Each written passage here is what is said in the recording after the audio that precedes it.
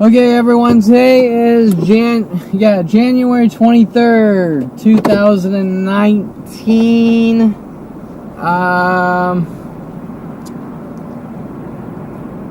Hold on, just check. 1 o'clock, whatever. Today's entry is going to be, what is today's entry? Let's see, I have it written down. And it's going to be, I didn't write a lot down, so I'm just going to wing it. I'm sure you've heard a lot of my video diary blog entries, and most of them have been starting at a young age, which I have tons to talk about, and I still only really made it sort of up to 16, showing these elaborate operations. And like I said before, my goal is to start from 5 years old and work my way up, showing these patterns of behaviors and terror operations to remove me from society, which are really kill operations. Just a kid turned 5, we don't like him, we're gonna put him down like a dog for some reason, right? Showing and establishing the foundation and building up as I get older and older to more and more people coming after me with these operations, and trying to cover up each and everything by making up lies that Kevin's a horrible monster and he did this and he did that, blah, blah. Always leaving out, even though there's nothing I've really done to begin with, but always leaving out, look what we're doing to this guy, which is the entire argument. If you're sitting there and you're being stalked and hunted from person after person, and then their argument is you don't tell anyone or we're going to kill you, and larger mass groups. We're not talking one psychotic murderer. We're talking larger and larger mass groups all saying you don't tell anyone or we kill you, starting at the age 5. Now, I didn't know this was going on up until 29, and then not really being able to comprehend what the hell is going on up until 38. But what I'm trying to talk about, which is left out to the world, is all the things that they're doing to stalk me, hunt me, and then try to cover up, saying, look, he's a horrible monster, he needs to be killed, and then the next group doing the same thing, and the next group doing the same thing, and the next group doing the same thing, and the next group doing the same thing, and no matter how many people you tell, they say, you don't tell anyone or we kill you. Well, if you're sitting there and your entire life is we're going to hunt you down and kill you, and you don't tell anyone or we kill you, that's all you really need to know. But that's not how their worldwide propaganda is being disseminated. Their worldwide propaganda is, look, he's a horrible monster. Look what he's doing. Look what he's doing. Look what he's doing. Blah, blah, blah. Lorraine Escar is what he's up to in the privacy of his own home. Yeah, what is he up to? Well, I don't fucking know. Because I'm up to the same thing as everyone else in the world is up to.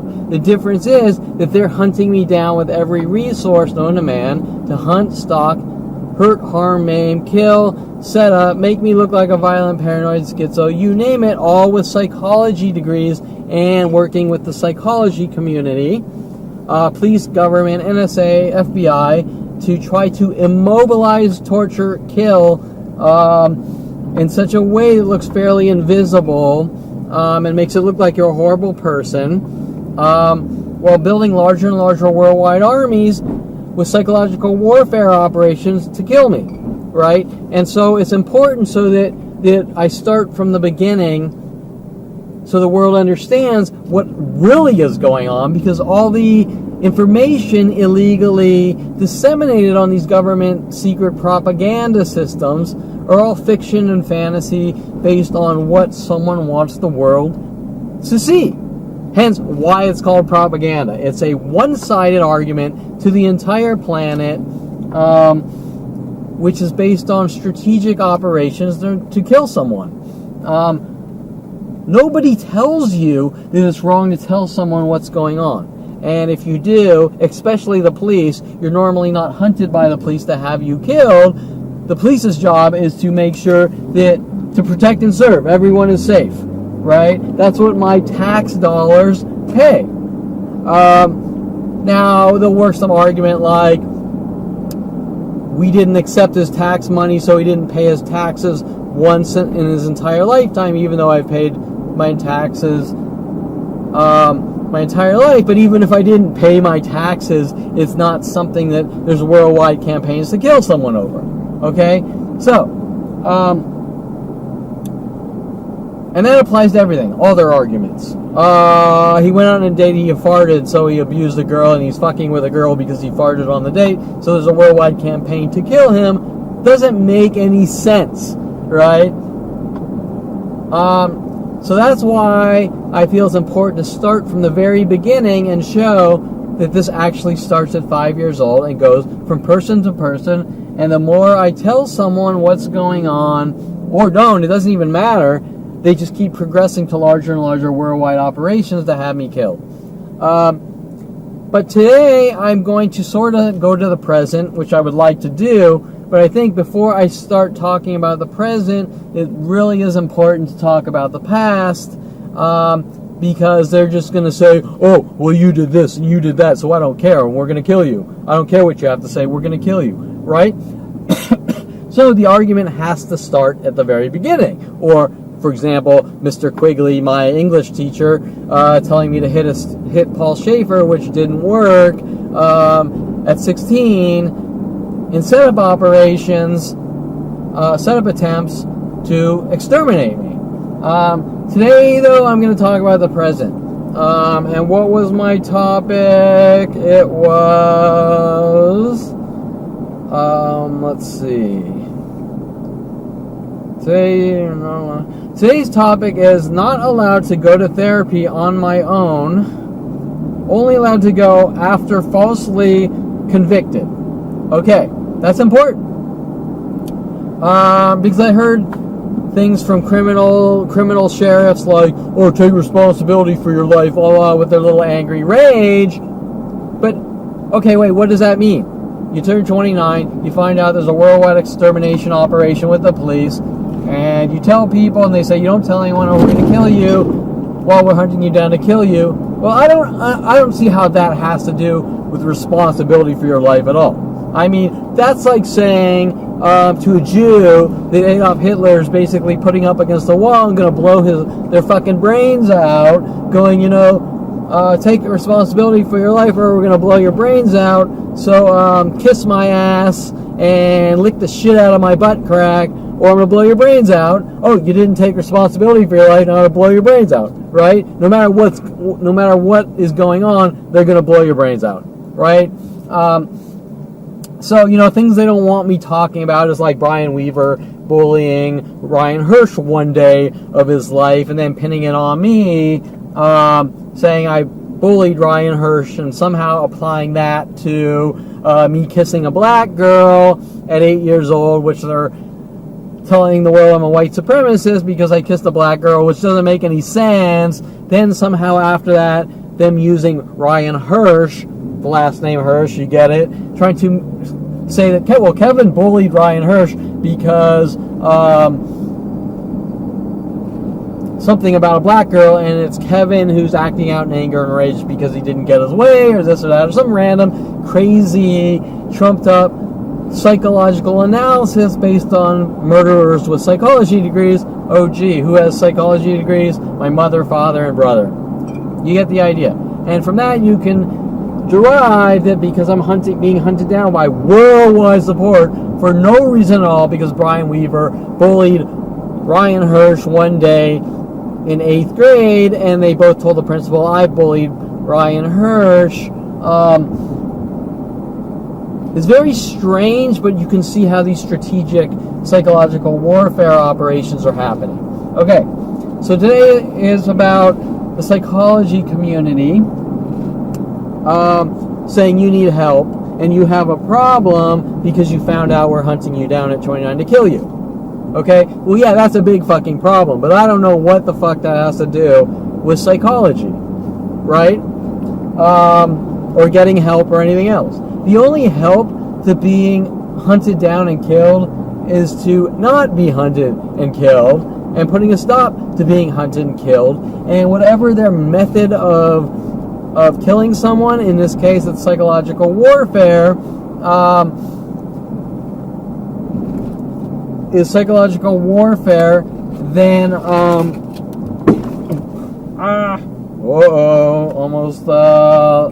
almost didn't really get into an accident at all, but that's something Sean Dinsey can use against me to have me rid of the world. That you just saw it there. I'm a reckless driver. Okay, so and now I shouldn't be allowed to talk on a video camera while driving, right? That's how all these things play out.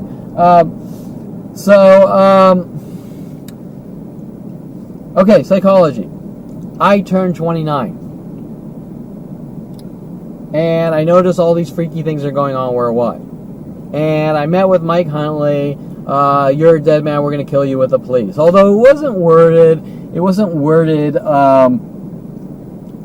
directly like that. It was worded, Mike Huntley, I've given you enough rope to hang yourself with. Now remember, Mike Huntley was introduced to me at around 14, introducing me to his friend Melody the stripper, who I bounced for a couple of bachelor parties in my family. Apparently went irate because not only did they not like that, even though I didn't tell them, which is pretty harmless to begin with,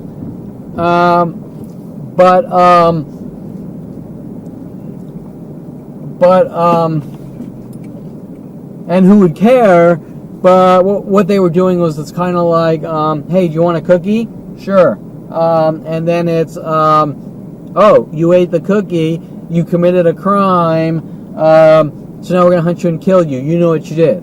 Well, I don't know what I did, because it's not illegal to eat a cookie. And why did you give me the cookie to begin with? So you gave me the cookie to justify hunting me down and trying to kill me, saying eating cookies is illegal, and you've committed the crime of the end-all be-all of crimes, right? Well, eating a cookie isn't a crime. It's a crime to say, if you eat a cookie, I'll kill you, right? So, that's the point, is that all the things we are seeing worldwide are based on things that nobody could care less about. Officer Toro, you're not allowed to take a picture. If you ever take a picture of a person, I'll exercise the law in your own way. Mike Wexler's introduced to me by my brother at University of Colorado. Let's go on a road trip, and you're not allowed to take pictures of people. That was back in 95, 96. Why am I not allowed to take pictures of people? And he's working all these angles, how he has a lockpick set, and he's going to show me it, trying to hint about me and get these confessions that don't make any sense. Like he's trying to guilt me into these false confessions and things like this. Of course, I didn't know that was going on. Some of the other things from Mike Wexler, introduced to me through my brother at University of Colorado,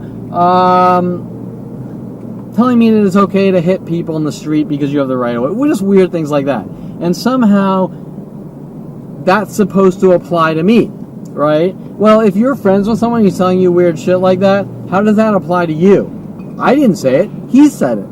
And even though he said it, doesn't necessarily mean that he's out plowing people, but it sure as hell doesn't mean I've done anything wrong. So you get the idea that none of these things make sense. They're just sort of putting words in my mouth, right? They're putting words in my mouth. Example, Tom Farley will say, well, I said that people are stupid. Well, even though I never said that, who would care less? People do say things like that, and nobody cares. But they're doing it for these like psychological profiling things, right? Like, he'll make up the lie, and then there's a worldwide campaign to kill me, going, well, you said this, but who cares? And who cares whether I said it or not, right? If I did say it, how does that go worldwide, right? It only goes worldwide if something highly illegal is going on. Whether I said it or not is really irrelevant, but I didn't say it. But either way, it still doesn't negate the fact that they're doing these things. We're going to kill you because you farted. We're going to kill you because when you're young you ate a steak, and I don't want you eating a steak. You have to become a vegan or we'll kill you, right? My father's big thing was steaks.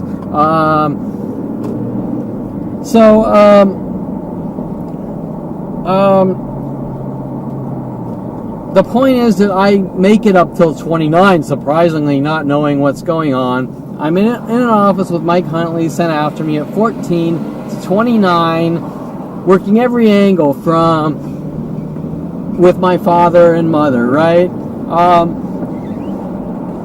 So Mike Huntley wants me to move back from Colorado with a couple of classes short. A couple classes short of graduating. Now, what they do is they put on the pure pressure. My mother, father, and Mike Huntley all working together, conspiring together.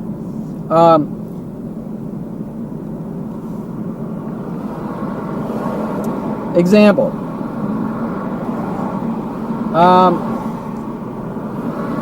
I'm at University of Colorado. I have 2 classes left. It's going to take me a whole nother semester to complete that. Maybe a couple semesters, actually. And it doesn't make much sense off the top, but what you have to understand is I needed a Spanish 3 class, and in order to do that, I'd have to retake probably Spanish 1 and 2, right? You get the idea. So Mike Huntley calls me up. Remember, I've known him for 25 years. He's not some random one of my brother's friends that came from nowhere. I went off to college. I asked him if he would take care of my lizard. I think I called the lizard Boots. It was not a lizard, a monitor. Salvador, no, not a Salvador monitor. It was and it wasn't a tegu. I can't remember what it was, but it was one of those lizards that goes to like 6 feet. A monitor, not a lizard. Like a little mini alligator. And the point I'm making is that I was friends with Mike Huntley, although he was sent after me, right? Okay, so Mike Huntley,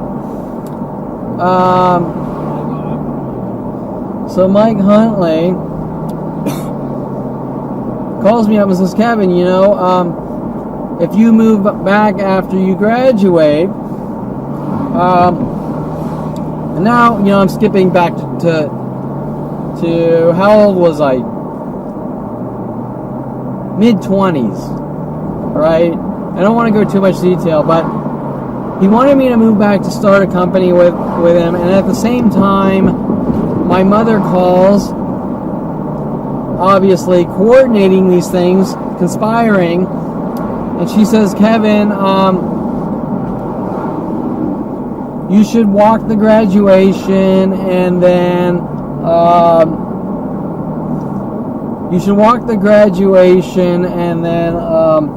finish your classes locally, and then send in the credits to University of Colorado and do it that way. And it seemed like a good idea at the time, and it's not really right or wrong. And at the same time, my father called, and you know, out of the blue he called. I didn't call him.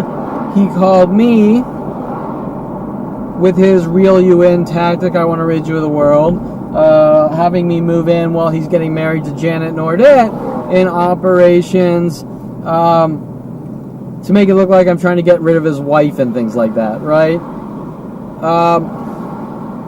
I'm just checking to see if my camera is still recording, because I don't see the light blinking because the sun's out and this phone's jamming up. Let me make sure this is still recording. Jesus. Phone.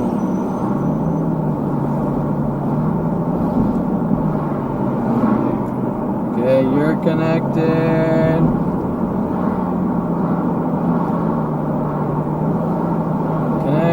Yeah, okay, good, we're still recording. So the point is that there's manipulation. My father steps in, Kevin, you should move in with me, I'll let you stay here for a year, and at the same time he's getting married to Janet Nordette right when I move back. Interesting, right? And now my father has a whole history of trying to make it look like I'm trying to get rid of all his women and things like that. So, because he seems to be mad because they got divorced. He divorced my mother, and he's mad at me for some reason. Like, it's my fault he got divorced. I don't know. They're just nuts. They're psychotics. And so,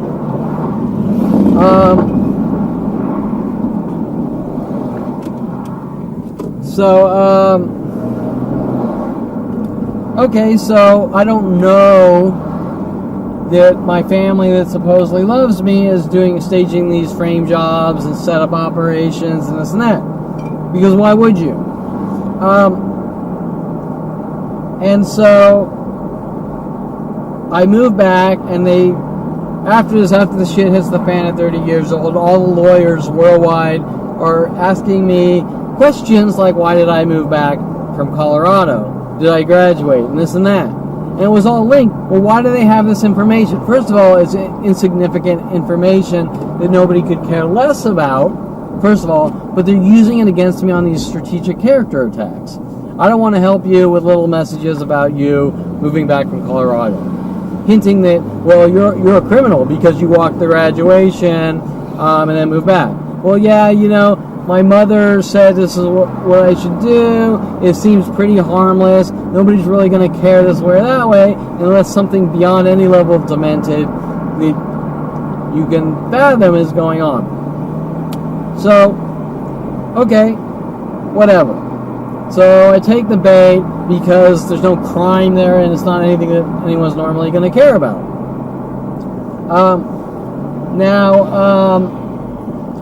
Little did I know what they were doing.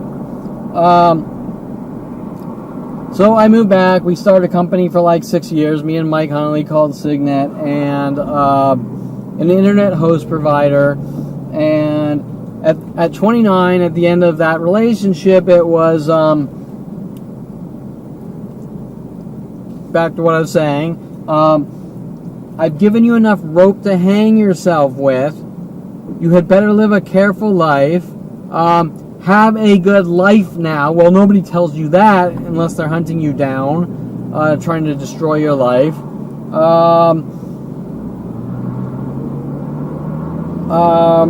Tim Thompson in the office, who wants to build adult websites, which I was already doing, changes from I want to build adult websites to, well, you built adult websites, didn't you? As some kind of punishment for doing nothing wrong.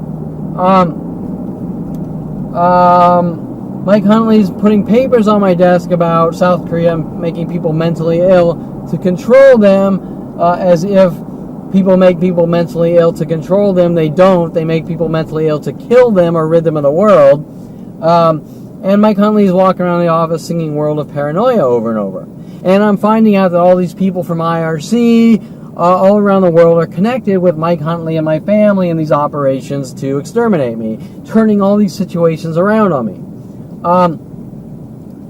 And I haven't even gotten to IRC and the barrage of 10 years of hunting me to kill me on IRC from 1994 to 2000 or whatever, till now, even though I don't really talk on IRC because it's an ancient technology and way outdated.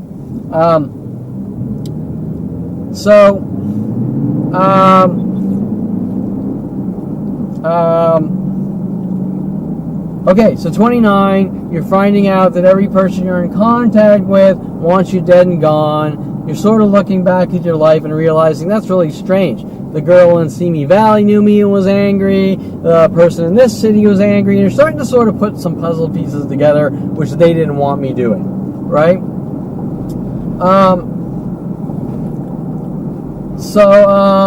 And they play this game like, if you look back at your past, you suffer from obsession and you need to die because you're crazy. Yeah, well, that's not crazy. That's human genetics. And once you realize something dimension's going on, you wonder what the hell's going on. Okay, so my point. Remember, these psychological warfare and mental illness operations were going on since 5 years old. 5 years old, my father took me to see the movie by Ralph Bakshi, Wizards, which I have another earlier entry, and talking about wizards and the good brother and the evil brother, and how my brother was told to sort of reenact parts from the movie to try to make me look crazy as if I conform to media and things like this, to make it look like I conform to media, I'm not well grounded, and I'm a violent paranoid schizo with all sorts of motive. Like at 16, me stopping him from bashing Gregoire's head in with a crowbar by jumping in the way, and him giving me the blood is thicker than water speech, and how he and his friends made a teacher mentally ill and put them in a mental institution, and then started in on me, how they have bugs in my room, and they're listening to everything I do.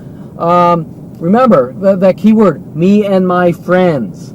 Okay, well, he and his friends, Mike Huntley was introduced to me through my brother. Mike Wexler was introduced to me in Colorado through my brother, right? Okay. So, Mike Huntley. Why did Mike Huntley spend 25 years? And what was Mike Huntley? Why did Mike Huntley want me to move back and start a company with him? Well, it's that psychotic, keep your friends close, keep your enemies closer. We're going to keep reeling you in to get you close, to work on you with newer and newer angles, to rid you of the world. Okay, so 29, my good 25-year friend just goes from I'm your really good friend and let's make money and do all these wonderful things to I've given you enough rope to hang yourself with and have a good life now. Well, that's all you really need to know. He had motive, he had premeditation, he was hunting me down. It all links to my brother, which my mother and father seem to favor him more, and it's okay to kill me over. Okay, right? The murdering Jason Perlman is a good person, and Kevin Perlman, who's trying to live his life, finds out he's being hunted for extermination, and my family are on the side of, we're going to hunt you and kill you. Hence, Mike Huntley sort of coming into my life when they thought that I knew what was going on and things like that. You don't talk or we kill you, right? Actually investing 6 years at that point with Signet to hunt me and kill me. Okay, well now, how many people here have you met or talked to that knew someone that spent their entire life being paid off to get you close to them to have you killed, right? Close to none? Maybe once in a blue moon. But almost, if you were to ask, if you know someone, you would probably say, no, I don't know anyone that's ever happened to. Yet, I'm here to tell you that every person I've ever been in contact with had the same motive and agenda. Now that's strange, showing that these are government kill operations. Because normally the police would say that's unacceptable. Okay, so, the point I'm getting across is that with my family starting in on me, trying to show me media and trying to reenact parts of media and use media to try to send me hidden messages and this and that, what is it they wanted? Well, they wanted to try to put me in a situation where I go, something's really wrong. That was their motive and agenda. So, my point is that this is all premeditated, and my family, with their psychology degrees, kept working on me all day and night with worldwide support to put me in a position where I go, something's really fucked up. Why? Because they want to make it look like I have paranoia or suffered some kind of mental break or this or that by finding out something's really wrong. Now remember, everything these people do to me, they don't care. Mike Huntley's sentences, they don't think have any merit or of any importance. Well, that's pretty damn strange.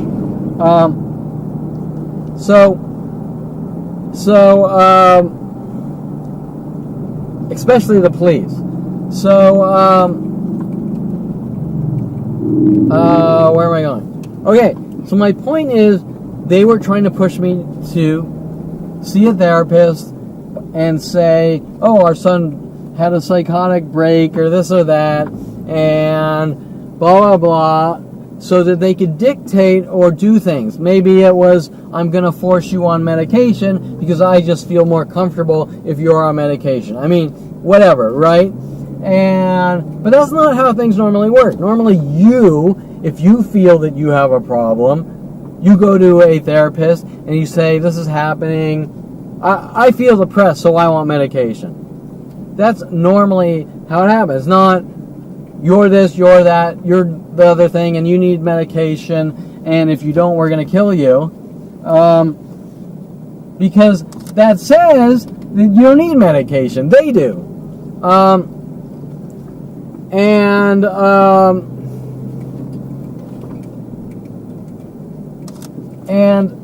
So my point is that this was all strategically planned out from the age 5. That's my point.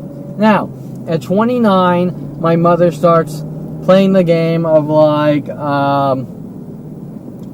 oh, something's wrong and blah, blah, blah, and you're suffering from paranoia. I just happen to have a list of psychologists and psychiatrists that you should see. And of course, like today, they've all been approached saying, don't let him talk about what's going on. Just keep making up lies and keep trying to make him look crazy. So the first one I went to at 29, their name was Susan Donner, and Susan Donner could not give jack shit about anything about my health, about my life. She kept saying weird, crazy things, like, I would say, look, these situations need to be talked about in detail, and the devil's in the details. You can't just throw some weird label based on information that you don't know. And she would say weird things like, well, no, it's not the devil and the devil's in the details, it's the angels in the details. And the reason she was saying that was because they were trying to make it look like I'm some weird religious fanatic who's not well grounded and all this heaven and hell weird craziness. Why? Well, it's just the next thing they were working on, right? With a guy named Eric Christensen and things like that, sent after me at Southern Oregon State around 29.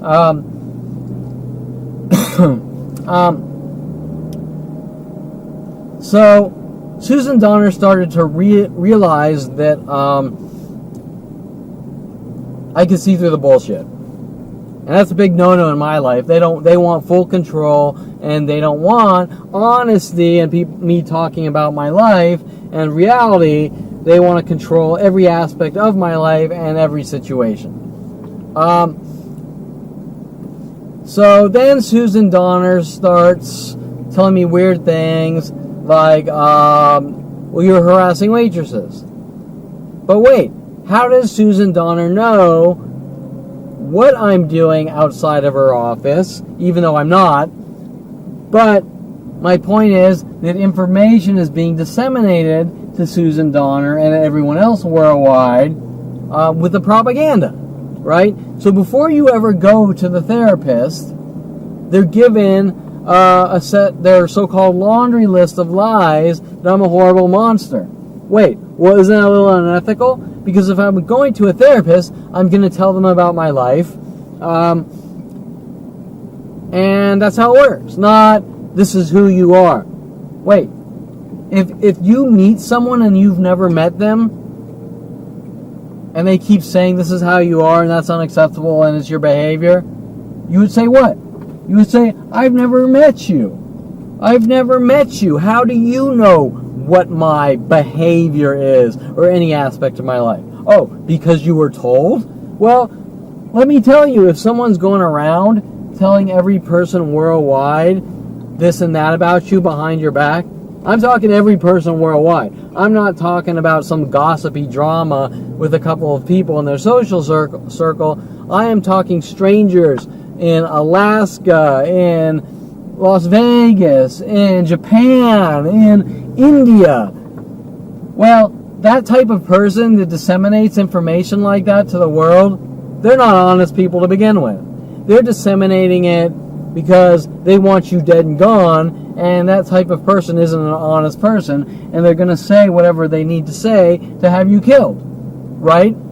Okay, so the way the information is being disseminated is based on psychotic murderers. What was one of the things Mike Huntley said to me at 29? I said something like, what the fuck is going on? And he started quoting lines from Crocodile Dundee, and the lines were like, I can't remember the exact line, but it was something like, oh, well, when so-and-so has a problem, I tell Wally, and Wally tells the rest of the town, and no more problem. Well, what Mike Huntley was saying is, I'm spewing out bullshit about you to the world because I don't like you.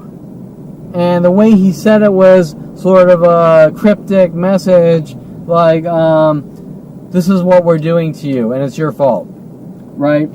Okay, so you go to a therapist, but they're not going to help you. I mean, it's obvious, because anyone can see through that, right? Especially a therapist. A 10-year-old can see through that. So, if a 10-year-old,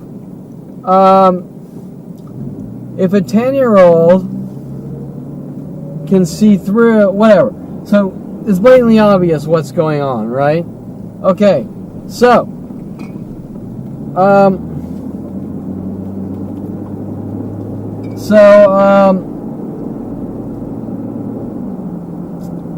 where was I? So you get the idea of what's going on. They're intentionally trying to make me look crazy and then say, it's your behavior and you need to go to a therapist because you found out what's going on, but that's not the way they're wording things. What they're wording things is, oh, you just suffered from some kind of mental break and you need help. Now, Susan Donner was playing this lame-ass game, how some virus crept up at 29, 30 years old and I magically turned into a schizophrenic. Okay, well, schizophrenia doesn't work that way, okay?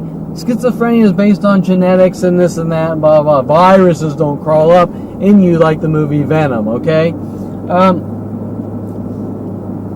Now she starts querying me whether I or not I am harassing waitresses. Meanwhile, at the same time, Tom Farley keeps telling me to harass waitresses, which don't work, so you can connect the dots. And how's Tom Farley, who was introduced to me at 8 years old, running around telling the world that I supposedly saw an alien light, like the movie Phenomenon, when I never said I saw an alien light. He walked into his adjoining bathroom with Sean Farley, saying, look, an alien light. I never said it. He said it, and then he went out telling the world that I said it. Right? Okay. Now remember, these things are all day and night and given out to the world. None of which are true. The world. Okay, not some little gossip or drama. The world. And nothing's ever asked or addressed. To this day, at 46, nothing has been asked or addressed. Just cover-up lies. So now, where are we? I'm supposed to get help from people that don't want to help me. They have an agenda. And the agenda are basically kill operations to try to make me look crazier and crazier, saying you don't put salt on your food, you don't go to coffee shops, you don't hug women, you don't ask women out with tattoos, whatever, right? It just changes from thing to thing. Or we'll kill you. And how are they going to kill me? With unconventional psychological warfare tactics. And it doesn't matter what you do, everything is a crime. You went on a date, you farted, it's your behavior, we're going to kill you. Okay, so I go through a few therapists and I realize that they've all been contacted and they won't help me. Right? So what are you supposed to do? So now, years go by, and maybe I'm 30, 38, and my website is starting to come online. But before that, I was trying to write a book. I was hiring people off the internet to help me write a book, like ghostwriters, and the police and mass communities didn't want me writing a book. Okay, well, wait. How many people do you know that are told they're not allowed to write a book about their lives? Now, I don't care if you think someone's crazy or not, they have the fucking right to write a book about their lives. Or, let me rephrase that. Even if you are crazy, why wouldn't you have a right to write a book about your life? Right? Okay. Well, what does that tell you? It tells you that someone doesn't want you talking. Just like the death threats on video. You're a snitch. You're dead. Okay. Well, why is that? Because these things all link to all my brother's road rage shit that they were pinning on me, me stopping my brother from bashing Greg Wall's head in with a crowbar, whatever. It goes from thing to thing. And the more setup and frame job attempts I see them working on me, the more I talk about it, the more they want me dead, but at no point do they ever stop doing these things to me. And when I say they is now worldwide since 1994, and my brother introduced me to the internet.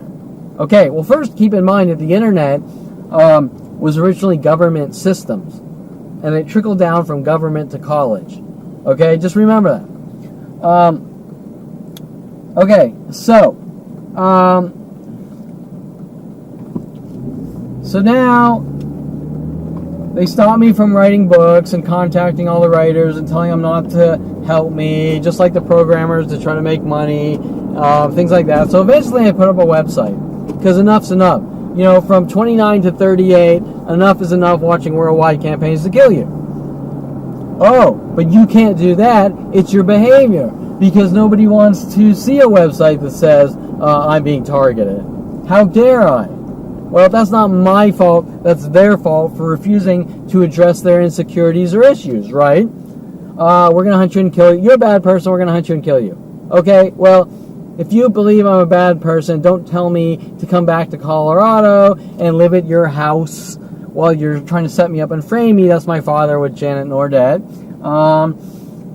Mike Huntley, don't tell me to start a company with him, and all these things, right, if I'm such a bad person. Now they're going to say, I'm going after them. I'm doing all these horrible things to them. Yeah, right, whatever.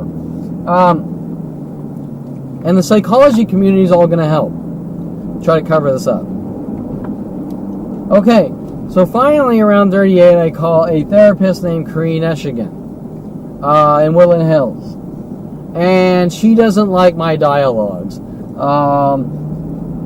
This is what's going on. My father hired me to work at his company. He's saying I'm trying to take over the company and doing these horrible things while I'm under full-scale attack to have me killed by my father with his entire office, showing that my father is intentionally reeling me in to, once again, to get me close, to rid me of the world. Of course, I can't really put all the puzzle pieces together because this is so incredibly big and insane. It's unheard of. And you don't know what the hell's going on because things are coming from all directions from strangers worldwide. So where does it start? Where does it end? Who's doing it? It's just very strange. So the website starts to go up. I start talking to Corrine Eshigan. I start mentioning to her things about what my father's doing to me in his office, things about I'm trying to make money to get away, but they keep contacting people worldwide, stopping me from getting away from him. I mention him putting the shock collars on Rhoda, his dog, or locking Maggie, his English sheepdog, in the cage for half its life when it could have been running around the backyard. Why didn't he want the dog running around the backyard? He puts the cage in the backyard. Well, that's kind of strange, isn't it? The dog that looks like the Shaggy DA when I was 4 years old movie dog. And ironically, Rhoda, the Rhodesian Ridgeback with his double meaning, is also the name of the girl in the movie 1946 Bad Seed, who she's like a 10-year-old killing people. Now you might ask, Kevin, how do you even know of the movie 1946 The Bad Seed and the girl's name is Rhoda? Well, that's because Kelly Hatch, who was sent after me to follow me up from Calabasas High to Southern Oregon State College, wanted me to see the movie The Bad Seed, hinting about Rhoda, while working with the police, stalking me, hinting that I'm the bad seed and things like that, right?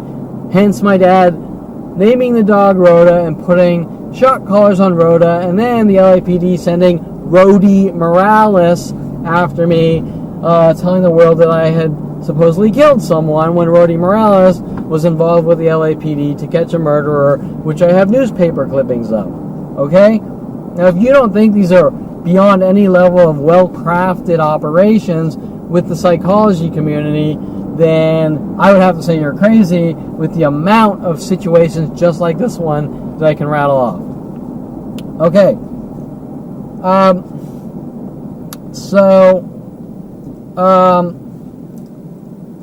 Karine Eschigan gets mad that I know too much.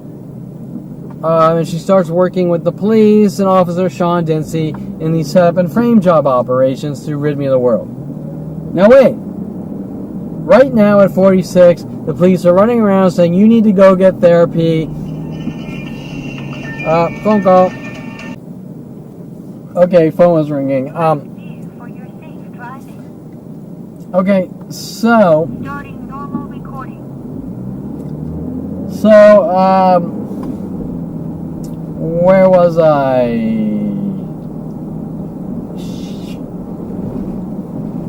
What the hell? Where was I? Karine Eschigan.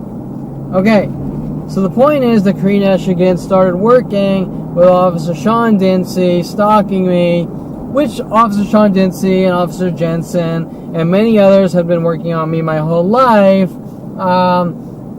to hunt me and have me killed and try to keep me silenced.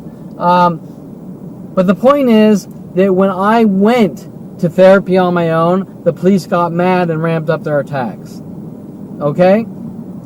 And they told everyone that I won't take responsibility for my life, which you can't anyways, because these are worldwide murder operations, and I'm not the one with the problem, they are. Because if I run around going, see that person, they're crazy, I'm going to hunt them and kill them, that person's life gets destroyed because they're being hunted. And what does that have to do with therapy? Nothing.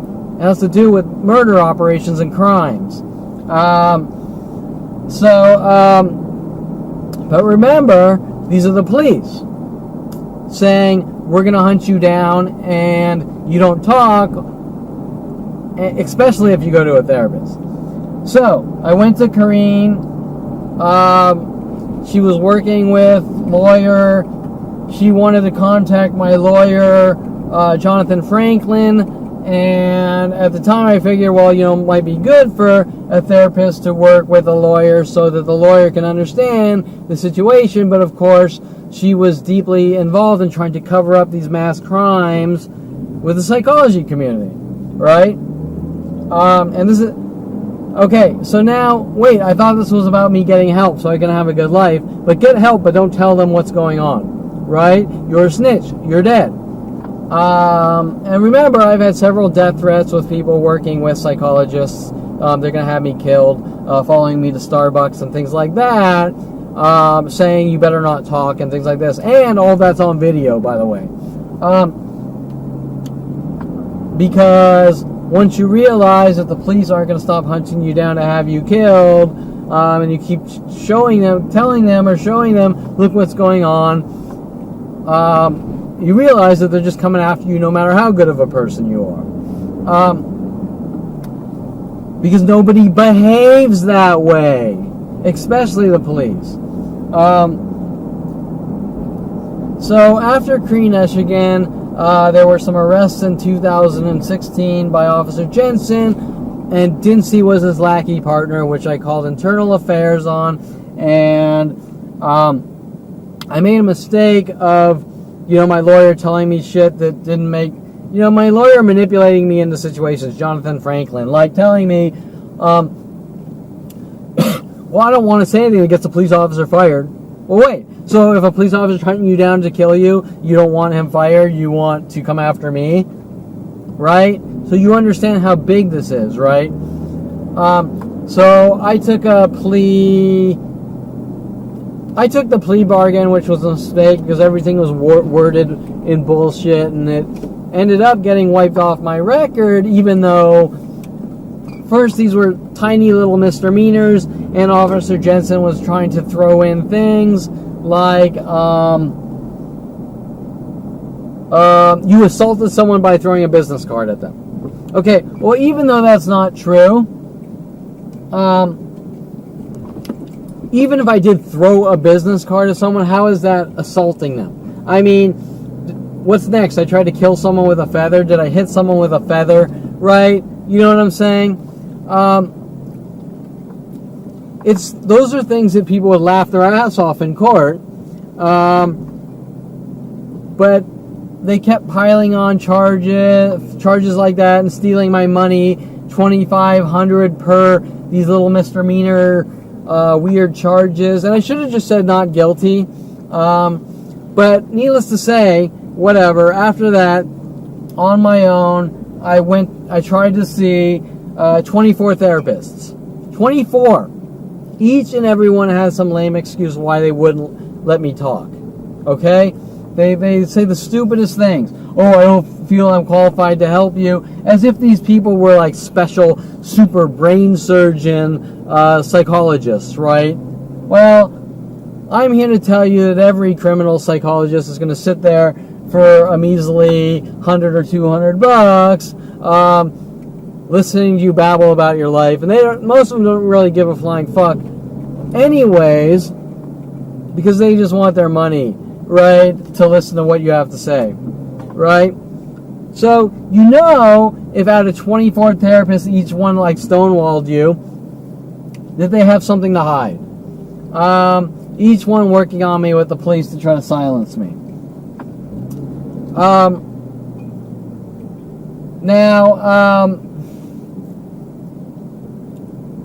After that I gave up because I just realized you couldn't talk to anyone. It was the same thing. You don't talk or we kill you.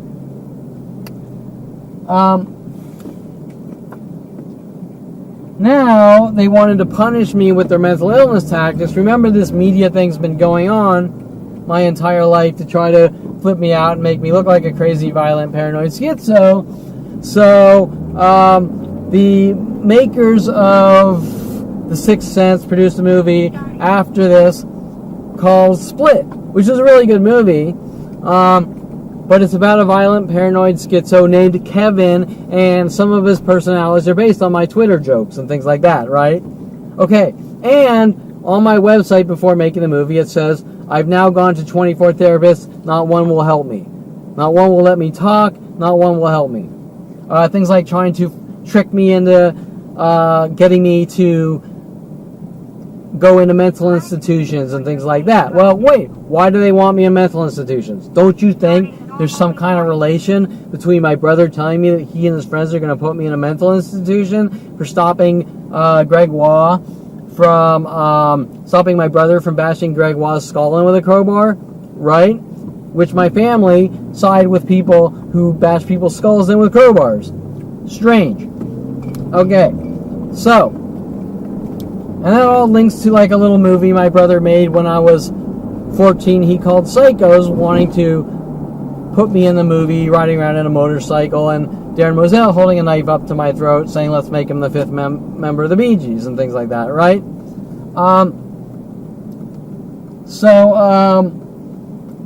Now I never held anything against my brother, like him just making these stupid little cheeseball kitty movies, right, when I was like 14 or 12 or whatever. But yet, he had motive with Darren Moselle. Okay, so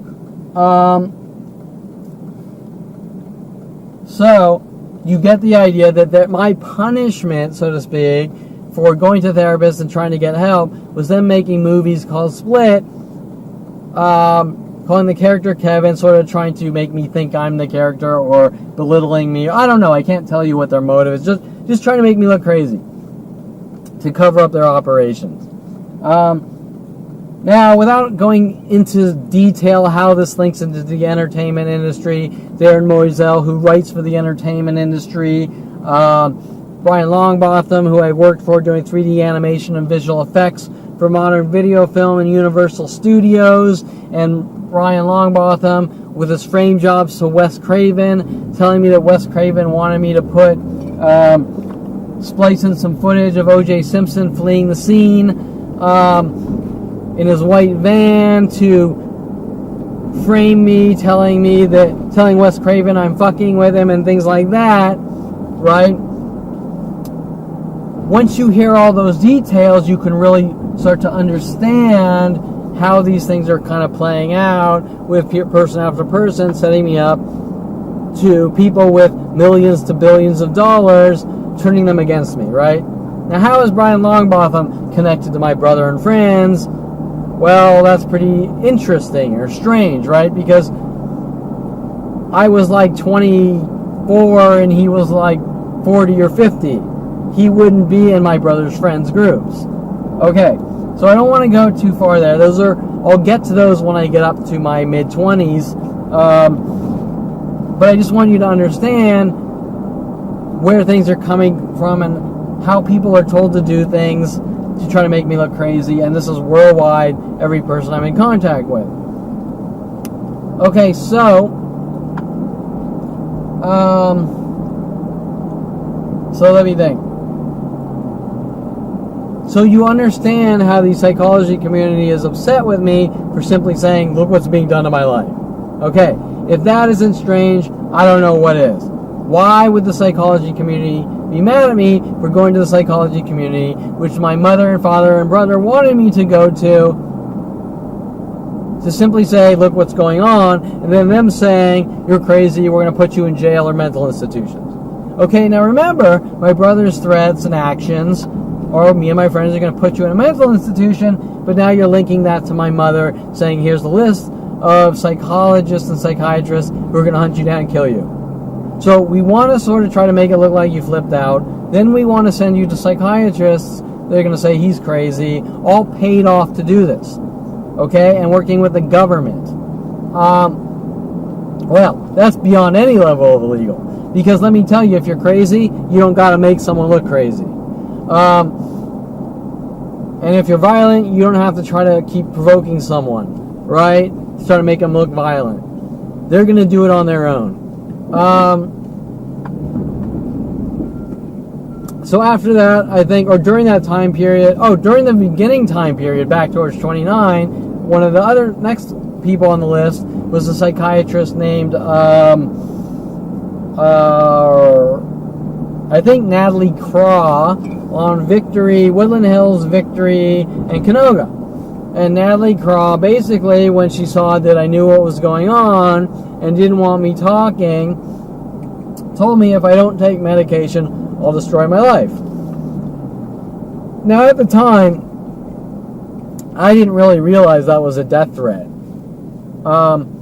Because why would you destroy your life? Well, you might interpret it as you're getting sicker and sicker if you don't take your meds, blah, blah, blah, but that's not the case.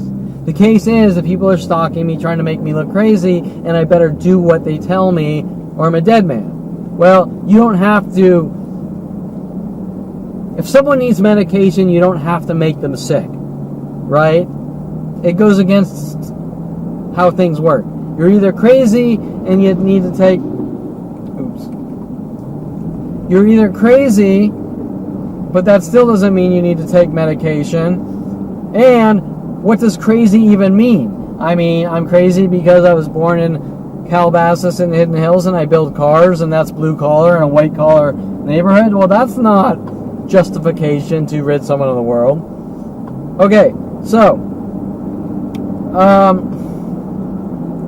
my camera app is freaking out again. So that was actually a death threat. Okay, so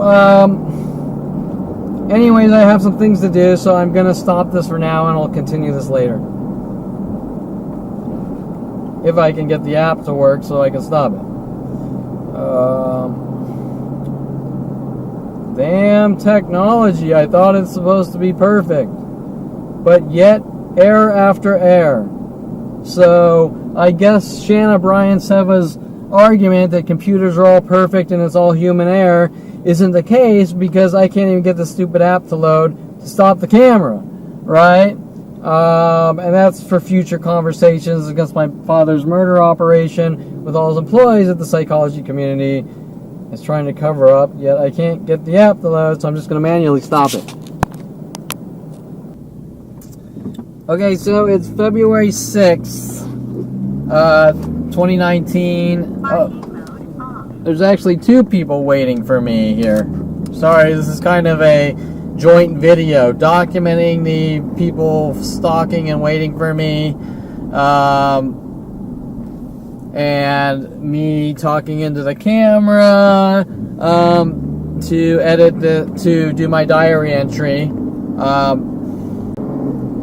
Okay, so it's February 6th, 2019, and I'm going to finish, or at least continue, a diary entry which I started. I don't remember what day it was. It was probably at least a couple weeks ago, and I got sidetracked in other things like police set up operations with, this time, police presence, working with these citizens showing up, stalking me.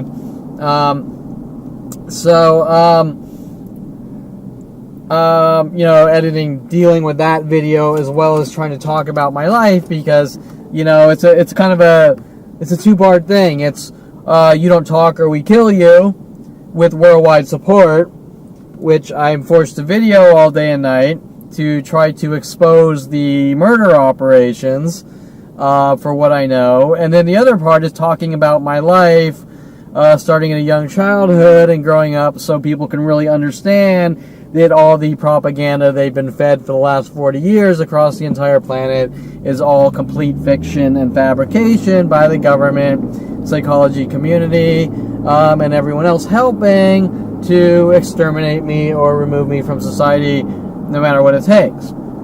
Hence, why it's so important that I focus on talking about my life, because when I started writing a book, the cops went ballistic, like I committed the biggest crime in the world about talking about my life or trying to write it down in a book, right? Hence, that's all you really need to know is, if someone's not allowed to write a book, no matter how crazy it sounds, saying you don't have the First Amendment, freedom of speech, then they got something to hide.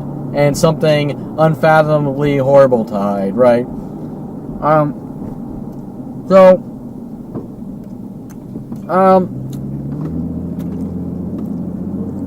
I was talking about the psychology community, and forgive me because it's been several weeks and I can't really remember exactly the specifics of the conversation, so I pulled up where I kind of ended off, which was talking about Natalie Croft, psychiatrist Natalie Croft, paid off in these operations to try to silence me with the death threats. You better take, what was it? If you don't take medication, you'll destroy your life. Translation, you do what we say or we kill you, because if you're sitting there up until 29, outliving your life, and all of a sudden you're met with Mike Huntley, who has sent every person with your family after you since 5 years old to have you killed, with every mental illness tactic known to man, and they're trying to make you look crazy and snap you into what looks like nervous breakdowns and all sorts of things like this. And then they say, well, if you don't do what we tell you, your life's going to get a lot worse for you, met with the actual death threats. You better accept what's going on, or it's going to get a lot worse for you, and things like that, from other civilians working with the police and psychology community. Then you get the idea this isn't about someone that needs to be on medication, which there's no such thing as you need to be on medication or we're going to hunt you down and kill you, because that's unheard of. There's no such thing as that. Right? And so, if you're sitting there and all of a sudden you notice your family's sending people after you to rid you of the world, and they say, well, if you don't take medication, we're going to kill you. Well, then, first of all, you didn't need medication to begin with, even though it's illegal to force someone on medication, because that's like, who decides who forces who on medication, right? I mean, if you become a professional skydiving instructor, do you need to be forced on a medication? Do you fit that criteria or that force you on a medication category, right? Right? There's no such thing, right? And so that's the point, is it's not going to matter how much medication they cram me full of, because it's not about medication, because, like I said before, if people don't try to make people look mentally ill and crazy, because that statement by itself says that you're not crazy to begin with, and they're murder operations, right? They're trying to make their murder operations look justified. And so anyways, I was talking about Natalie Craw, who was kind of the next in line to refuse. At that point, I didn't really comprehend the situation, right? So they had their leverage. They had their, he doesn't know what's going on, so we can control him easier, right?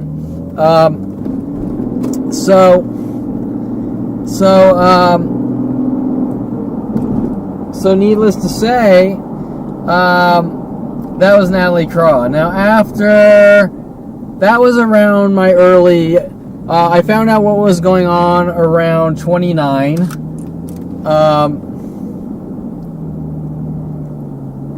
And she was probably around, who knows, maybe 31, 32. It's hard to say, right? But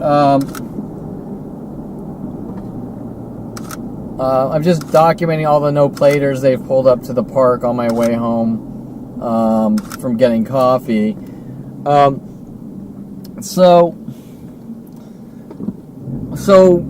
Okay, so that was around 30. Let's say that's 32. And obviously this person with their psychiatry degree or their MD in psychiatry is not here to help people. They're here to control and dictate and torture and kill, right? Because if someone comes in and there's life's in danger from people hunting them down, trying to kill them, they're obligated to work with the police, saying this guy's life is in danger, and not from himself and not from him doing anything else, but his life is in danger for murder operations. Then what reason would the anyone in the psychology community have to say, I don't want you talking, unless they're the ones that did this to my life, right?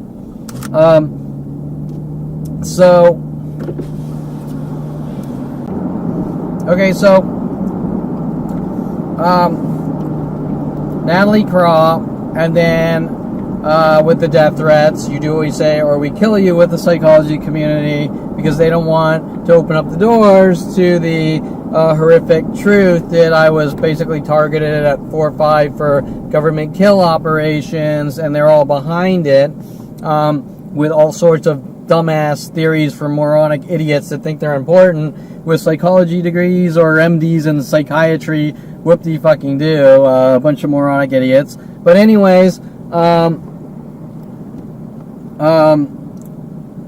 my point is, or what was I getting to? Okay, so let me think. After this, I went to several psychiatrists back then on my mother's list of people to help kill me. And I can't remember all of them, but Alex Lazar is one. There was a Dr. Packier too. I can't specifically remember the sessions with the Dr. Packier. I do, however, remember a lot of Dr. Alex Lazar in Encino, and ironically, Dr. Alex Lazar was out in right by Havenhurst and Ventura, where I would go to the Encino Starbucks afterwards to try to relax after these bullshit sessions, right? These sessions of you don't talk or we kill you. But remember, back then, I didn't really understand what was going on, and I wasn't putting the pieces together. I was just watching mass worldwide attacks, going, what the fuck is going on? Why won't anyone tell me, right? And so,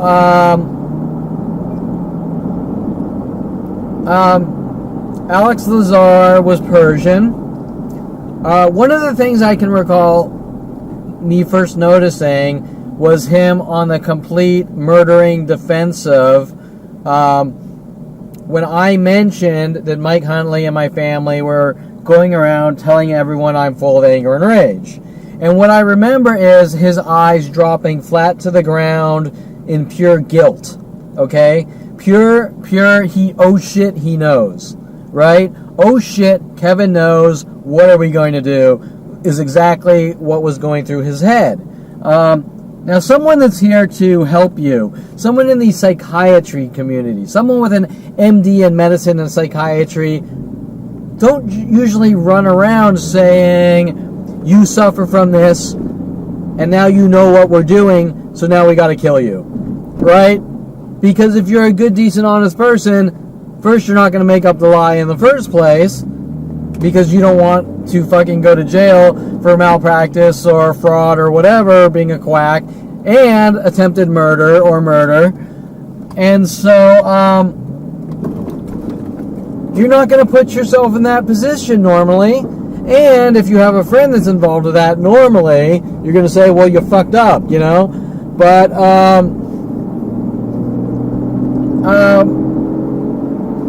the point is that Dr. Alex Lazar, like all the others, had something to hide.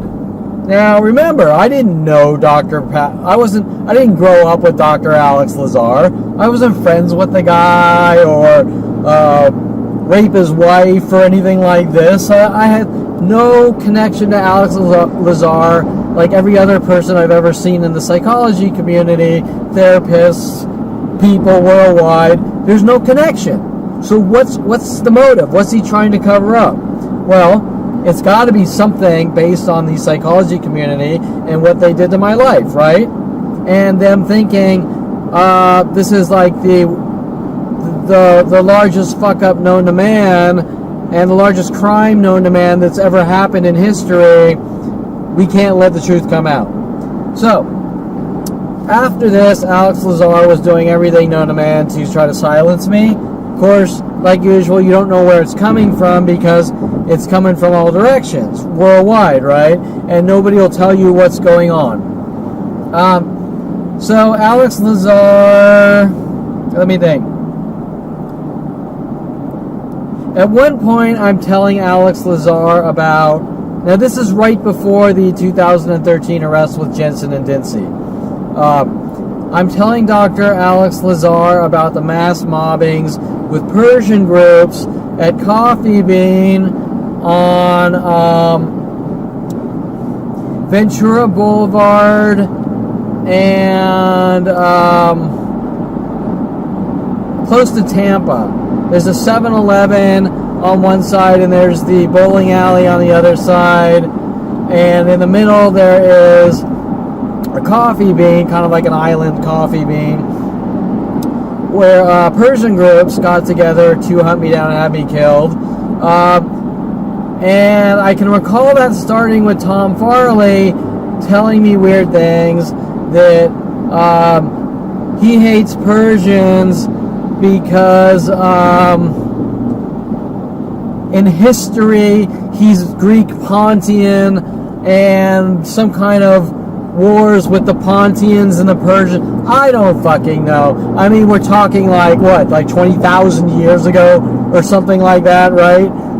Maybe 10,000 years ago. Some of these wars with Persians and the Greeks, right? It's like, hello, did I fucking miss something? You don't like Persians because of this war fucking 10,000 years before you were born? Okay, well, first of all, Tom Farley's a liar that was sent after me at like 8 years old to have me killed with these government operations, hence the Christy Reynolds, him befriending Tracy Pecos to try to send me hidden messages, Pecos and peeking, because I thought Christy Reynolds was cute and couldn't take my eyes off of her.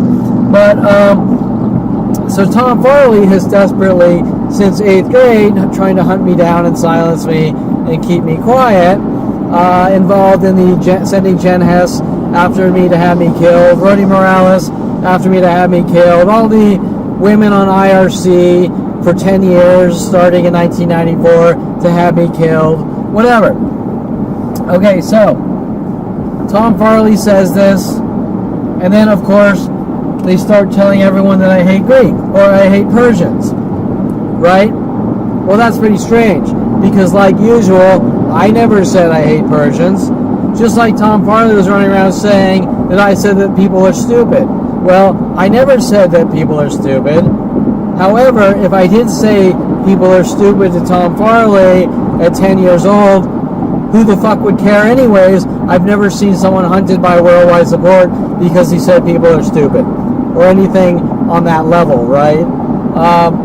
I've only seen people hunted down by worldwide support if they flew planes into buildings and things like that, right? Or killing like 10,000 people. Okay, so I tell Dr. Pack or Dr. Alex Lazar that this Persian groups are stalking me, and he says, well, I'm Persian. I said, yeah, I noticed, whatever. And so then, instead of him saying this is wrong, he wants to cover up this crime spree more. Which is strange, because isn't he a psychiatrist who's here to help people? So then he starts sending people after me at the Encino Starbucks, which were already kind of coming after me. For example, Aubrey Fisher was told to follow me to Encino Starbucks and play this game that I'm somehow stalking Aubrey because she lives in Encino and I'm not allowed in Encino. Right? Well, that doesn't make sense. Just because someone that doesn't like you is in a city or a state doesn't mean that you have to move. It just means don't talk to them, right? Okay, so Aubrey Fisher's involved in all these operations. And remember, Aubrey Fisher had a history before that of hunting me and stalking me with my family, the police, and government, which I wasn't fully aware of at the time, that Aubrey Fisher was fishing for anything possible to use against me to give to the world, which had been pretty much going on my entire life.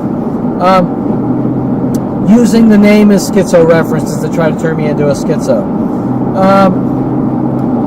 So then, another person, they have a Heather from Woodland Hills Yankee Doodles follow me over there, and she pretends that she works in the shopping center, and she says, Kevin, I work here, you know, you should come into the store. But after they ran me out of the Yankee Doodles pool hall, you know, my flag was kind of up. Oh wait, the girl that's hunting me down, trying to kill me with mass groups for 10 years prior, all day and night, 24/7, wants me to go hang out with her in the store she works with? Yeah, fucking right. Okay? So you knew that was a setup attempt to try to get me to go into some store while she was saying I won't leave her alone. Then Dr. Alex Lazar, while also putting me on about 5 meds at once, because no medication really helps from worldwide murder operations. So there's no anti-be killed pill, right? That's my point. If people are hunting you down, trying to kill you no matter what the means, no pill is going to do anything, right? So, because it's not about medication, it's about killing someone. And so,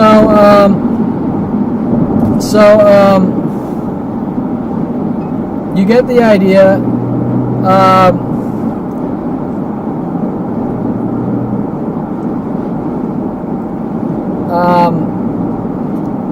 After this, they sent a girl to try to befriend me named Arnaz, right? A Persian girl, hinting something about Anonymous or Arnaz or something like that. And she plays this whole I'm crazy game and nobody likes me to try to befriend me, telling me weird things about noise issues and this and that. And while you're trying to be nice to the person, they're working with mass groups to stalk me. And she keeps trying to insinuate that I'm a hacker, right? This is one of the tactics since 1994. My brother introducing me to the internet and them sending a girl named Lynn Junkin after me, telling everyone I'm a hacker and supposedly doing all these horrible things to people, right? On IRC. So Arnaz is coming in and they're trying to cover up the Lynn Junkin operations with my brother sending Mike Wexler after me at University of Colorado, talking about picking locks and hitting people with cars and all these weird things, right? Trying to get things that he can make it look like I did all these things.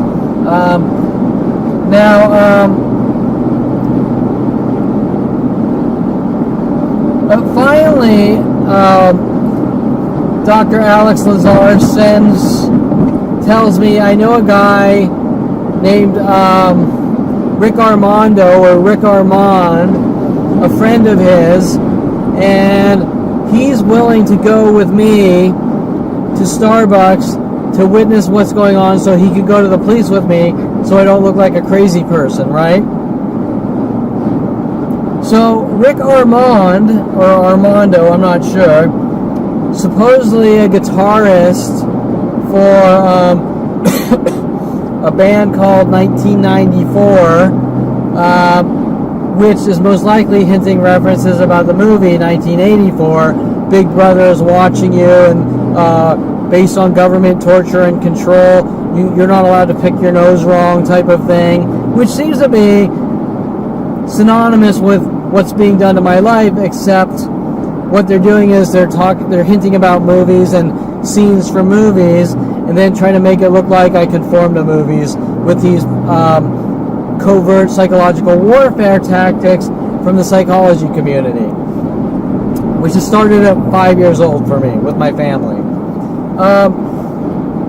So Rick Armand goes and he witnesses what's going on, and he gets to the point where he realizes that I can prove exactly what's going on. So at this point, Rick Armand, or Armando, doesn't want to go to the police. He changes up and he starts talking about psychics and knowing psychics that can read your mind verbatim and regurgitate it instantly, which is turning out to kind of be a death threat-ish thugging tactic, and I don't feel like going into the details and the reasoning behind that. But needless to say, that Dr. Alex Lazar was sending Rick Armand after me to try to thug me quiet, especially when he saw that I could prove what was going on.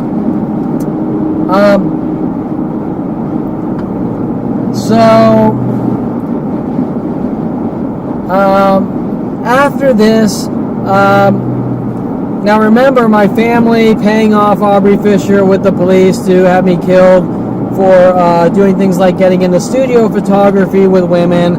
My family thinks it's some kind of crime, which normally nobody could care less, so they were paying off Lorena Escobar to sort of control my life and have me hunted and killed since 16, with stepping in, making up lies that I was getting into studio photography to meet women, and ignoring all the work that I did, right? Like usual, all my photography, all my website building, all the work is ignored, and they make up lies that I'm trying to get in it to meet women and I'm a fraud, stealing people's money, and all sorts of pathological changing lies that go from one thing to the next. So Rick Armand, or not Rick Armand, so Alex Lazar starts asking me questions about my photography, and if a girl made a pass at me, would I sleep with her, this or that. Okay? And of course, at this point, he started trying to get information and give it to the masses to use against me, showing that he was breaching confidentiality. He's breaching his confidentiality agreement to try to get dirt to use against me, to dirty up my name, to sabotage my life and have me hunted and killed by riling up these mass groups worldwide, continuing these mass murder operations with my family, police, government, NSA, FBI, and psychology community, which is not what psychiatrists are supposed to do. They're supposed to get to the bottom of things and try to keep people healthy and breathing, not you don't talk or we kill you. And their methods of we kill you aren't the traditional I blow you away with a gun. They're all based on psychological warfare tactics. Hence, my mother, father, and brother all having secondary psychology degrees, except for my mother, it's her primary degree, used as weapons to kill their child. You do what we say or we kill you, basically. no matter how harmless or simple. If you date a girl with tattoos, we're gonna kill you, right? Based on the whole shock collar treatment, like my father put on his dog Rhoda, right? Anytime you do something I don't approve of, I zap you, and I keep zapping you until you die, right? Because you even though it's not illegal getting into studio photography and nobody could care less, my family cares, and they're somehow managing to get worldwide support to do these things to me. Okay, so Alex Lazar going into the I'm going to try to get dirt to use against you and rile up even larger and larger worldwide groups to kill you, instead of dealing with the issue that there's worldwide groups trying to kill me.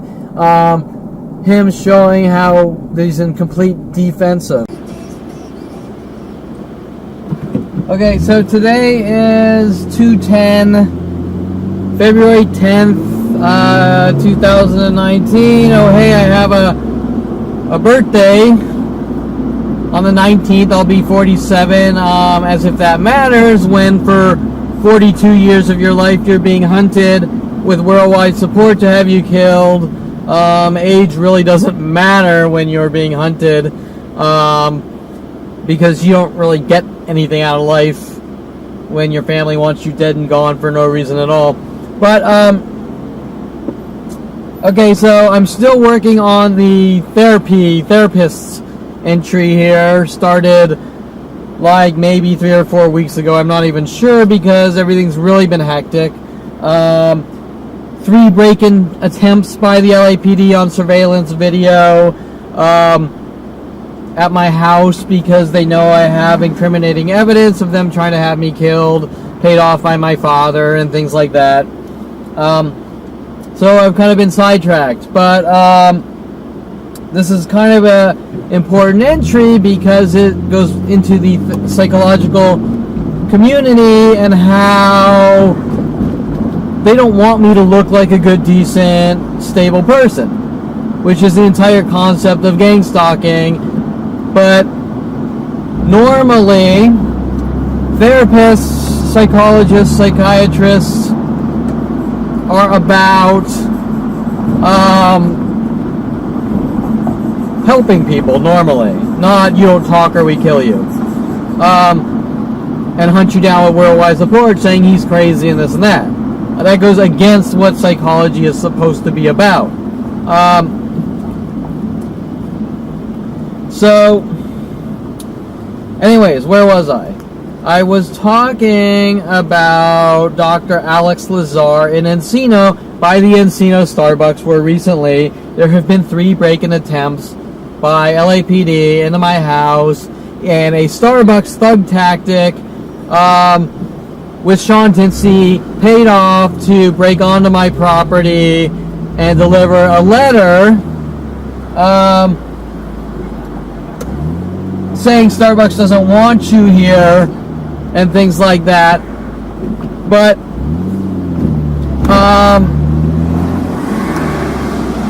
I can't really tell you if the letter is legit because it never came from anyone from Starbucks, right? Do you understand what I'm saying? Starbucks didn't give me the letter. Sean Dinsey gave me the letter. And if Sean Dinsey gave me the letter, he could have typed it up on his computer, right? It's not an official letter. It has Starbucks letterhead on it, but anyone can put Starbucks letterhead on a inkjet printer and print something out. So it was not given to me by a legit source. So I can't tell you if it's an official letter, but what I can tell you is Sean Dinsey was paid off to illegally give it to me. Police officers don't generally give people letters saying don't go up to this this private corporation doesn't like you, right? So once again, Sean Dinsey with his co-workers breaking onto my property, trying to break in my house on video, clear audio saying check if the door is unlocked. There are 3 of these attempts, 6 total. For example, once with my father trying to break in my house, and 5 other attempts with the police and 3 on video, or 4 on video. 1 with my father on video and 3 other LAPD attempts to break in my house on video. So, you know, I kind of got sidetracked with all that because they're ramping up there. We're going to hunt you and kill you, try to break in your house, and then plant things on you, or do this or do that or whatever. You know, you kind of get sidetracked with all that bullshit because they don't want me talking, and of course my mother making statements like doing weird things like talking in your car on cameras.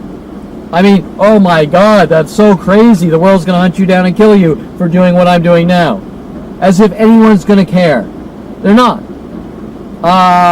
People might say, well, that's a little weird, or what's he doing? But they're not going to say, you committed the weird crime and we're going to hunt you and kill you. Anyways, these break-in attempts are linked straight to psychiatrist Dr. Alex Lazar, who works right down the street from the Starbucks. The police have now spent 3 break-in attempts into my house this last month. Why? What are they trying? What do they have to hide? What is it that they're trying to plant on me, or as Allied Universal Security threatening my life with the LAPD told me on multiple occasions at different locations.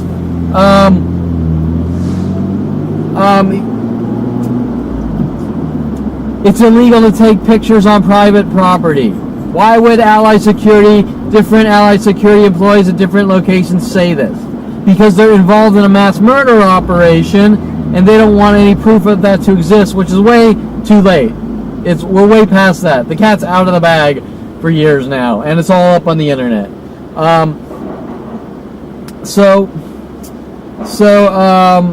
Anyways, Dr. Alex Lazar, I was finishing up with Dr. Alex Lazar a couple of days ago, or I started with Dr. Alex Lazar a couple of days ago down in Thousand Oaks, and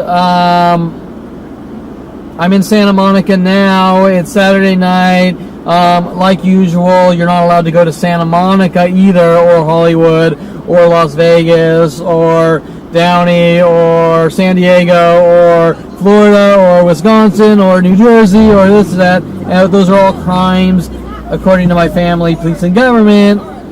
But here I am in Santa Monica defying things that you never thought you would even be defying, because who would tell you that, right? Very strange. Except a psychology community, police, and government saying we're going to jail you in your house for the crimes of finding out what we're doing to your life and try to kill you. Okay, so I was almost done with psychiatrist Dr. Alex Lazar, who works in Encino by Ventura Boulevard and Havenhurst, involved in all these operations with women, and Rick Armand from supposedly the band 1994. I can't remember if I mentioned Rick Armand. I might have to re-talk about that.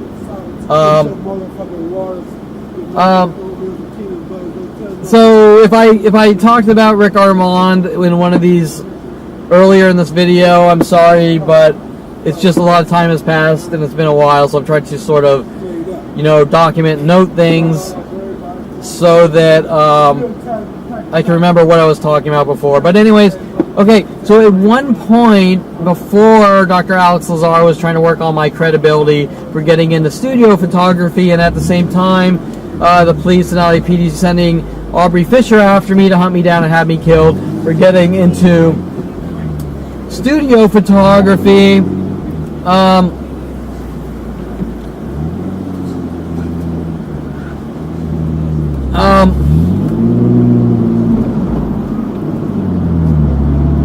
Sorry. He told me, or Alex Lazar told me that because of the situation and what was going on, he had a friend, Rick Armand or Armando, whatever, and he was willing to witness these mass attacks so I could go to the police with him. Because when I go to the police prior, the police play this game like you're crazy and it's not happening, even though I could walk them around my house, around my local area for 10 minutes and show them. They refuse to lift one finger to help me, which is strange. Showing you that they're stalking and hunting me and aiding and abetting murder operations.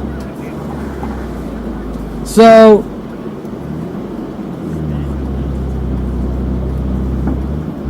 Rick Armand kind of befriends me. Okay, I'm going to witness what's going on at these public locations and Starbucks. And he witnesses them. He says, yeah, I see what's going on and this and that. At this point, once I sort of prove, at first it's like the usual, you're crazy, I don't believe you, even though he knows what's going on.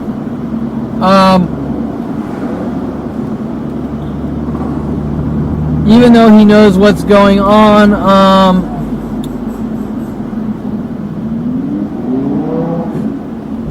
sorry, I'm tired tonight, but whatever. Even though he knows what's going on, he plays stupid.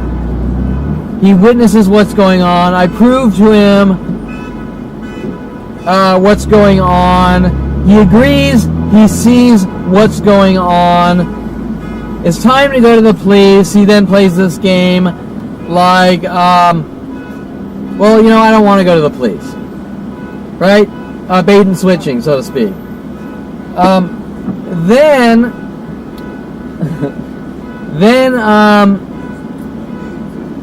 he still sort of hangs out around with me, which isn't the biggest deal because I'm completely isolated with a planet full of people trying to kill me, and you really don't have anyone to talk to about it, so you're going to sort of want people around you that you can tell them what's going on because you're living in isolation, being alienated with a psychotic murdering family and worldwide support. For no reason at all. And they keep having cover-up. They keep delivering cover-up propaganda to the world to try to cover up each and every crime against me, right? They have these resources where at any point they can tell the world anything they want that isn't true, and then they say you're not allowed to tell anyone what's going on. Unheard of situations. So after that, I believe Rick Armand tells me that he knows a psychic that can read people's minds and regurgitate it verbatim.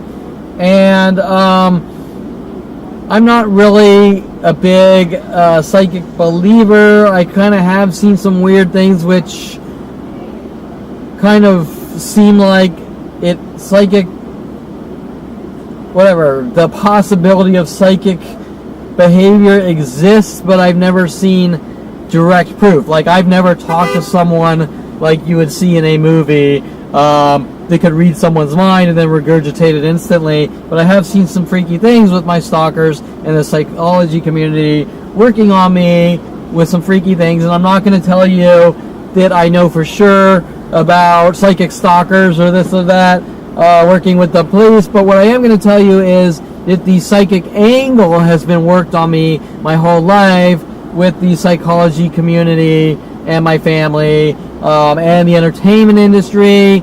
As my brother was trying to thug and scare me, he was talking about knowing psychics that worked with the police. We have the Rick Armand, but remember, my brother's also telling me that he has a bug in my room and they're listening to everything I do on the radio, trying to flip me into a state of paranoia and make it look like I'm crazy.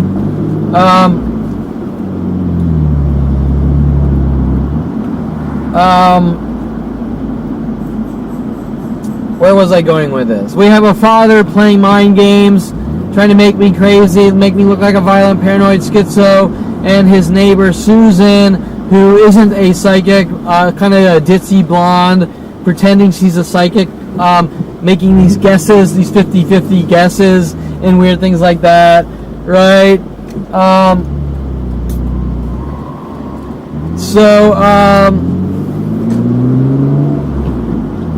Right? You understand? They're trying to sort of make me look crazy.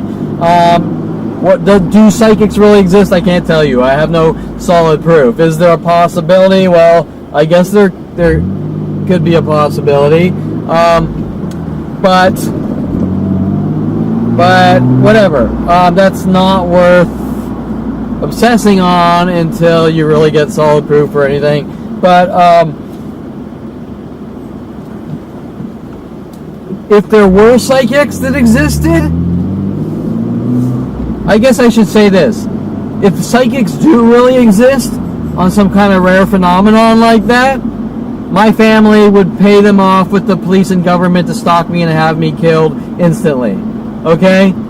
If they do exist. There's no doubt in my mind. Also, I'm quickly going to get some video here of the amount of cars in Santa Monica that have pulled up, turning on their blinkers, on, I think this is 4th Street, Wilshire, and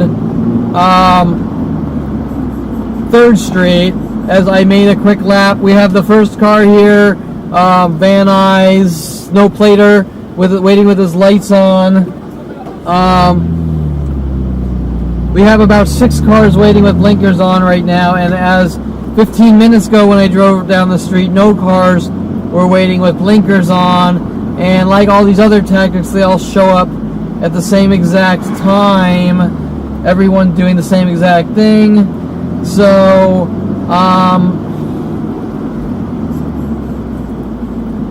I just went down the wrong street, so it's going to take a little bit longer. So we have a car with blinkers on here. Now remember, they all group together and do the same thing at once, and so I just did a loop around here 10 minutes ago, and it was normal like it always is. We have a police officer that just happens to be in the same area. We have a car with blinkers there.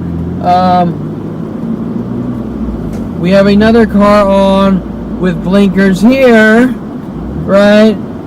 Well, I guess this guy left, but don't you think it's a little coincidental that these things keep happening, where I drive down the street and all of a sudden everyone gets together doing the same things, and then a police car shows up, right? Why do you think that is? Just like my other videos of people going ballistic on me and then making up lies, I did this to people and I did that to people with the police. Why do you think that is? And as I mentioned starting this video, as I first got down to Colorado Street, I got in about 10 minutes, you're going to see these ramped up attacks for simply driving down the street in Santa Monica. Here we are once again, getting these attacks or setups on video. And sorry, diary entry, this is kind of a mixed video now because this happens all day and night. Hence, you seeing the police involvement telling people to hunt me down, stalk me, have me killed, or try to set me up and to remove me from society. So now let's just go the other way down the street and get more of these people who have all showed up at the same time, turning on their blinkers as the police officer is patrolling that area, right? So here's another person with blinkers. What street exactly am I on? Let's see. Right, they're not, well, whatever, I'm not gonna, there is another car, truck, no blinkers here, across another truck, no blinkers, all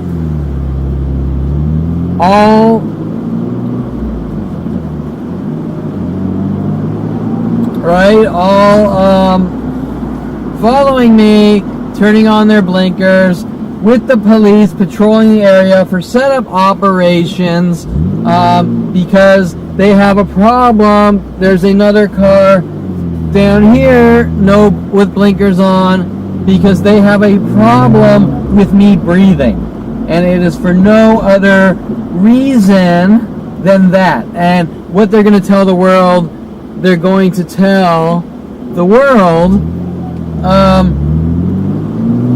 but that's what it's really about.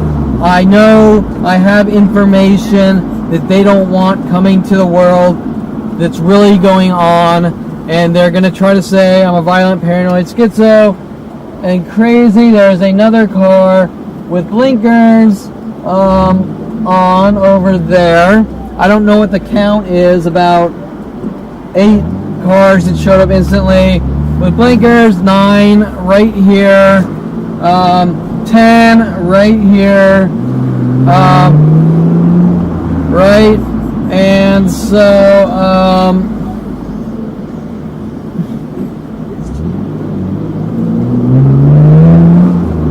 what you're seeing is the cops saying you don't talk or we'll kill you. Just the same reason Dincy tried to break in my house on 3 attempts. We will kill you if you talk. These are random civilians all working together. We will kill you if you talk. So we have these random citizens. We will kill you if you talk. Let's get this guy's plan, whatever. Right? And their method of killing you is not the direct normal method. It is killing you with the psychology community and psychological warfare tactics, which go on all day and night with mass communication across the internet on kill operations. For me turning 29 and finding out something very strange is going on that doesn't make any sense, that's directed at me, right? So there you have it on video. We will kill you if you talk, with the police, government, psychology community, NSA noting worldwide groups to kill me for what I found out. They're stalking me to begin with since 5 years old. Right now, the newer blinker tactic,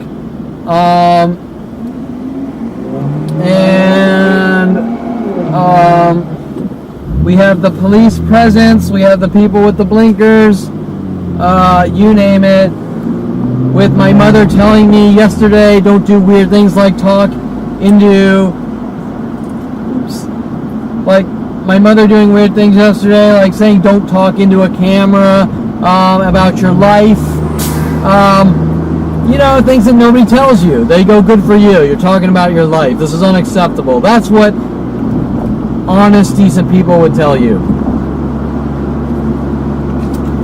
Okay.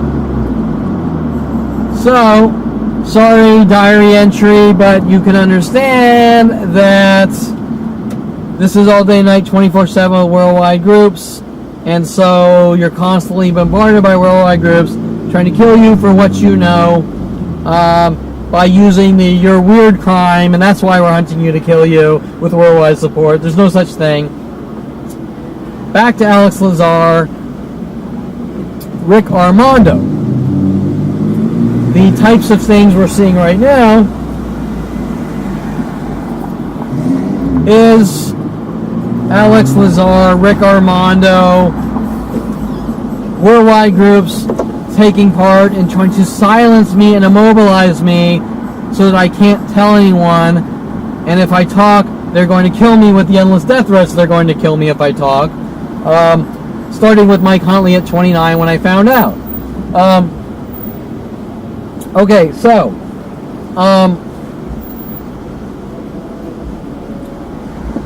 oh, and tonight my stepfather Arnold trying to make it look like I think I'm a drug dealer and things like that. Okay. So, and on the run. Okay, so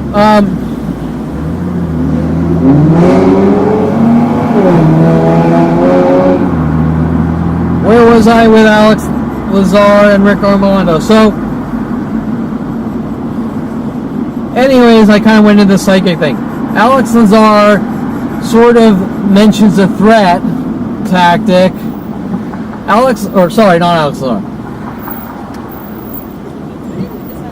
Rick Armando sees what's going on at the Starbucks locations and accompanying locations and changes from, I'm your friend and I'm going to help you go to the police so you're not isolated looking crazy. And then when he realizes that I can easily prove it and he saw it, he goes, I don't want to go to the police. right? Bait and switching.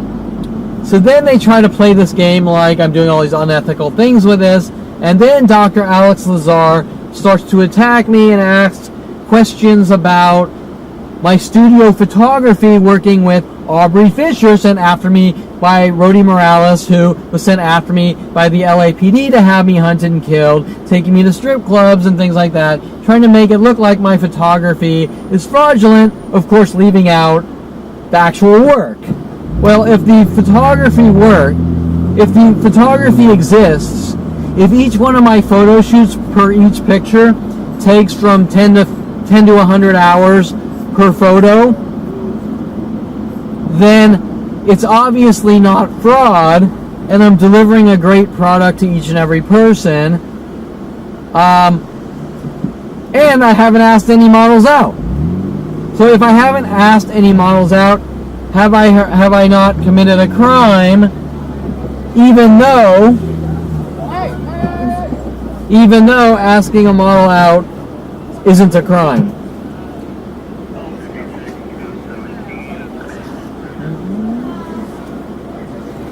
Right? So their notion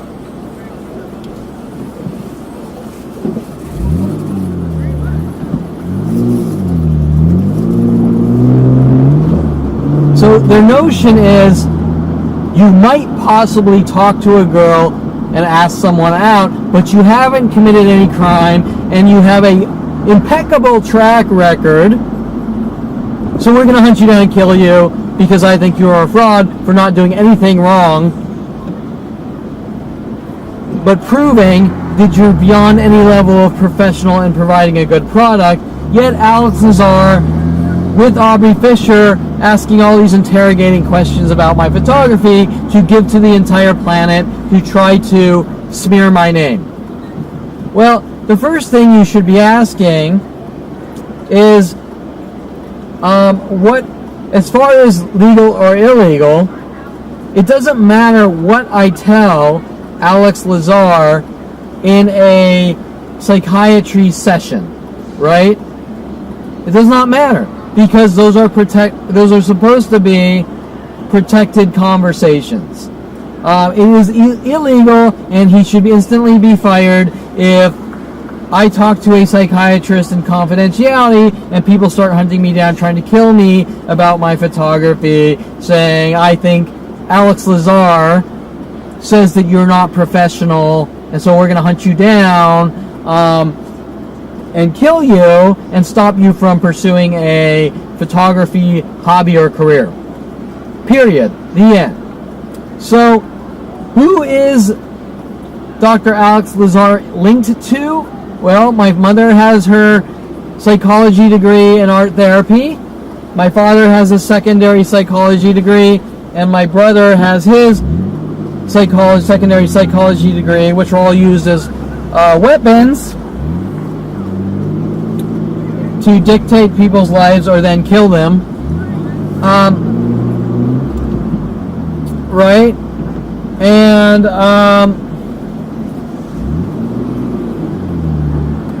so you can see the connection. Each and everything I do, they come after me with some kind of accusation.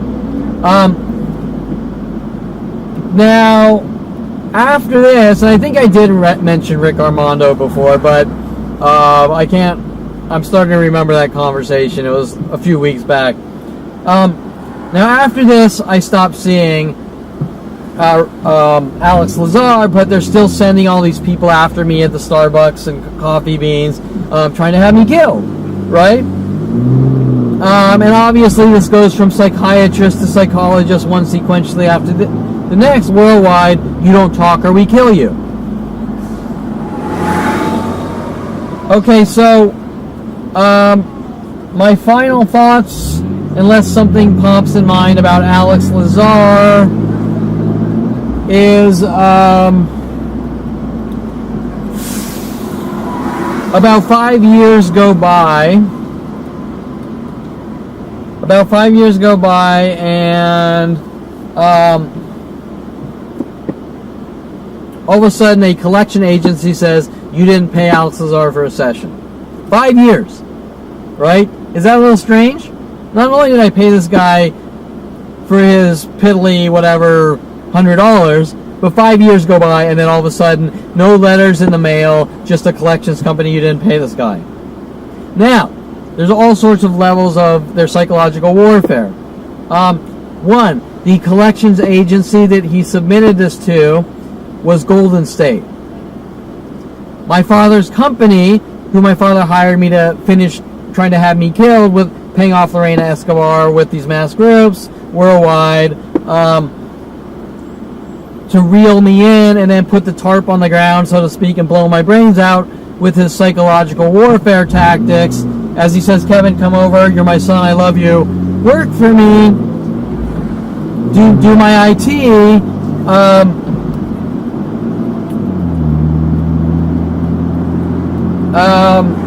his company, Ronald Barry Perlman, orthopedic surgeon Ronald Barry Perlman's company, is called Golden State Sports Medical. And ironically, he made his logo a tree. And ironically, he made his logo a tree. Why? Because it has to relate. Because it relates to the tree.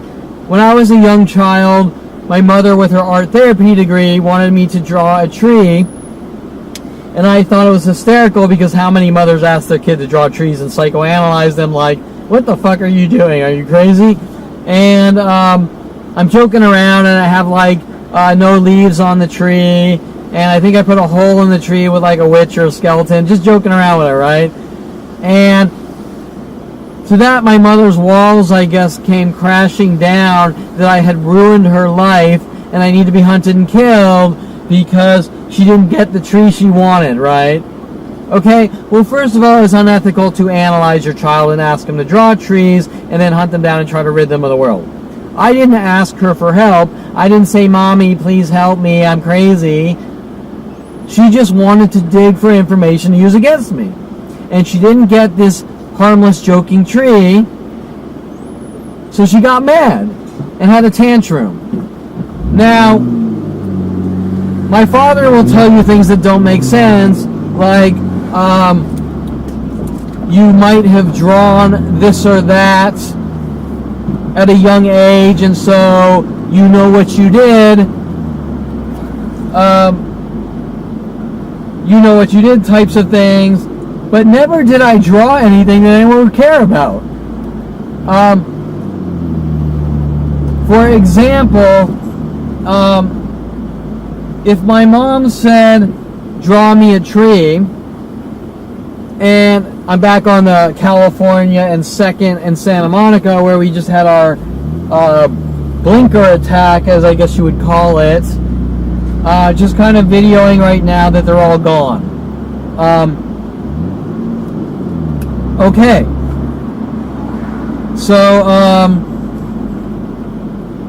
it's not like when I drew this tree, there is one blinker over there, and there are no more cars with blinkers, so about 10 cars with blinkers showed up in a couple of minutes, waiting for me after the second pass, so to speak, around the block, driving around Santa Monica, coming back the second time, showing after I got here the first time. People were notified in mass groups to then show up with their blinkers on, and that police officer trying to blackmail, threaten me, that they're going to hunt me, kill me, and they're following me and things like that. Okay, so it's not like when I drew this tree, I had disemboweled bodies and chopped off heads and things like this hanging from the tree, right? It's something you would see in a cartoon or even a children's book, right?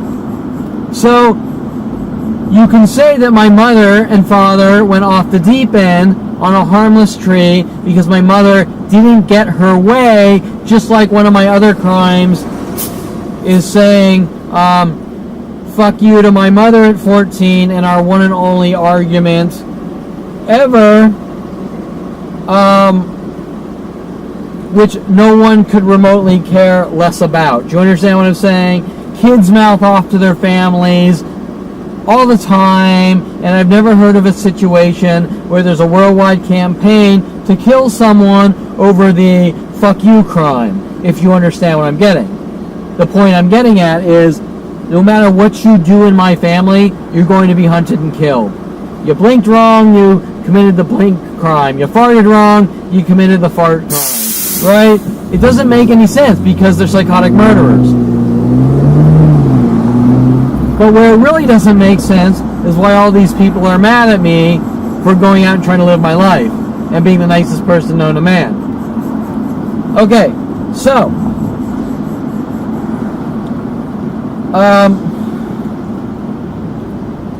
where was I? Alex Lazar. Oh yeah.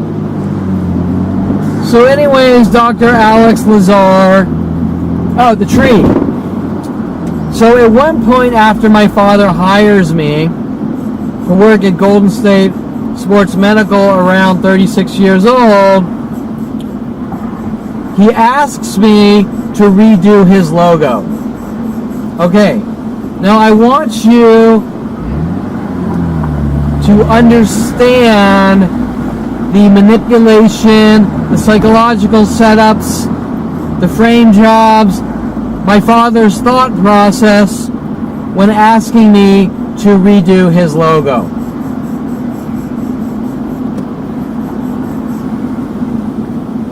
Kevin Perlman, when he was a young child, is acting out in anger and rage because Anita Perlman didn't get the harmless tree she wanted, right? And at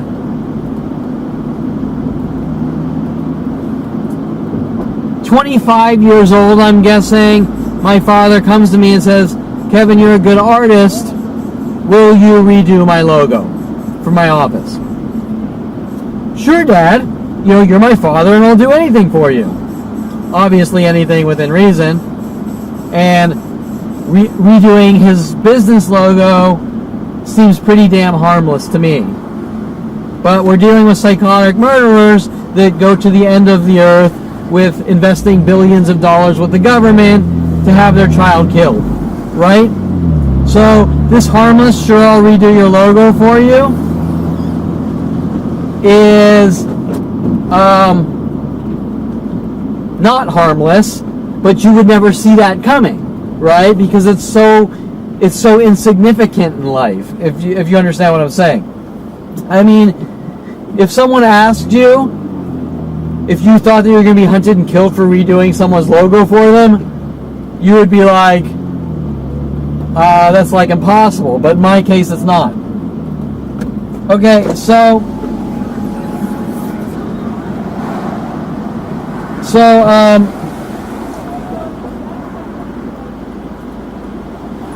my point is, after this, my father's trying to play this game.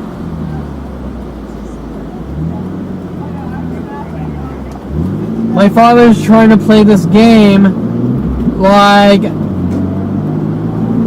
his communication to the world on their propaganda murder systems is, hey everyone, Kevin redid my logo and he made it a tree, and he is acting out in anger and rage, just like when he was younger, right? That's the type of things they do. So he's giving the world half-truths based on him asking me to do a favor, and then he's running around saying no good deed goes unpunished in a literal sense, right? Which is beyond any level of insane known to man. And then he's trying to tell me that I think differently. Okay, so you get the idea. Kevin, will you help me? Look what Kevin did. But Kevin didn't do anything. All I did was clean up my father's tree that he had already done. Right? Does that make sense? So,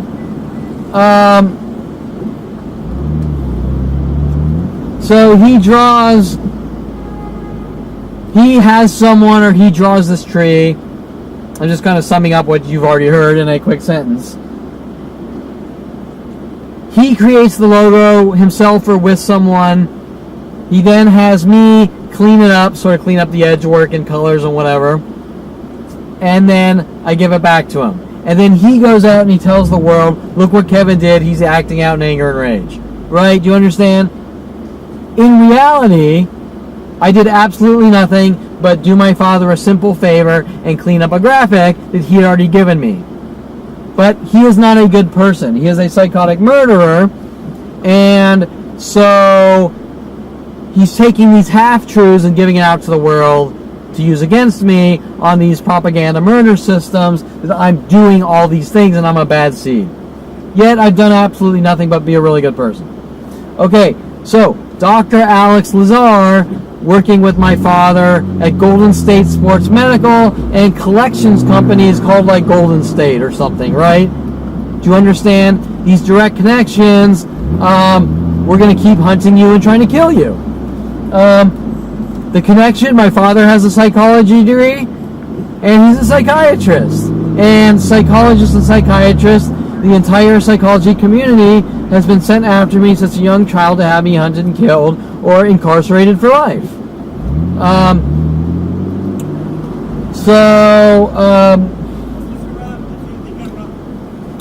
That was Alex Lazar. I'm going to kind of pause this really quick and get my thoughts together, because now I'm going to try to remember who the next psychiatrist or psychologist that was sent after me was. Okay, so at this point,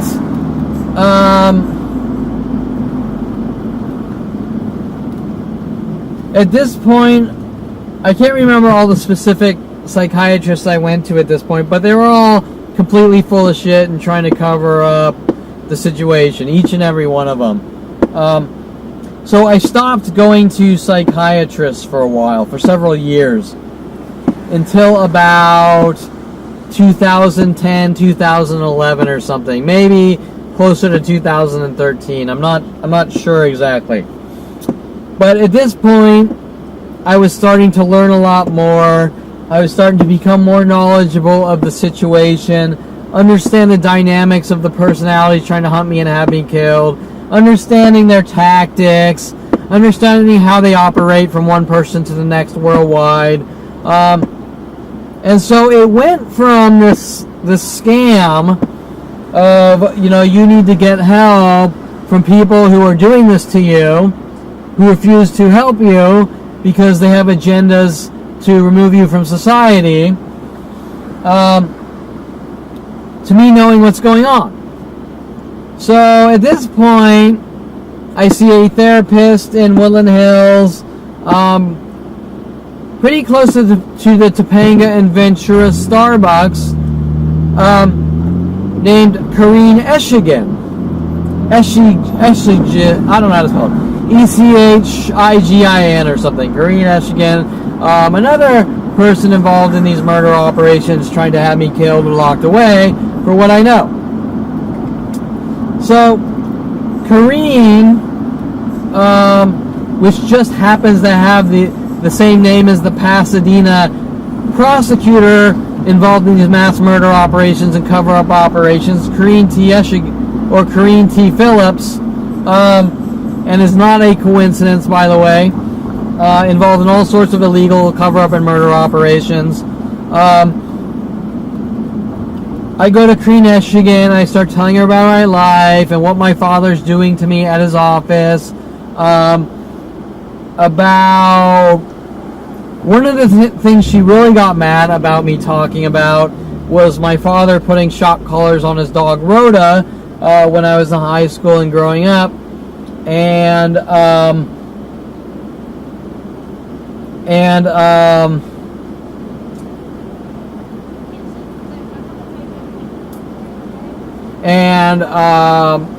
why was she so defensive about me talking about having an abusive father in a confidential therapy session, which didn't even really apply to me, so I thought, right? Why would that offend a therapist? Oh, you can't talk about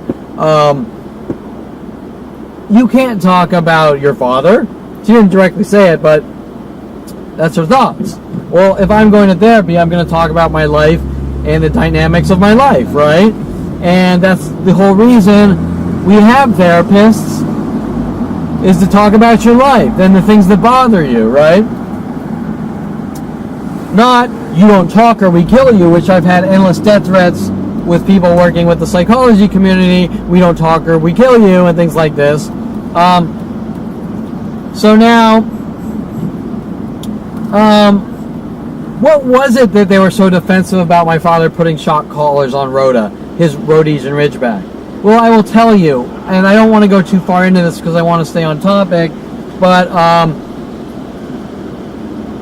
when I went up to Southern Oregon State College, they sent a girl named Kelly Hatch after me to hunt me down with the LAPD, try to make it look like I'm crazy to justify having me hunted down, exterminated, or removed from society, right, in these frame jobs and setup operations. So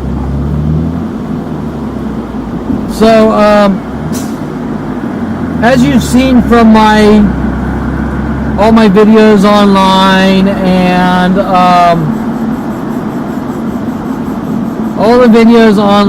all the things done with the entertainment industry and media with my family to try to make it look like I'm a violent, paranoid schizo and conform to media and things like this, one of the things Kelly Hatch was doing was showing me movies, trying to hint,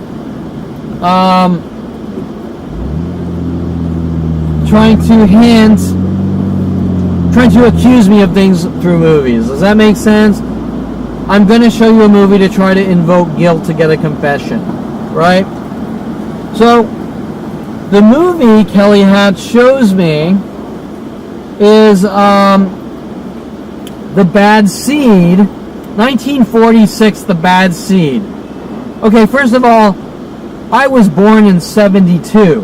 How would Kelly Hatch even know about the movie The Bad Seed in 1946? Now, I'm not saying there are some people that like to do things, watch movies before they were born, but it's a little out there, right? Kelly Hatch wants me to see a movie about a 10-year-old girl named Rhoda who is off killing her neighbors, and she's the bad seed, a murderer kid. And Kelly Hatch is doing all these things to me to pull me over with the police and try to get confessions, and she's making up lies that I broke into her room, and she's making up lies that I stole her Jeep Cherokee, all sorts of shit like this, right? And most importantly, she went to Calabasas High, even though I wasn't friends with her or knew her or friends in her clique or anything. She was sent after me to follow me up to Southern Oregon State College and hunt me down from Calabasas High.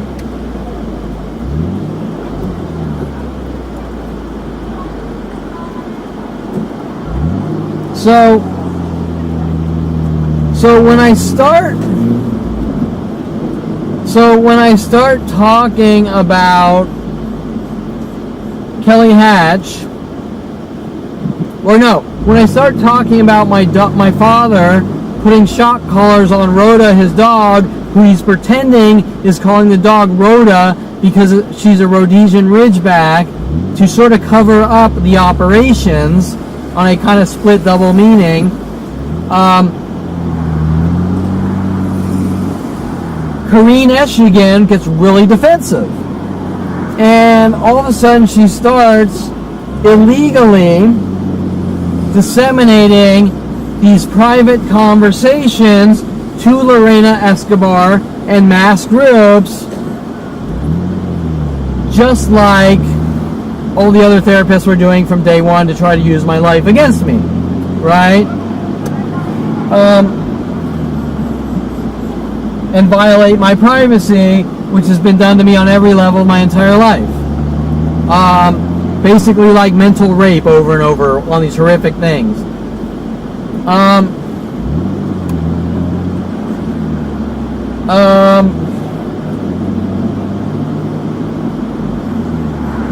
Where was I going with this? So at this point, Lorena Escobar is getting the conversations with these mass groups of me talking about all the things my father's doing to me in confidentiality, and she doesn't want me talking. And I can remember her telling me something about, this is so absurd that there's a point where you just start laughing because you're watching this happen, and it's just beyond any level of insane that you've ever seen or can comprehend. And Lorena Escobar is taking me with my father to Kushiyu, where they're having people attack me for years at restaurants they take me to with the employees at restaurants. And she's kind of letting me know in a cryptic way that she's getting the conversations by laughing in such a way when I say something that pertains to something I said to Karine Eshigan and things like this, but yet other things are also kind of being mimicked or hinted about with innuendos from my private conversations, right? We're letting you know in a cryptic way based on innuendos that we know everything you're saying. Now remember, my brother's tactics at 16 to try to flip me into a state of paranoia. We have a bug in your room, and we're listening to everything you do on the radio to try to make me look crazy and things like that, right? All these things link together. So, Karine Eshigan doesn't like the fact that I'm smart enough to see through these murder operations that my father is doing. And once these things start coming out, she gets angry and starts working with Sean Dempsey, Officer Jensen, the police, my father, to silence me while trying to have me killed, basically, with these mass endless attacks. And that's when the arrests with Officer Jensen start happening in 2013, and identically right after calling civil attorneys to sue them. Right? So, do you understand? Kevin sees what's going on. He's telling people. He's calling attorneys to sue for damages. My father and Mike Huntley, several years prior, you're not allowed to defend yourself. I call civil attorneys. Officer Jensen arrests me for sitting on the sidewalk. And then they throw in all these bunk charges, like you assaulted someone by throwing a card at them. Even though I didn't throw a card at someone, how could that be assault? Right? Do you understand what I'm saying? That's like saying I assault, battered, and tried to kill someone with a feather. Even if I was holding a feather, hitting you with it, you couldn't kill someone with a feather. Do you understand what I'm saying? So, what is their reasoning or rationale? Because I'm crazy? Well, if I'm crazy, they're going to let me leave me alone and talk about my life with a therapist. Right? Okay. So these arrests, these physical attacks, 7 punches to the head with a security guard, John Paul Naranjo, my father having Victoria plant toy guns on me to tell the world I'm a violent paranoid schizo with a gun. All these things, these hundreds of thousands of things like that, are all based on you don't talk or we kill you, but we're pretty much coming after you anyways. Okay, so that was Karine Eshigan, involved in these murder operations, trying to lock me in with her to try to make it look like I'm a violent paranoid schizo, and finish the job with my father to have me hunted and killed. Now, after seeing Karine, I believe I went to about 10 or 15 other therapists. Just going from one to the next. And each one has some lame cover-up excuse. I don't want you talking to me because I don't feel qualified. And I would tell them things like, you know, I'm not coming to you for a cure because there is no cure. Because this isn't about curing mental illness. This is about mass groups hunting me down to kill me for what I know. And I just want to talk and vent. No, you can't, right? I can't see you. Or, and then they would all be given the same packaged response. So, okay, so you want to go to therapy. What's your problem? Well, you know, I just want to talk about my life and vent. no, I don't feel qualified. And it would just go from one sequentially after the next. And then they realized that that I kept calling therapists to go see therapists, but they didn't want me talking because they're all involved in a horrific crime with the psychology community to have me killed. And so none of them want me talking because they're all interwoven into these illegal government operations. So finally one wants to go through a few sessions. I can't remember her name specifically, but she was on Ventura Boulevard and Reseda next to that coffee bean, which was told to hunt, stalk, and kill me. And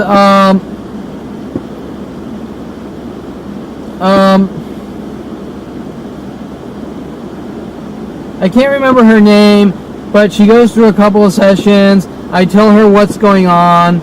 She realizes I'm smart enough to understand what's going on. She gets defensive and she gives me an ultimatum. Okay? She says, you know, if you want to continue therapy with me, I want you to go to this group therapy program. And obviously, anyone with common sense like I did is sitting there going, why is a psychologist giving me some blackmail demand, right? I'm coming here to talk about my life. I'm coming here to get help. And unethically, you do what I tell you or I won't help you. Okay, so now you have the paperwork for this group therapy program, right? So you're going to do the research. What is it that this psychiatrist is trying to set me up to do? Because nobody gives people ultimatums. Maybe your girlfriend might say, if you don't clean up your act, I'm breaking up with you or something, but nobody gives you blackmail ultimatums.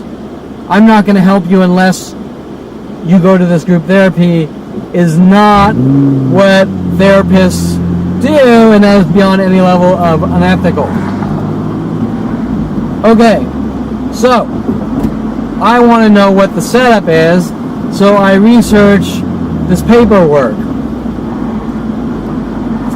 Now, the paperwork on the website basically flat out says it is a check-in, what do you call it? And I don't know what the technical term is, but it's a check-in program to check into like a mental illness type of in-house mental facility, whatever. You know what I'm saying.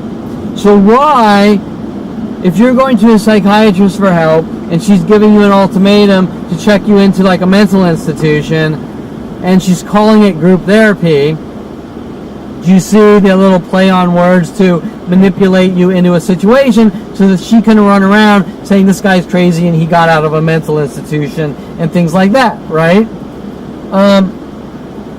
Wait, but wasn't it my brother telling me at 16 that he and his friends are going to put me in a mental institution for jumping in front of a crowbar when he was going to bash Greg Wallace's skull in? For dating Jen Yang breaking up with my brother and cheating on him and then dating Greg Wallace? Like, don't you think that's a little strange that random psychiatrist wants to check me into mental institutions for stopping my brother from bashing Greg Wallace's skull in with a crowbar, and my brother telling me that he and his friends are going to put me in a mental institution because I stopped them from killing my friend? Right? Don't you think that's a little strange?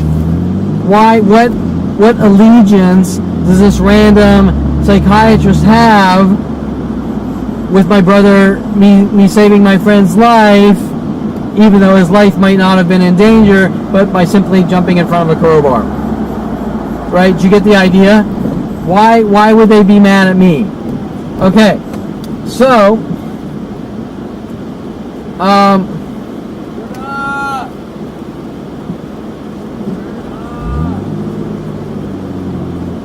so I wish I could remember that psychiatrist's name, because there's no place in psychology for that murderer or anywhere else, really.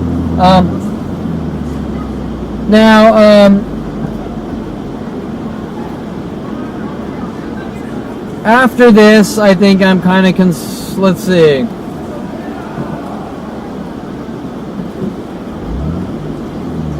After about 24 therapists and psychiatrists and psychologists in the same thing done over and over, I realized that the psychology community is deeply buried in these murder operations to have me killed, and they're not going to help me, right? Now, obviously the lies, I hear these cheeseball packaged comments with people hinting to me in subtweets about Einstein saying, if you do the same thing over and over, thinking that if you do the same thing over and over, thinking that something's going to change, you're crazy. Well, the first thing I want to say about that comment is that there is a context to situations, and while that might apply to some situations, it doesn't apply to other situations. That's the first thing I'm going to say. So, brainless people that can't think for themselves, that mumble packaged comments, aren't thinking and using their brains. Okay, there is a context to every situation. Okay, now aside from that, if Kevin Perlman goes to 24 therapists and realizes that none are going to help him, psychologists, psychiatrists, you name it, then if Kevin Perlman all of a sudden says, I'm going to stop going to therapists because they refuse to help me, then that statement alone says, according to this packaged comment directed at me, that I'm not crazy, because I realized that if I keep calling these morons trying to cover up their crimes against me, and they're not going to help me, then what's the point of keep calling psychiatrists, right? They refuse to be honest and truthful. They're trying to cover up this mass 40-year crime spree against me. Period. Hence, the psychology taking out their anger and rage on me, because I put up on my website, I've been to 24 psychiatrists and psychologists, and they refuse to be honest and help me, and their cover-up revenge was working with the writers and producers from the movie The Sixth Sense, which, remember, is done in about 60% of all media out there directed at me, as I talk about my other diary entries and how they're using the media to try to make it look like I'm conforming to media and am a violent, crazy, paranoid schizo for reasons I can't comprehend with their anger and hate towards me.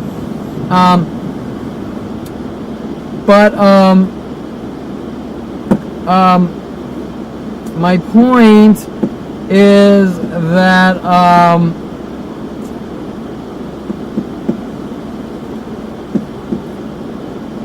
sorry, I was kind of looking at like this girl crossing the street, and she was laughing at me, pretending she doesn't know what I'm doing and I'm crazy. And so they're playing this little like belittling game. We want to stop you from making these diary entries, so we're kind of laughing at you while we walk down the street as if they don't know what I'm doing. And, you know, like a pure pressure thugging type of thing, but she obviously knows what I'm doing, and she was wearing the gray and black tactic, all black pants and a gray shirt. Okay, so anyways, my point is that, what the hell was I talking about? I totally lost my train of thought with this moron girl kind of trying to intimidate me with these little psychological intimidations.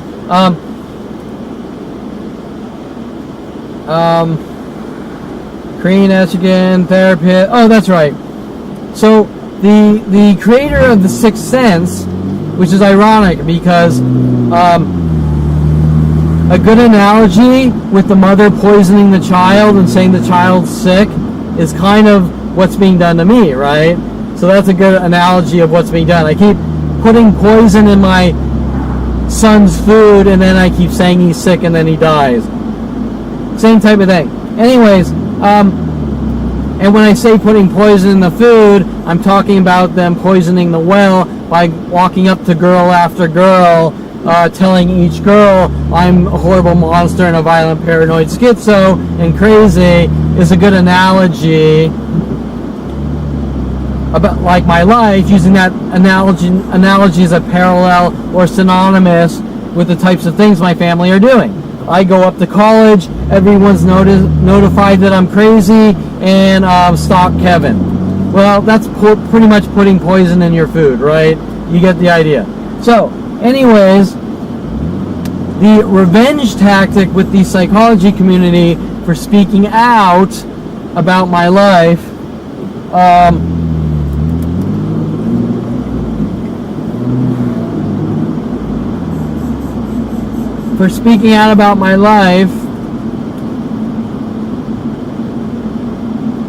is to make a movie called Split.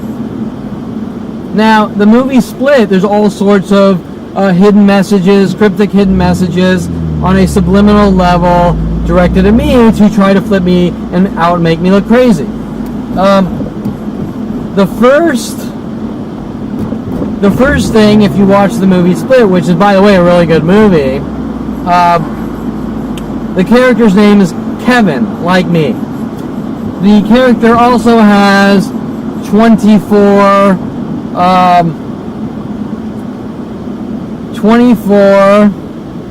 personalities. Why 24? I mean, if you're going to make a movie about some paranoid or some schizo murderer that has personalities, why 24? I mean, for a schizo, that is an insane amount of personalities. Why not 10? Is still like the number of personalities, like 10 personalities, is still way beyond the norm of any fictional schizo, right? So 24 personalities, and obviously they only do about 5 personalities in the movie.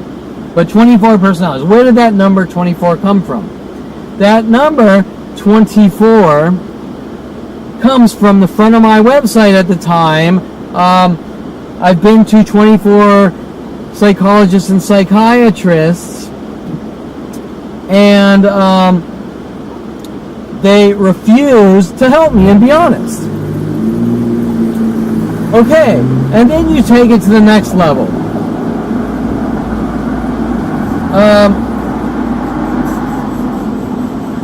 The next level is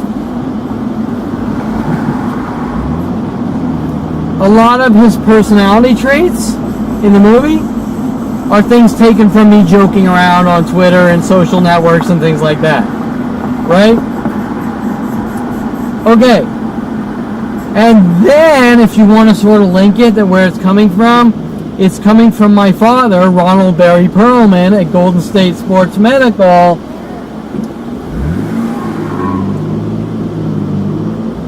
And his lies about me that I suffer from split personality disorder, which he never directly said to me, but he was saying it about his wife, Janet Nordette, who he wanted me to move in with him at the same time that he was marrying Janet Nordette, who he did the same things to me that he did to her, sending her to jail and having people stalk her and trying to do these frame job operations, trying to make it look like I was stalking Janet, and saying weird things about Janet, that when he saw her get angry, her face physically changed and things like that.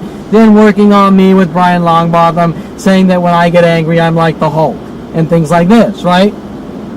So, this information dissemination, defamation, libel, slander, worldwide propaganda, murder networks with billions of government dollars, the psychology community, are all linking to my father and his pathological lying out of his hate and rage towards his child, starting at 5 years old, to have me hunted and killed. And he will say anything to anyone in the psychology community to end my life, no matter what it takes, no matter how far away I am from him.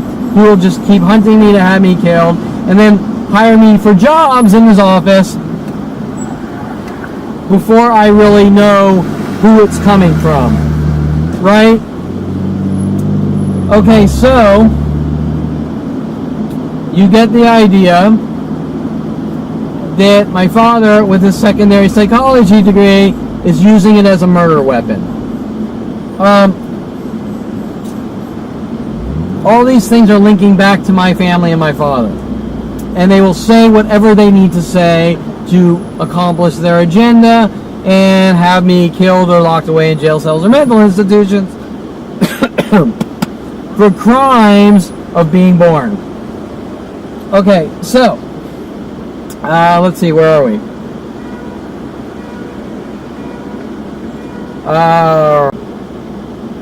Okay, so that was about 2013, 2014. I give up. I keep trying to go to psychiatrists, psychologists. They won't let me talk about what's being done in my life. They keep shutting me down and lying to my face with their death threats. You don't talk, working with people, or we'll kill you. Sometimes direct, sometimes non-direct.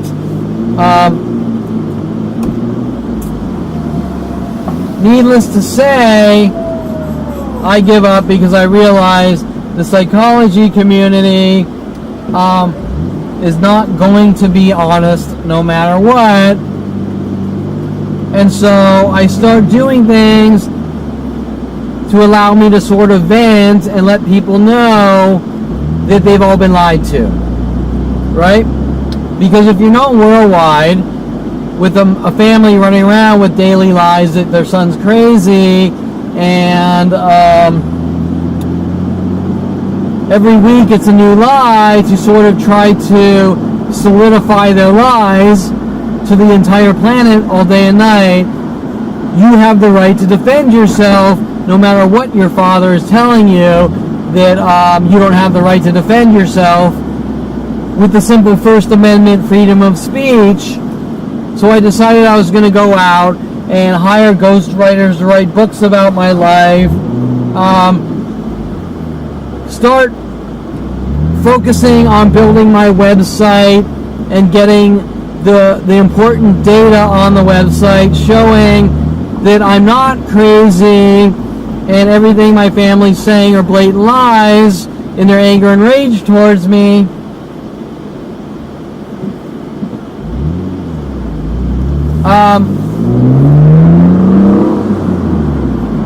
And so,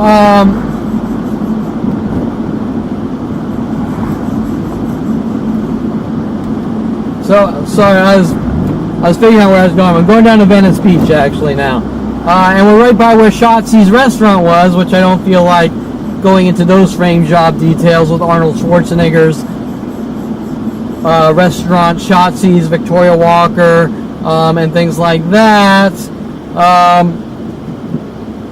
But there is, ironically, a police car here, I think where Shotzi's was, parked here. We're at Bicknell. I'm not exactly sure where Shotzi's was. Okay, so, I think this is where Shotzi's, I'm not sure, whatever. Well, I think I'm on Main going towards Venice.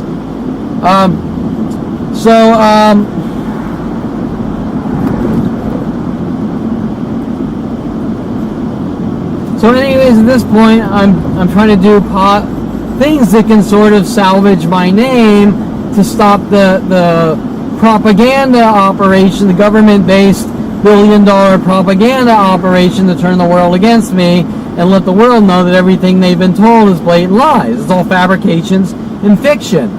But the police are getting mad. Starbucks Corporation is getting mad. Coffee Bean Corporation is getting mad. Random strangers worldwide are getting mad that I'm simply stating in a book I'm trying to write or on my website, and I believe the book was before the website, to tell you the truth, this is my life and none of this is true. How dare I? I'm ruining everybody's life. I'm ruining everybody's life by telling the world they've been lied to.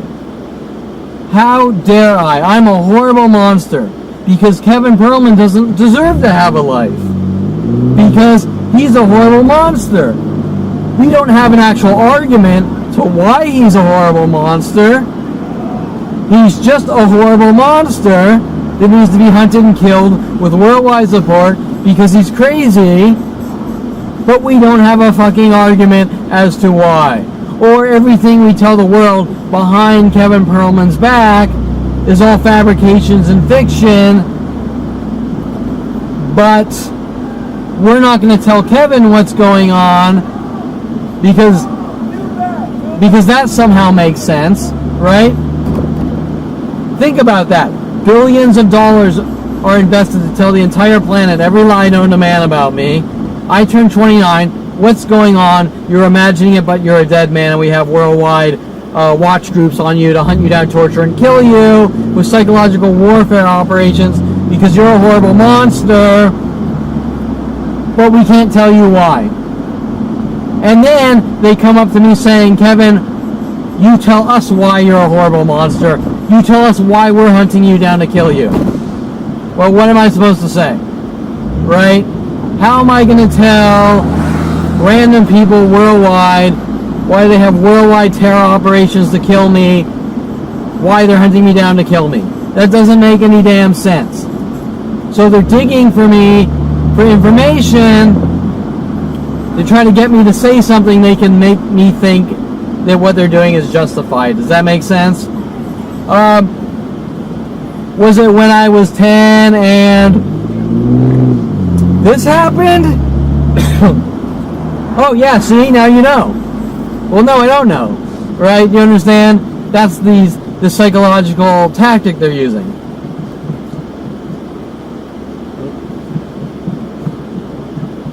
So, you can understand the level of psychological operations going on. Now remember, these packaged questioning or answers or responses are all given to worldwide groups to ask over and over in repetition, showing that people in the psychology community are giving these trick questions, so to speak, to worldwide groups in repetition to try to make me say something that they can make their murder operations look justified. So now we make it to about, I think, 2016 with endless all day and night worldwide murder operations, still amping up larger and larger, from hundreds of thousands to millions of attacks per day.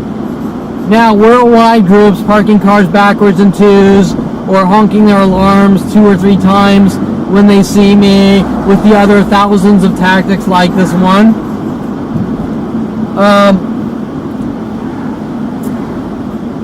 Basically saying we're going to kill you with worldwide support for what you found out.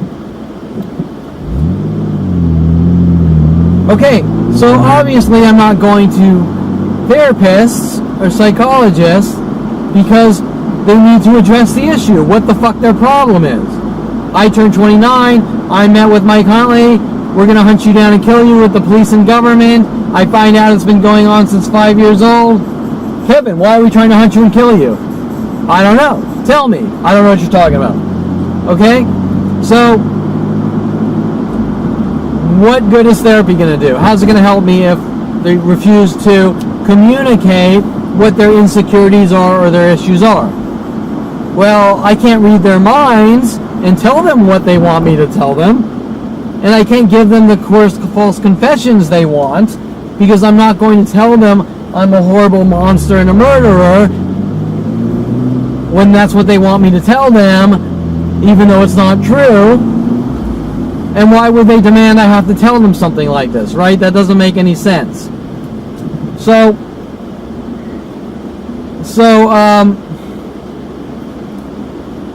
I make it to about 2:16, and Jensen, who arrested me for sitting on the sidewalk in 2013,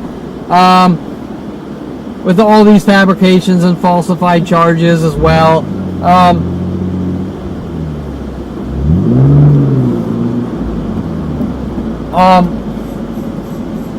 Internal Affairs was called on Jensen in 2013 because the reason he arrested me was because I asked him for his badge number, because of his line of questioning was all accusations and illegal and things that weren't true and things like this.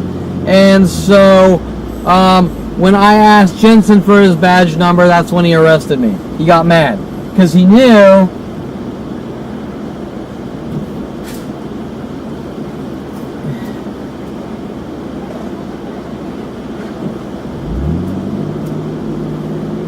how deep in he was in these murder operations, and so he didn't want Internal Affairs called. So he arrested me. Well, back in 2013, Officer Sean Dinsey was Jensen's partner, right? Dinsey was Jensen's partner. And now Dinsey is lead officer in these extermination operations to hunt down and kill the imperfect. For example, Sean Dinsey and their Nazi crew. Now remember, Sean Dinsey is a skinhead. He's bald. And all the people they had stalk and attack me and assault and batter me, like Bailey Bernard, was also bald. So, and the dog attacker working with LAPD, who they refused to stop attacking me with a police-trained canine, is also bald. So 3 skinheads: Sean Dinsey, skinhead Sean Dinsey, skinhead Bailey Bernard, and skinhead dog attacker, which the police had done everything to stop me from filing a restraining order against to protect myself.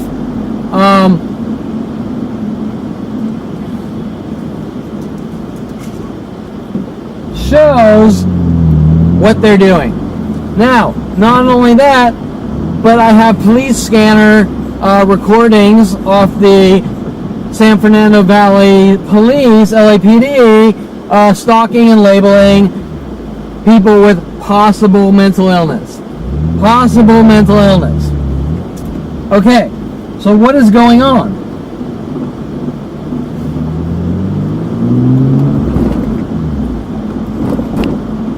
So what is going on?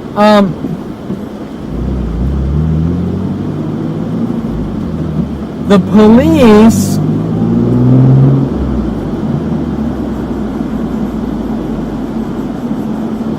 are running around going, I think that guy's crazy. He's a possible male mental. Okay? A possible male mental. Well, there are lots of people that suffer from mental illness on all sorts of varying levels. Does that make sense? There are people that suffer depression. There are people that actually do suffer from paranoia or schizophrenia. There are people that suffer from OCD.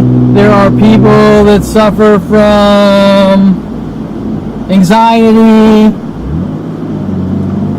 But never have I seen, until recently, people being hunted and eradicated because they could suffer from anxiety or depression or anything like that, right? Do you understand what I'm saying? It is not a crime to be crazy. And what is crazy? That's a very generalized term, because crazy might be normal to someone, and normal might be crazy to someone else, and that doesn't mean you're crazy. It might just mean you're different. Hence why the law states you can only arrest someone for committing a crime, not because you don't understand them. So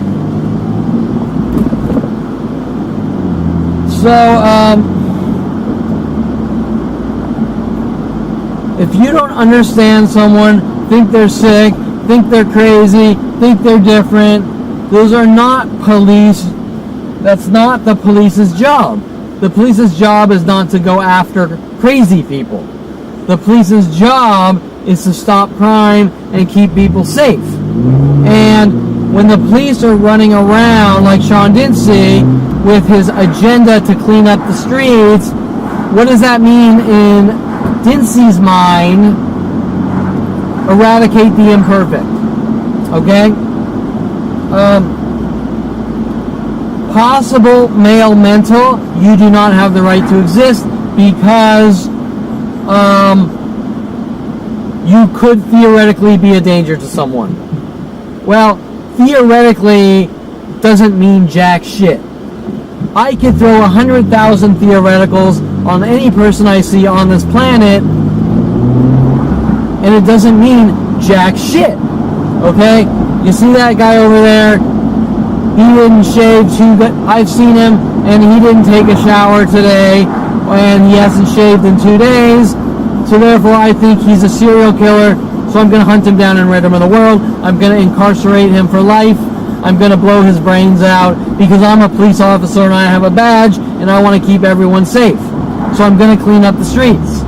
Well, whether that guy didn't take a shower one day, didn't take a shower 100,000 days, is crazy, you think he's crazy, does not matter, is completely irrelevant to law enforcement. Law enforcement is not about profiling. Law enforcement is about you've committed a crime or there's a crime in progress. That is it. There is no, I think you're crazy, I'm going to hunt you down and kill you.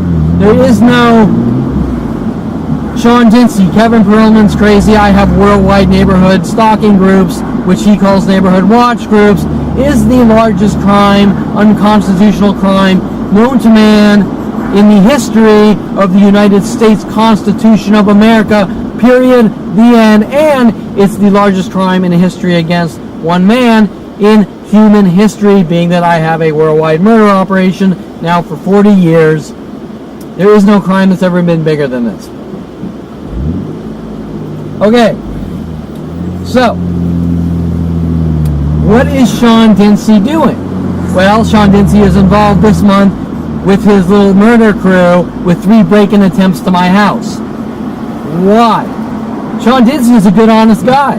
He's just trying to keep the peace and keep everyone safe. So he wants to break in Kevin Perlman's house, try to plant drugs on me, try to get incriminating evidence that links him to murder operations that have me killed. Evidence that's all over the world on websites and blogs and this and that. What is it that Sean Dinsey is so defensive about with the psychology community? Because remember, I'm crazy. So why does he want to break in my house if I'm crazy? Why doesn't he? If I'm crazy, I got enough problems. So why is the fucking psychopath hunting me down trying to kill me? Right? Stirring up all the shit and trying to make it look like I'm doing these things that don't exist. Right? Well, Mr. White Supremacist Nazi, Sean Dinsey, is trying to eradicate imperfection. Okay?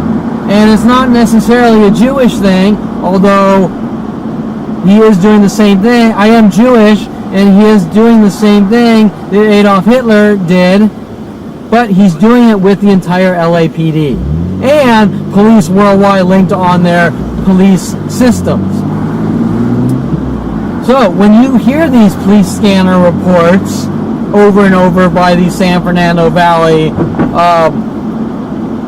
police, possible male mental illness, follow them, possible male mental, possible person with mental illness, follow them.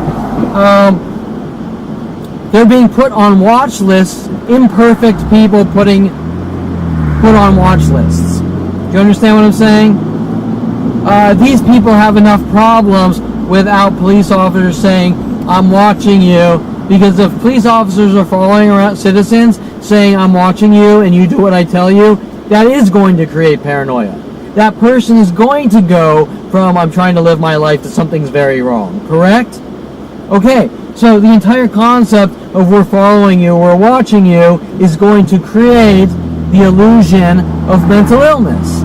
Okay, so if Sean Dinsey is following people, we're watching you and you do what I say, or I kill you, or incarcerate you for life, and then he says you suffer from mental illness, isn't that a self-fulfilling prophecy that Sean Dinsey is actually trying to create the appearance of mental illness for people he just doesn't like?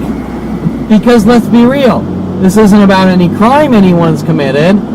It's about profiling and labeling.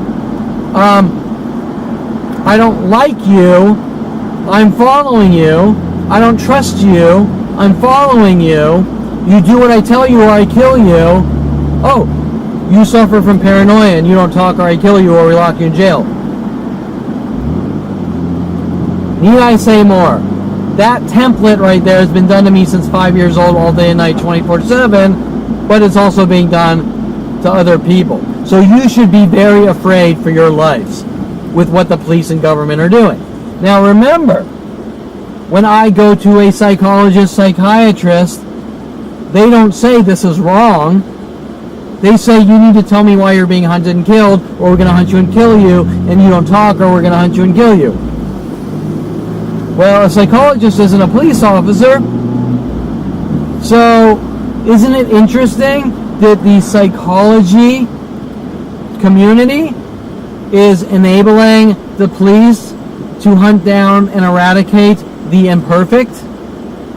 Okay, so now you sort of have to try to understand how these operations are working, because what we're seeing done to my life, there's billions of government dollars notifying the entire planet that I'm crazy for the things I'm starting to find out.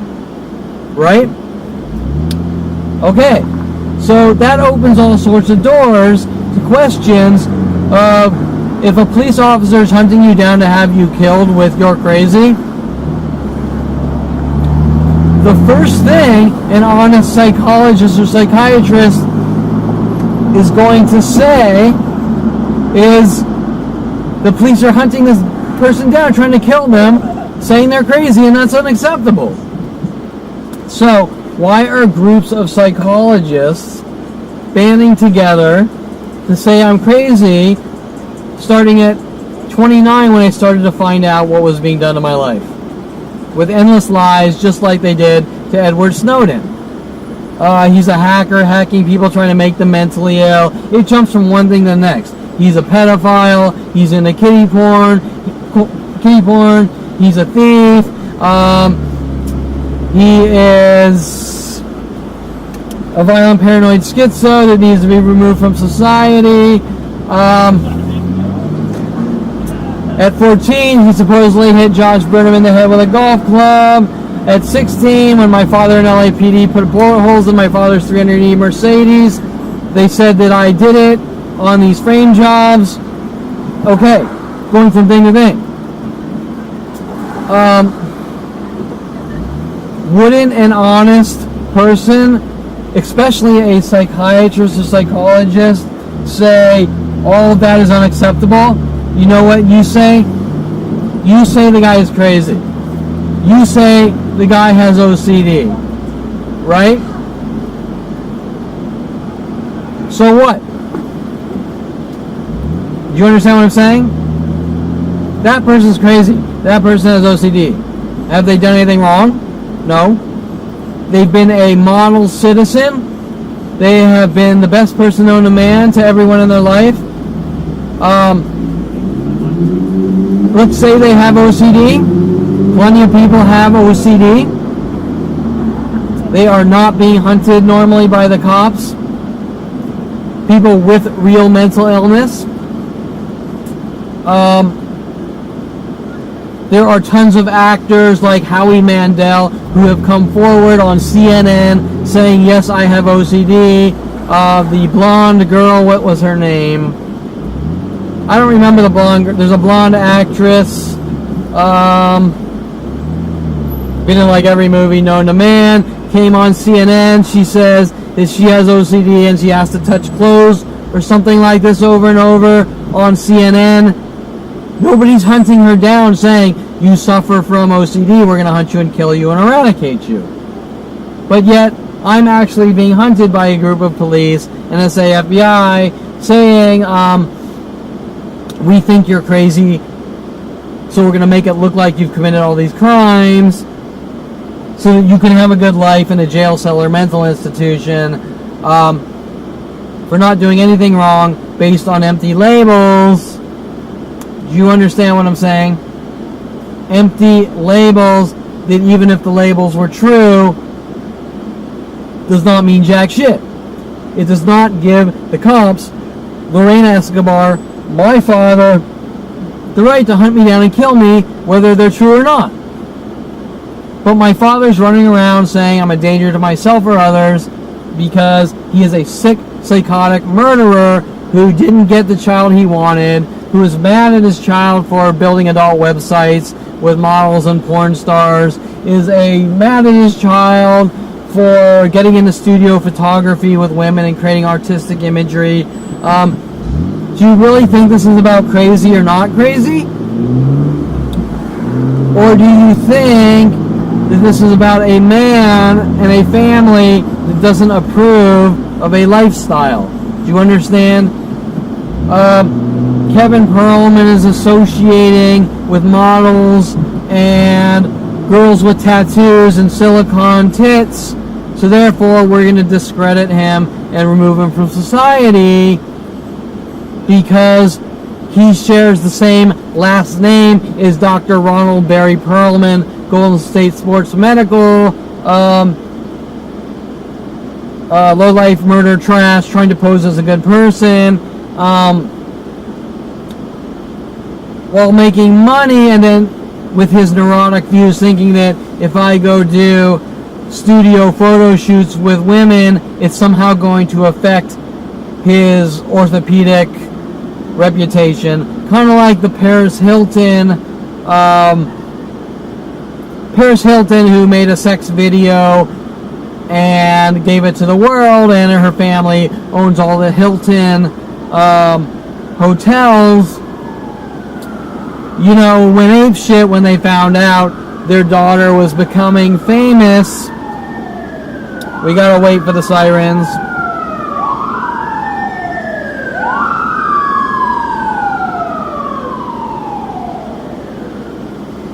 Okay, so Paris Hilton's family went ape shit because they found out her daughter is into all this risque voyeurism and becomes famous from it. And so that's kind of a similar situation, except the Hilton family isn't trying to kill Paris Hilton. Do you understand? We say or we hunt you down and kill you, paying off the police, and to hunt you, stalk you, kill you, lock you in jail cells or mental institutions. So it's a completely different situation, and trust me when I say that when Paris Hilton is on my timeline on Facebook or Twitter, she's acting out in anger with little cryptic messages directed at me with worldwide support. I'm not trying to single out Paris Hilton, but I'm using her as an example that, if anything, Paris Hilton and everyone else should relate to my situation, but everyone's taking turns on me in anger and rage. We're going to kill you, including Paris Hilton, with the little cryptic terror messages.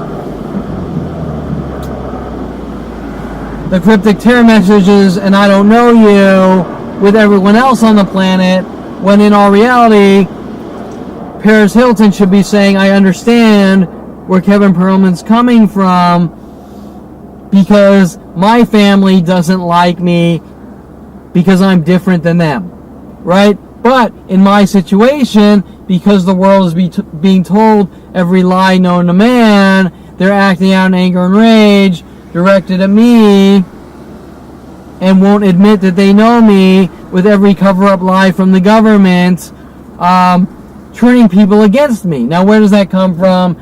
People like Lorena Escobar and Mike Huntley. Mike Huntley sent after me at 14 to have me killed, and Lorena Escobar sent after me, paid off by my father, at 16 to have me killed. Poisoning the well, poisoning the waters, right? You do what we say. You work the job that we say. You date the woman that we tell you. You have kids when we tell you. You marry when we tell you. Like they tried to force Adriana Olivares on me, or we kill you. Okay? That's kind of what's going on. And my father is flipping the bill for Lorena Escobar, but my father is also paying off people like Sean Dinsey to have me hunted and killed in the LAPD, and yet somehow this goes up the tree to the government, NSA, FBI, and worldwide support to have me killed, because this literally starts at 5 years old. With my father trying to show me movies to make it look like I conform to media for reasons I can't comprehend, to try to make it look like I'm a violent paranoid schizo and I'm a danger to myself and others, to remove me from society.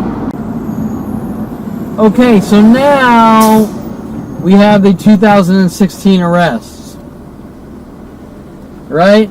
We have the 2016 arrests with Officer Sean Dinsey, with more fabricated bullshit. This time they have more government resources. You don't talk or we kill you. And now they're trying to flip the whole argument. Kevin's a crazy guy who believes in conspiracy theories. We're leaving out his entire life up until 29. He went to college. He left college with an education of electronic media, a combination of computer science and electronic media, a BFA in art for 3D animation and visual effects. We're leaving out his entire first 29 years of growing up, who he is, his education, everything he's done, everything he's accomplished, all his interactions with people. We're leaving all of this out. We're leaving these arguments out intentionally, with every defense attorney that Kevin Perlman, up until the death threats at 29, was perfectly normal with everyone else. Focused on capitalism, making money, all his enterprises that I was working on, which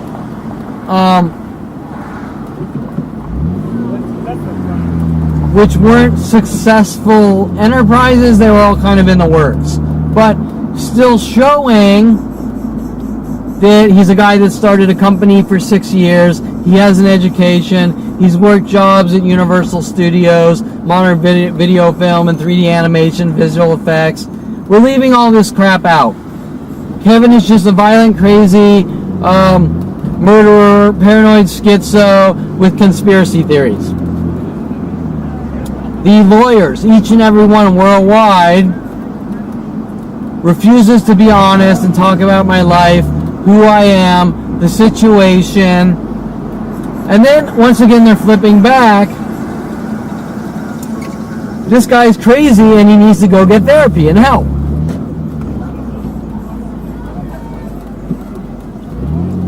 Okay, well, you don't think the police working with Karine Eshigan to set me up and frame me, to try to make it look like I'm a violent, paranoid, schizo, and crazy, with all her co-workers worldwide, why didn't they help me in the first place if this is about helping some guy that needs help, right? I went to 24, and at that point I had been to about, before these arrests, before the 2016 arrest, let's say, I've been to 20 to 35 Okay, so I filled up an SD card. That's how fucked up the situation is.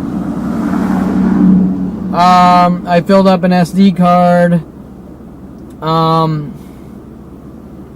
Because there's just so much going on that you're just being hunted from all sides, and there's so many situations, and you're not allowed to tell anyone. But anyways,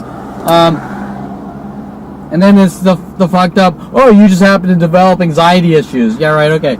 So anyways, I'm going to try to smoke a cigar here and relax a little while I talk to you, and maybe slow it down a little, and it's Saturday night and whatever.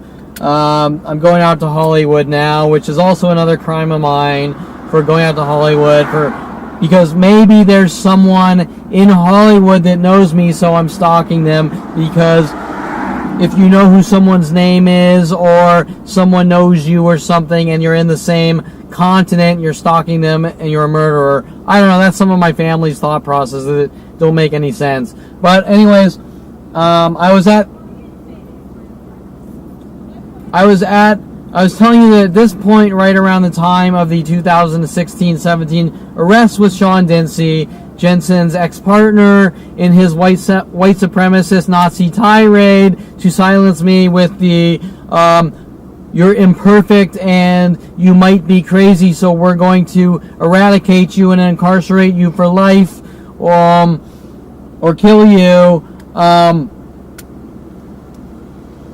I probably had seen about 35 psychiatrists, psychologists up until this point, and realized that not one was going to help me, while the courtrooms are now changing their stories with the prosecution that I'm an uneducated, stinky man who's a bum, who has no education, and my entire life, and lived in a cave, and my entire life is about conspiracy theories and aliens, right? Things like this. Their argument completely shifts, refusing to talk about my entire life growing up until 29, met with Mike Huntley's, we're using the system against you, I've given you enough rope to hang yourself, and I'm going to hunt you down and kill you with your father and police.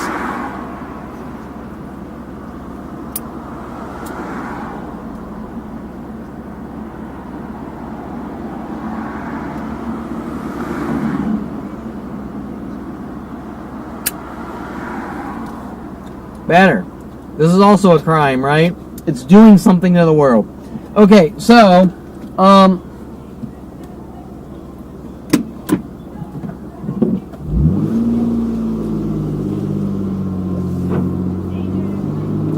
so once again, they arrest me for more bullshit, fabricated charges, set up frame job operations, which have been going on all day and night, 24/7 for 40 years.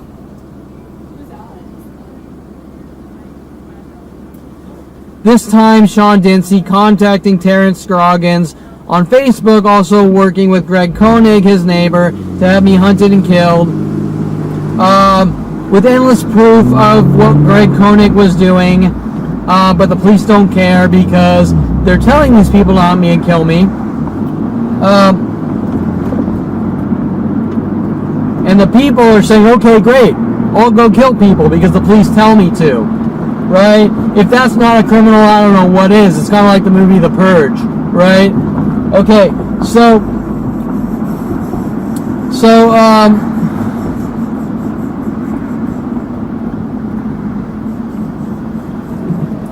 where was I?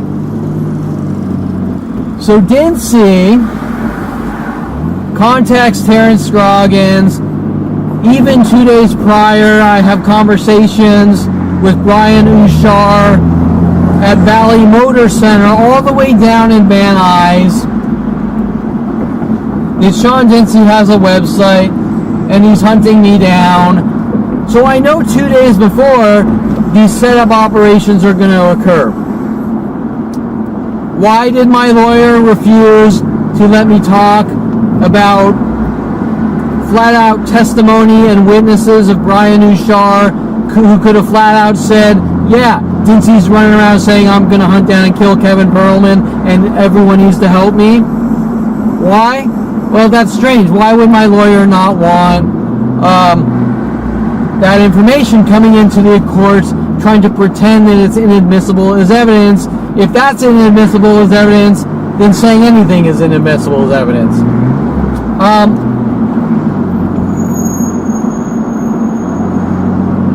Now remember, this isn't one lawyer that's doing this. Every single lawyer I called was contacted by Detective Angela Stewart of the Topanga Division, telling lawyers worldwide, do not help Kevin Perlman have a fair defense and a truthful story. Or do whatever it takes so the truth doesn't come out. That's what I'm saying. Which is why it's so important that you need to order the court transcripts.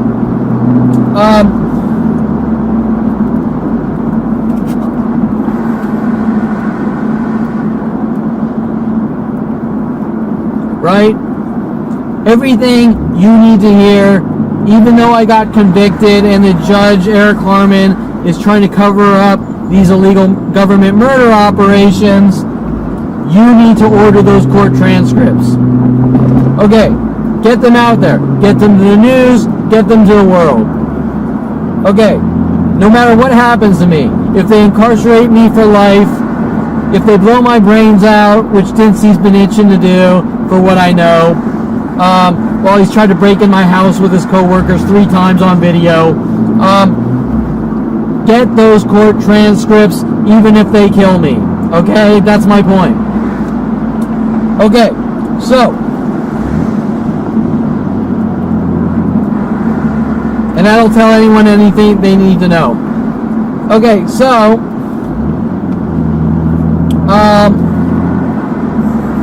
where was I?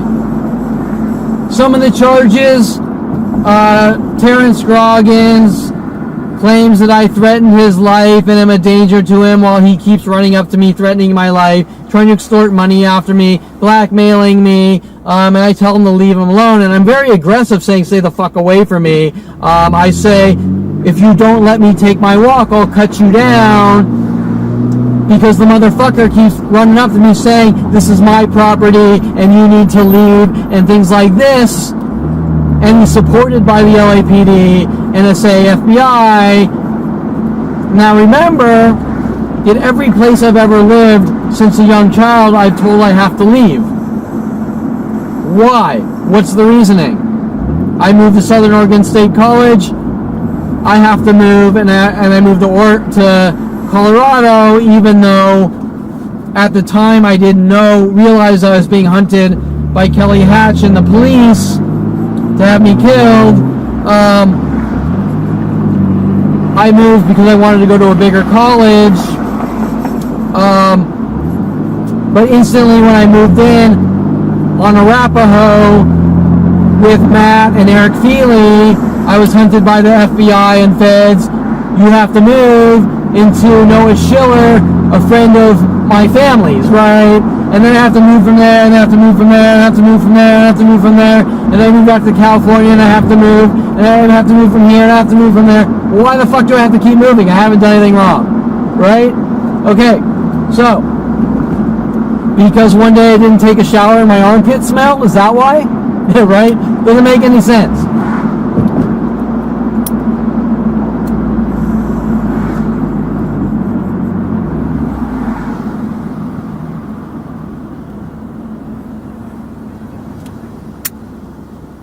So I don't want to go. There's so much detail about this court trial and the things that were going on, and I don't want to be caught up in getting into that, but I just quickly want to talk about their fabricated charges and fabricated discovery, with Dincey fabricating everything in the discovery. And you've seen him on video now trying to break in my house. You've seen him on video with his buddies posing as FBI agents.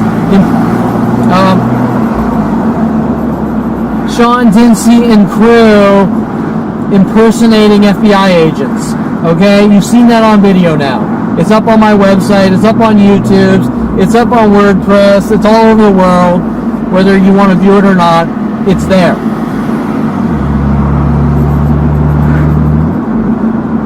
Okay, so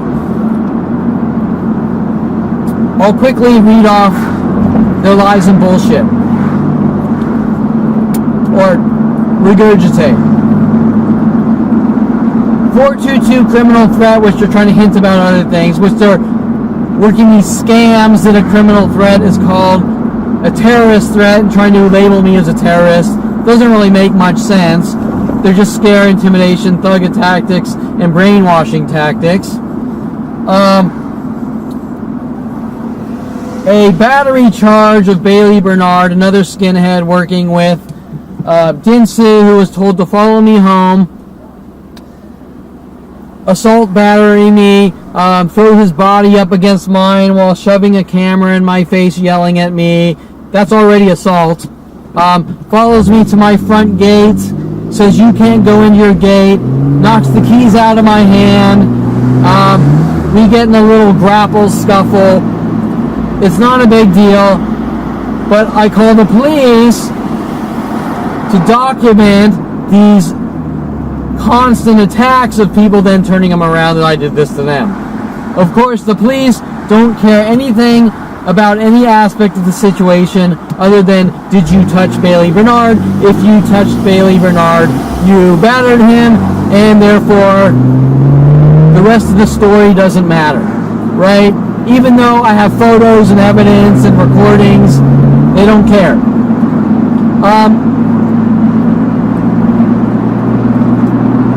So that was the battery charge, and also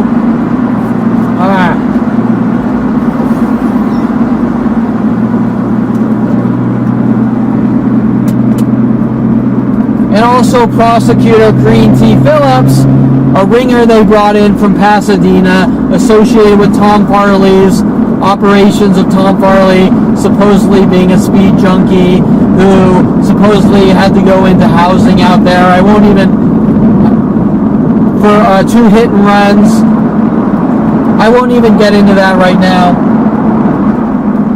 But them hiring Corrine T. Phillips from Pasadena kind of as a ringer to come in with these lies and scams, pretending she doesn't know me, changing her lifestyle to move to Woodland Hills on a personal vendetta, working with Tom Farley in cover-up operations. I won't even go down that road right now. And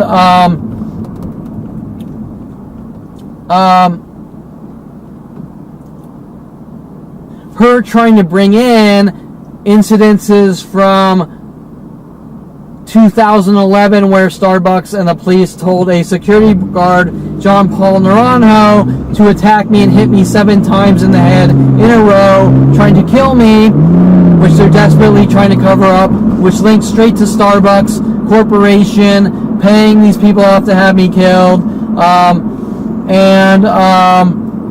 to paying adventurous Starbucks in cover-up operations for the 10-year prior attacks to have me killed with mass mobs. Corrine T. Phillips trying to sort of sneak that into irrelevant things which are totally inadmissible as evidence, but all the tons of video footage and endless attacks and endless direct things that relate to the incidences at the time, which are all they are all really admissible as evidence. I'm being told is inadmissible as evidence, and lied to by my own attorney and everyone in the judicial system working together. And it's again why you need to get those court transcripts.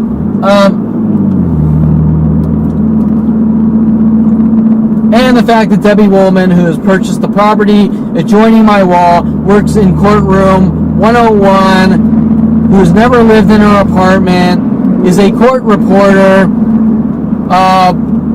in the Van Nuys Courthouse on Delano Street, and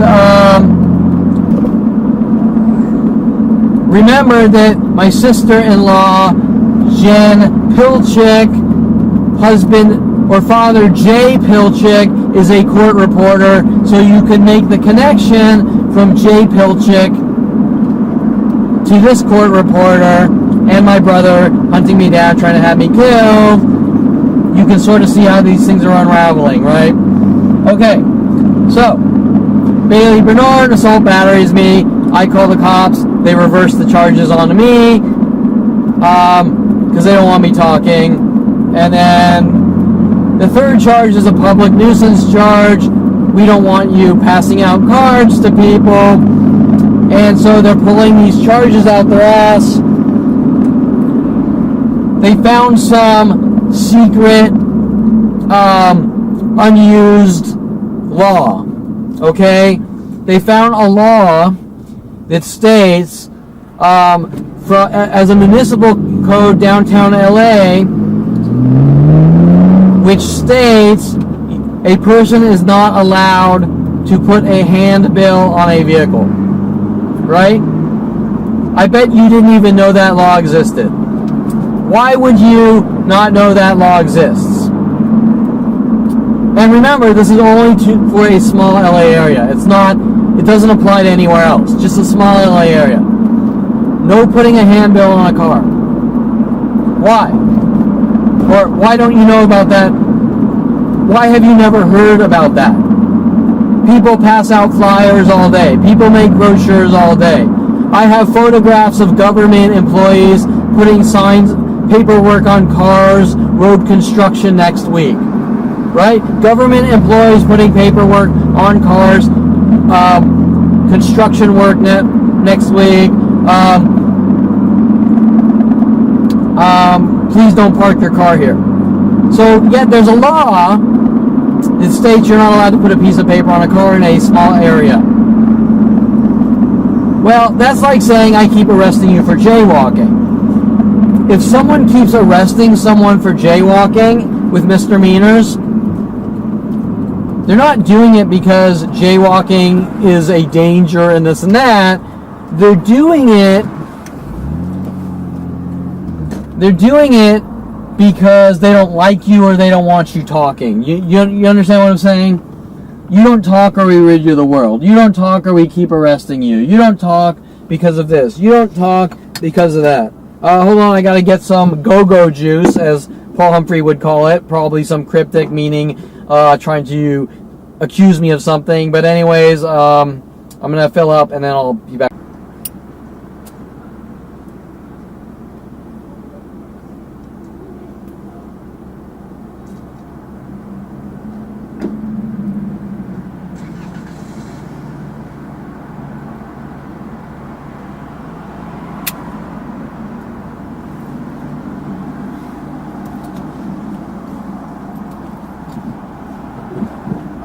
Okay, so where the hell was I?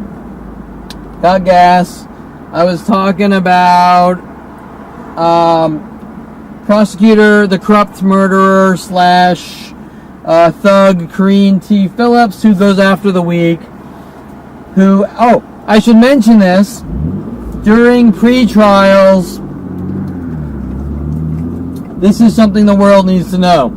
During pre-trials, Corinne T. Phillips, prosecutor, was given a 10 terabyte, maybe 8 terabyte hard drive. It's also in the transcripts. Hard drive of the mass murder operations on video and everything that was being done to me, all on video. Corinne T. Phillips, with knowledge and proof of me being hunted, in her hand, before trial, had the option to throw out trial with the judge, Eric Harmon, has the proof and evidence of the crimes against me, made a conscious decision with the proof and evidence of these mass murder operations against me to lie in court as a prosecutor with proof of what's been done currently, now, then, at the trial, right? She has proof of the 10 years of leading up to the mass attacks against me. She has proof of the current things that were being done to me while they arrested me. She has proof afterwards of these operations on a hard drive given to her. They did not throw the trial out. saying Kevin's innocent and this is a scam. They proceeded to try to cover up their mass murder operations against me. This is all on the transcript. That is also something that you need to kind of be aware of and look at. The Kareem T. Phillips prosecutor made a conscious decision to help hunt down and kill me for what I know and try to incarcerate me for life, which they're still trying to do. Holding the evidence in her hand of the crimes against me. Just remember that. Okay, so I think I listed the 3 charges. There were more charges, but they are identical charges. Like we have 2 incidences of you passing out cards. Okay? I mean, why do you care? Why do you care that I might hand someone or put a card on a car like you do flyers? It says you have been told lies, and I wouldn't have to hand out these damn cards if I wasn't under 24/7 attack with worldwide groups saying you don't tell anyone or we kill you, right?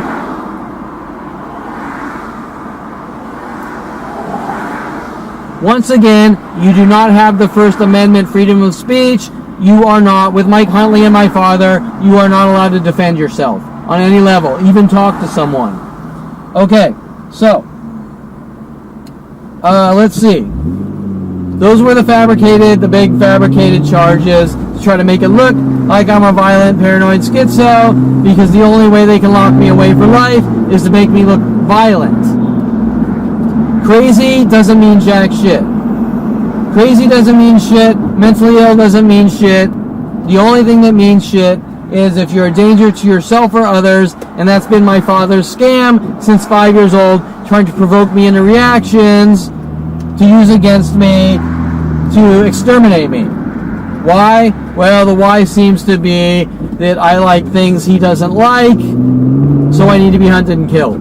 I built adult websites, I need to be hunted and killed. I got into studio photography with women, I need to be hunted and killed.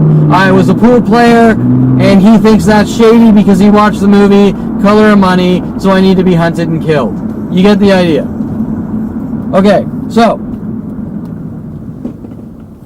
it doesn't make much sense to perfectly sane people, but in a world of psychotic murderers that kill for no good reason,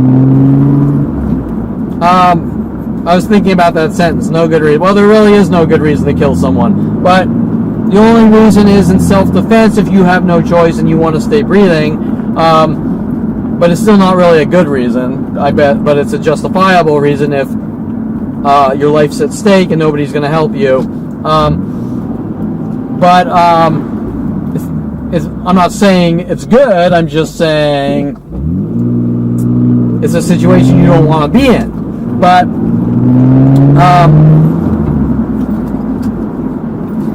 But survival is survival, and we are all born with preservation of man, and we all will do anything to stay breathing if something bad is being done to us, and that is a human genetic trait, hence why worlds go to wars over things like Adolf Hitler killing people, because Jews and minorities want to stay breathing. They don't deserve to be killed. And I don't deserve to be killed.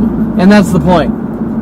And people will probably try to use that statement against me, saying, oh, he said something like, it's okay to kill someone, taking things out of context, right?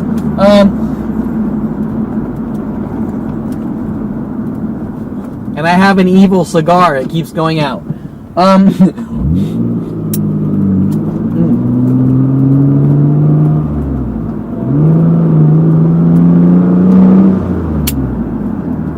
Okay, so the conversation of what happened in the court, that's really for a different conversation, but you get the idea. I was arrested on fabricated charges with mass worldwide groups helping. In other words, I was always going to be in that courtroom. From 5 years old.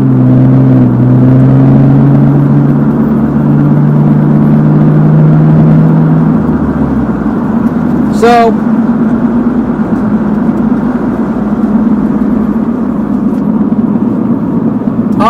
Obviously, with Judge Eric Harmon and his YouTubes, one person ruins life for 99% of communities, is not only a mobster view, it is a sick, demented, bullying, thugging view. I don't like that guy, and whatever. I don't like that girl. She's a porn star, so it's okay for 99% of us to get together and kill her, is Eric Harmon's view. What did she do? Well, she ruined it for 99% of the community because they don't like what she does for a living, right? That would be the analogy, right? Well, doesn't the Constitution of the United States of America say you can be as weird or different or creative and you are protected by the law? And if 99% of the people hunt you down and try to bash your skull in with crowbars, you didn't make them. They just don't accept you. But the law states that you have the right to be protected by the judicial system and Constitution from people raping you and killing you because they don't approve that you're a porn star, right? Well, that same analogy applies to me, that Kevin Perlman might be different or Kevin Perlman might be crazy, so we have the right to hunt him down and kill him, is what Eric Harmon is really saying in his YouTubes, who is involved in a jury-tampered jury, is involved, the entire jury said they didn't know me. Well, that's impossible. How does, if I'm 10 times more known than Donald Trump, how does the jury who's mimicking my Twitter conversations not know me? Right? Do you understand? That's impossible.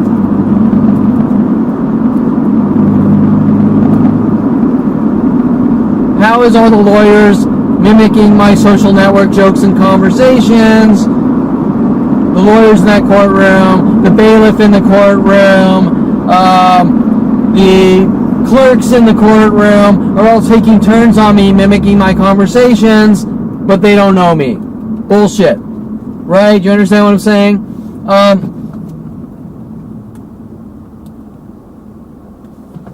And the prosecutor, Karine T. Phillips, holding a hard drive of evidence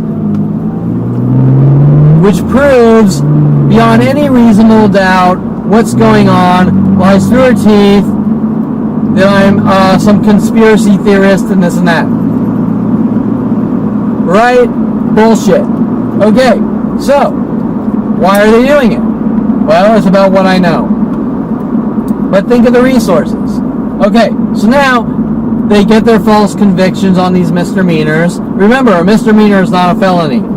Misdemeanor is you're still allowed to vote and you still have your rights. Okay? They're small things. So, once they get their convictions, Eric Harmon, for some reason, and a whole bunch of setup and frame job things were going on during these processes as well. I'm not going to get into them, but Eric Harmon gets these bullshit jury tampered convictions on all the charges, and then normally they would say you're going to jail and this is when you go to jail and this and that. Or actually, wait, hold on. Let me back up. These are misdemeanors. So while there could be some jail time on misdemeanors, normally it's rare, and normally you get fairly large fines as punishment, but you could go to jail for short periods of time or this or that, right? Well, and these trivial misdemeanors, which are all fabricated, and now you understand why they're being fabricated this way to try to make it look like I'm a violent 5150 paranoid schizo. Eric Harmon says, I'm going to remand Kevin for 5 days to go to jail while I figure out sentencing, as if I'm a violent, dangerous person, but yet I've been in the courtroom for a year and a half, showing up on court dates I didn't have to show up to, while the entire people in the judicial system are constantly provoking me, and they did not get one violent reaction. Nothing. Not even close. Eric Harmon, according to the bailiff who arrests me instantly after the convictions, doesn't say you're going to jail on this date or this or that, right? Says that he wrote on a piece of paper that I tried to cut myself in the courtroom. Well, I cannot tell you if that is true. I can tell you that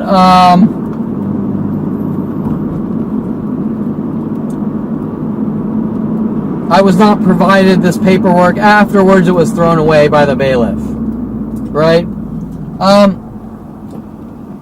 Now, at this point, they take me to IRC Central down in LA, but then they do a sort of lateral move to secretly bring me to Pitch's Wayside maximum security prison off record in the maximum security side with all the hardcore criminals.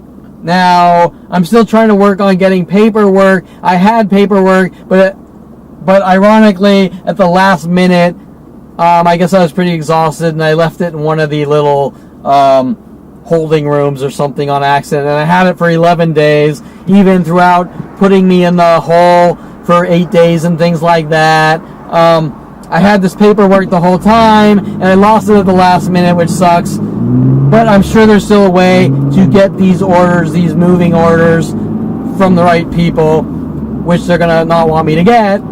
But I can guarantee that I can tell you all about Pitch's Wayside visually, and that alone will prove that I was there.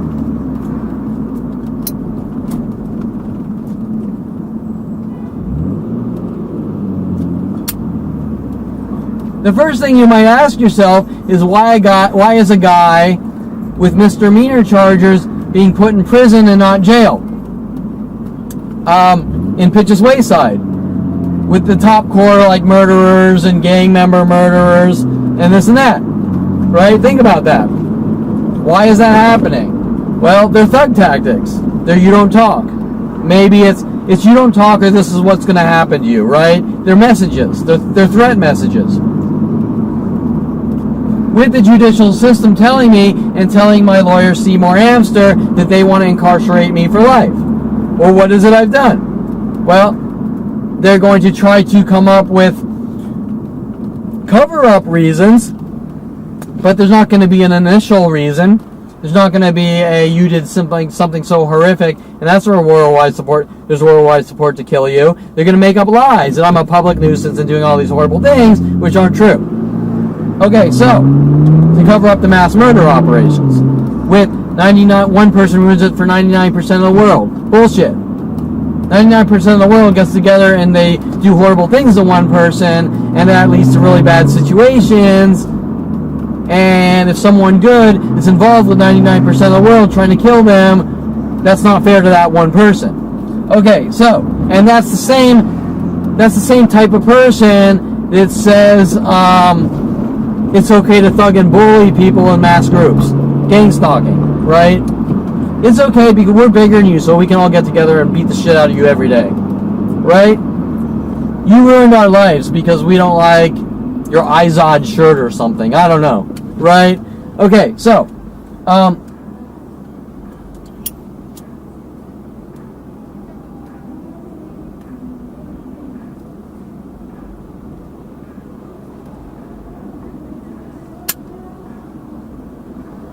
they get their fabricated bullshit charges, and then it's this.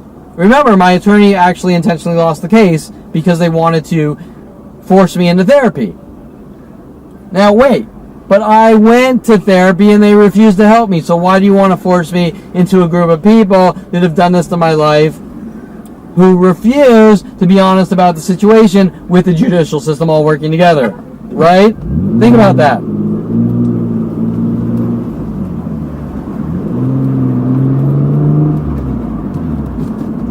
Okay, so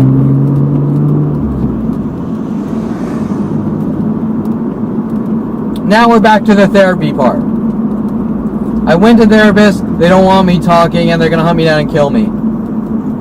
I'm arrested with, thrown in maximum security with corrupt murderer Kareen T. Phillips, who involved in hunting down and killing people they label crazy because they don't want them. They want to control their lives and dictate their lives for no reason. and she's working with Karine Eshigan, who sort of is working with Dincy and LAPD, Lorraine Escobar, and my father to lock me away with these threats. I do what they say or they're going to kill me, and just like Janet Nordet, and my father's ex-wife, and now we're back to therapy. Okay, so now at this point, I have court-ordered therapy, as if that's going to change the equation. It's not. It's not going to cure me, because there's no mental illness. There's no problem. I'm not the problem. So we're playing that bullshit game.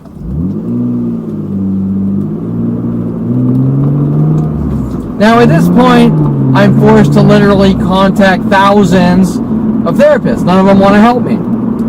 Why? Why don't any of these therapists want to help me?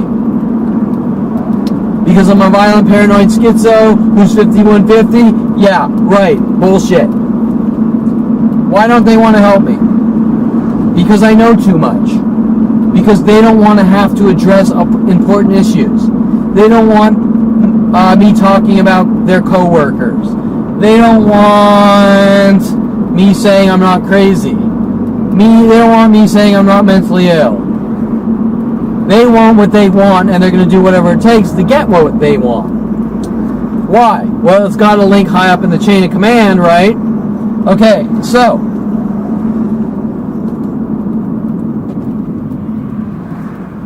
the chain of conspiracy command, I should say.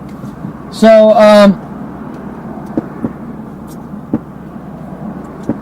sorry, gathering thoughts because there's so many.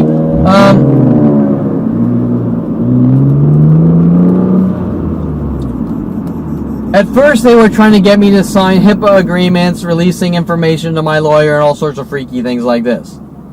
Why? I'm supposed to be protected in private environments. Why does my lawyer need to know the detailed conversations from murdering psychologists and psychiatrists when he can just ask me? Right? You think that just because this piece of shit has a psychology degree that they're so important that anything they say is gold? Bullshit. I don't care what uniform you're wearing. That doesn't mean you're an honest person. The only truth is going to come from me. It's not going to come from some piece of shit that says Kevin told me this and I don't believe him, so he's a bad person. The only thing that's truthful is going to come from the person, not anyone else. So, unless they're a witness or something, right? So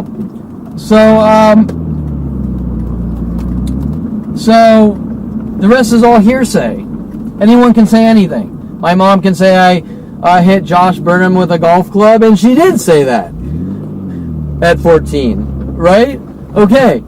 My dad can say I tried to kill her, scare him with a bullet hole, and he did go out with Sean Dincy, or the Sean Dincy crew and LAPD paying him off to put bullet holes in his car, right? Anyone can say anything. So what makes some therapist an honest person? Just because you're a therapist doesn't mean you're an honest person. You're endangering people's lives if you're a therapist disseminating information. So,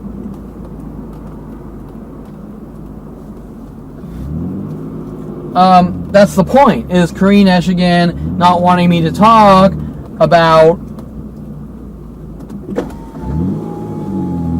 my father shocking his dogs and then trying to shock me and shit like this in learning lessons that you do what I say or I keep shocking you until your nervous system gives out, is very relevant. And when she started hearing these things, she sure as shit didn't want me with the police talking. Now, these are serious questions that you need to ask. If you're a kid and you're born and your father is basically mentally trying to shock you to death with the LAPD and worldwide police government resources, like mental shocks, not literal shocks, but constant provokings from person after person that would be equivalent to like a shock until you're dead and gone, or something really bad happens to you, is the end-all be-all of child abuse known to man. It's unprecedented child abuse. It's unheard of torture operations with the psychology community. Okay, so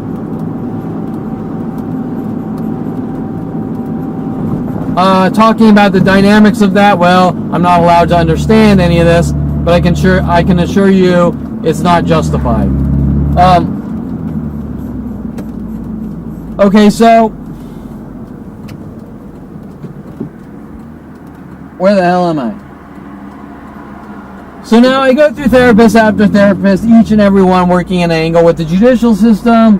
How can I use your information against you? Or back to the package, I don't feel qualified to let you talk about your life. You have to go to a psychiatrist and be dosed on medication.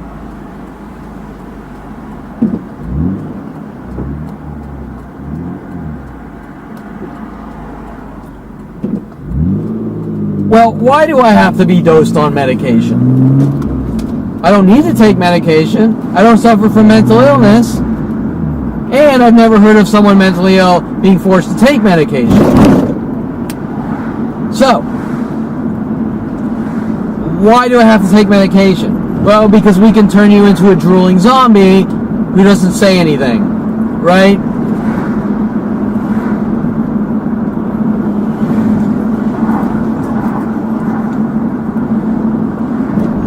And I learned the hard way before all this, that they were going to dose me up, especially Dr. Alex Lazar, on like 5 medications at once until I was pretty much dead and gone, trying to make it look like I just OD'd or something, and to try to silence me and turn me into a drooling idiot, right? Sleep 20 hours a day, don't say a word, don't leave your house, just sit there, rot, and die. Okay, so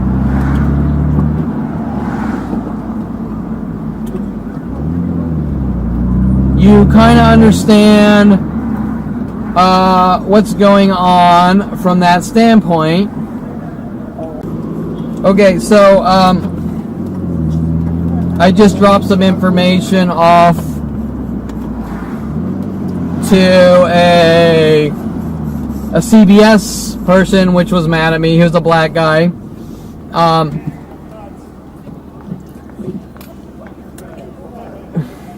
Oh, we need our lights. Oh.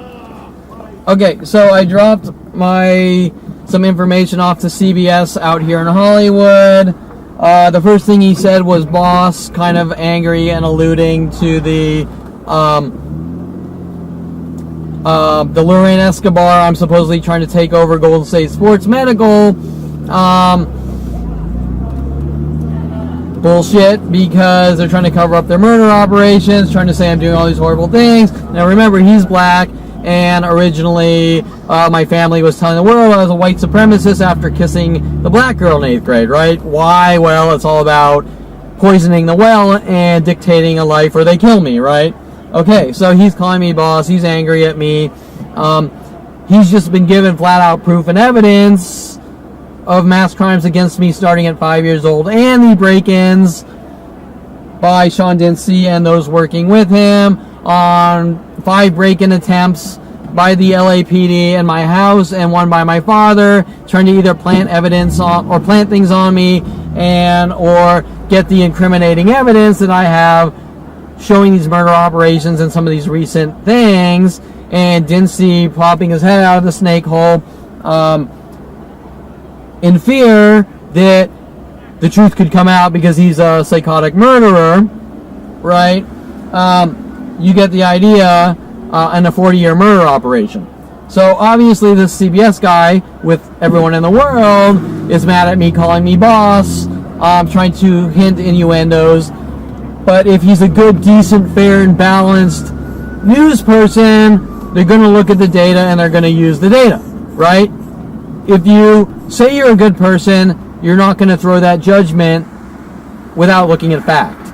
Okay? Facts are facts. Hearsay is hearsay. If I have proof of the truth, there's no reason you're going to look to disregard the truth unless you're a murderer. And I'm not labeling the guy, but what I am saying is it's obviously that he, like the rest of the world, has been approached with the lies, disinformation to try to silence me, just like they tried to do to Edward Snowden, calling me boss. Whatever exactly he means by that, because they do it in repetition.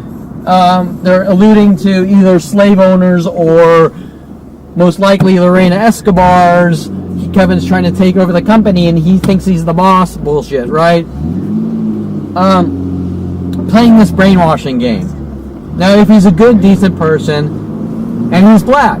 So if he's black, he should understand things about slavery and past history instead of coming down on me angry.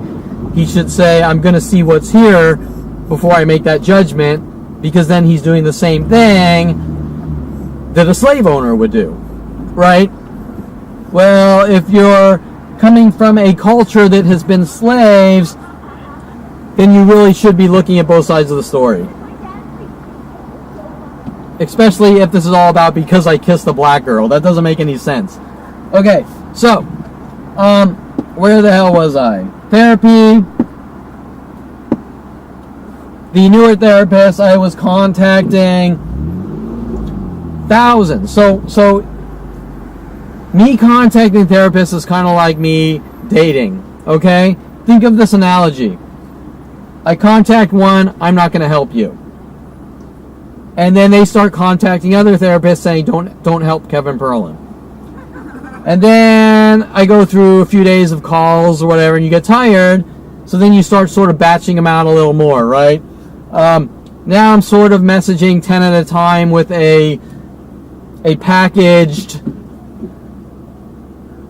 whatever, like I'll cut and paste the same text into a website and submit, I'm looking for a therapist, like 10 in a row, right?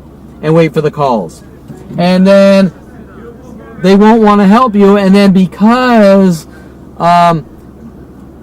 you're being micromanaged on a minute level with NSA operations, if you fart wrong in your house, the therapist won't help you, right? Does that make sense? Well, if your life is on that level of a macro lens, or looking at someone's life through a magnifying glass, if your life is like looking through someone at a magnifying glass, every fart and hiccup is going to be upsetting to them, right? And that is a fucked up level of seeing things. But that is my family with their government NSA resources. So you fart wrong, you committed a crime. Okay, so now all the therapists know that you've literally, listen to this guy behind me. So anyways, now all the therapists are saying, well, Kevin's crazy because he's submitting 10 mailers. Oh, he's an Uber driver. 10 postal Uber driver. Okay, so now the therapists are going, well, Kevin's submitting 10 emails at a time to therapists of information they should not know, right? That's the point, because they're impeding on my privacy. So they say, well, we're not going to help you because 10 therapists and we're all communicating together all across the country. We're not going to help you. Well, wait, how would you know? And this person in Arizona and this person in Colorado know that I sent out 10 of the identical, I'm looking for a therapist to help you, right? Think about that. Okay, so now they're going to say Kevin's sending us spam, and which is not spam, and we're not going to help him because he's a horrible murderer and just committed a spam crime. Okay, wait. Well, that's not a spam crime. And by the way, there really is no such thing as a spam crime. That's like the stupidest thing I've ever heard, but you get the idea, right? Okay, spam is a crime like jaywalking is a crime, right? People don't like it, and one of the tactics was this lame spam tactic used on me years ago, which is also a thing that it's like farting or hiccuping wrong. When I was running a business, we were doing bulk emails with opt-out lists and if you want to sit there and try to you once in a while you sent out 5,000 emails on an opt-out list and this and that, you're really digging for something to use against someone that nobody gives a shit. That's the type of thing I'm talking about. There's no crime there. There's no worldwide campaign to kill you for the spam crime of using bulk email systems. Some people don't like it. There's spam filters, this and that, whatever. Mark Zuckerberg did the same type of thing in college, and nobody's hunting down the guy with worldwide support trying to kill him, right? Okay, so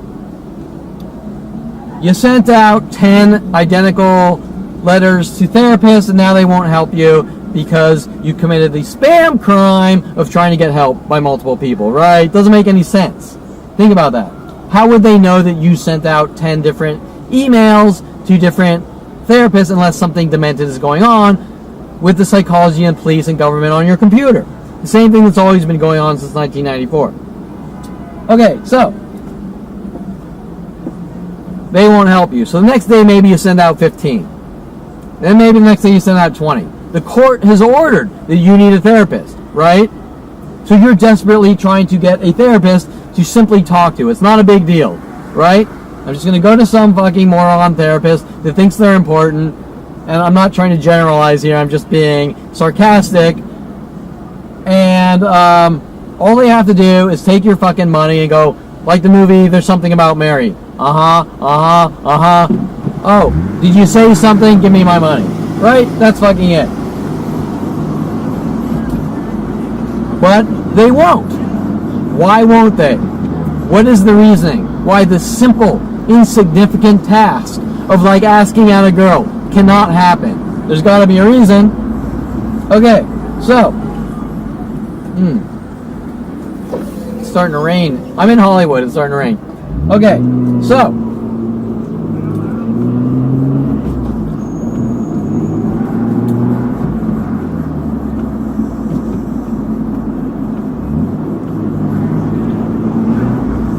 what is the reasoning?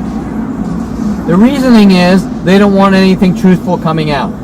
Okay, so now we literally go through like thousands of therapists to get court-ordered therapy, right?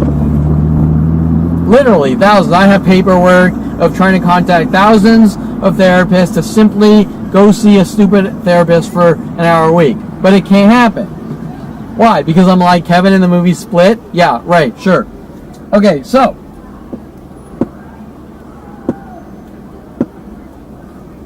it's got to be about something, right?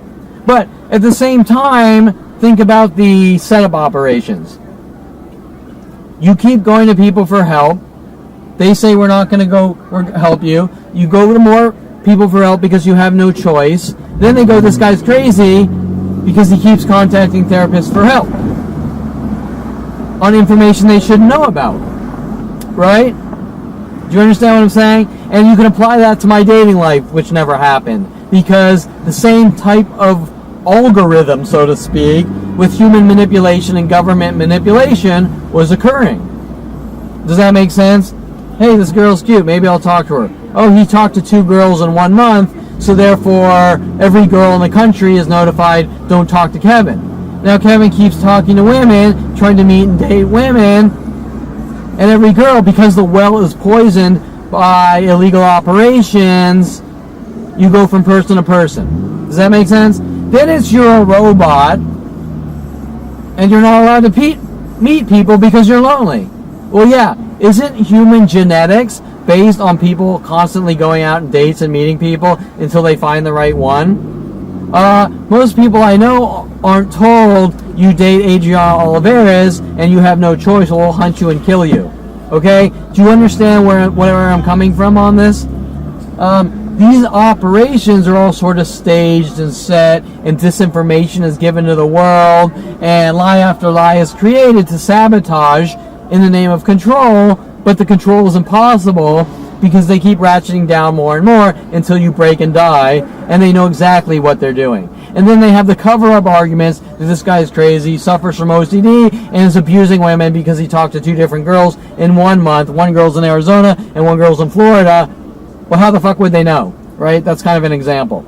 Okay, so while everyone else is going out and fuck fest and nobody gives a flying fuck. That's my point. Okay, so eventually after all this I find a therapist, and after a couple of sessions and them not being able to control the dialogue of the conversations, people show up working with the therapist with death threats. What was the first? Oh, the first death threat was a Sean Dinsey skinhead on video. You're a snitch, you're dead. Okay? Well, snitch of what? Right? I'm not part of a drug dealer crew or anything. I'm not part of Pablo Escobar cartel here. I turned 29, found out there's a worldwide campaign to kill me, and went to the cops. And the cops basically said, you don't talk or we kill you. So what am I a snitch or whistleblower of? Well, I'm a snitch of a whistleblower of not wanting to be hunted and killed by mass mobs, and that's really not the definition of snitch. Do you know what I'm saying? That doesn't make any sense. Now,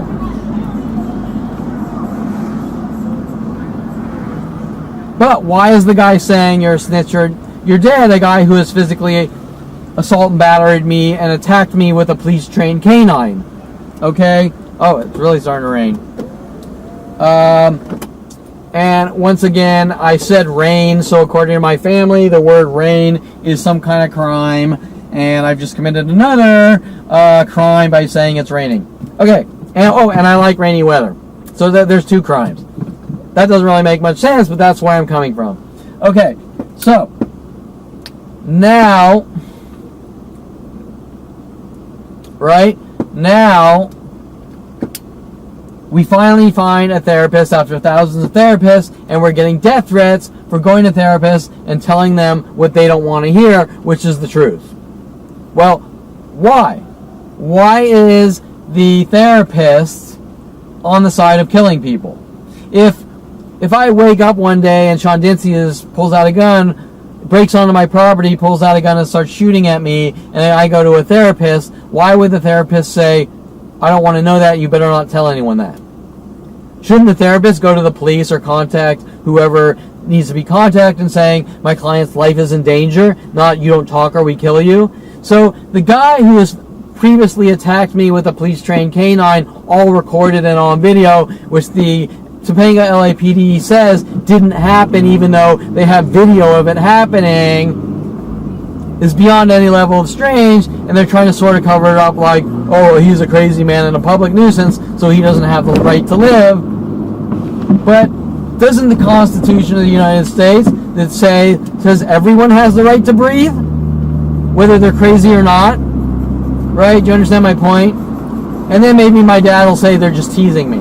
Yeah, well, I don't know someone that is met with 100,000 to 1 million teases per day.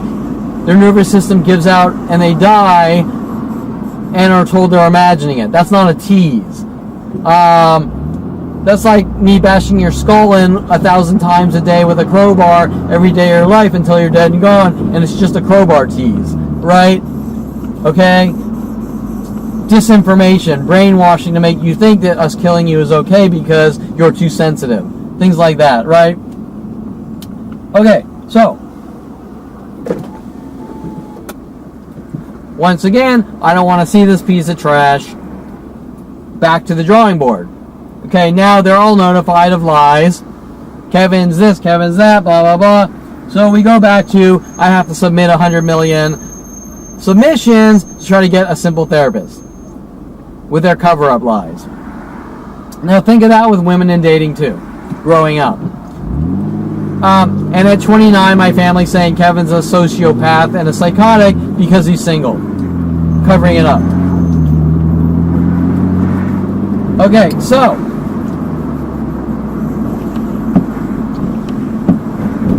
and then it switches to I only date models and porn stars. It just keeps changing. But once again, how's this information getting out worldwide? Nobody wants to address that issue on these government-built propaganda murder networks.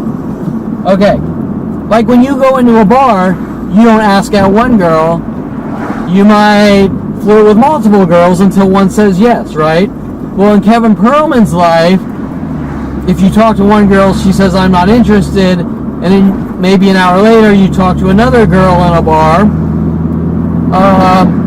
The women with the government, my family, will say, you suffer from OCD, you demand perfection, and you're abusing the other girl because the girl that said no,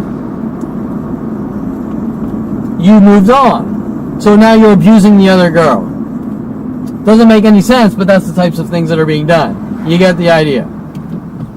Okay, so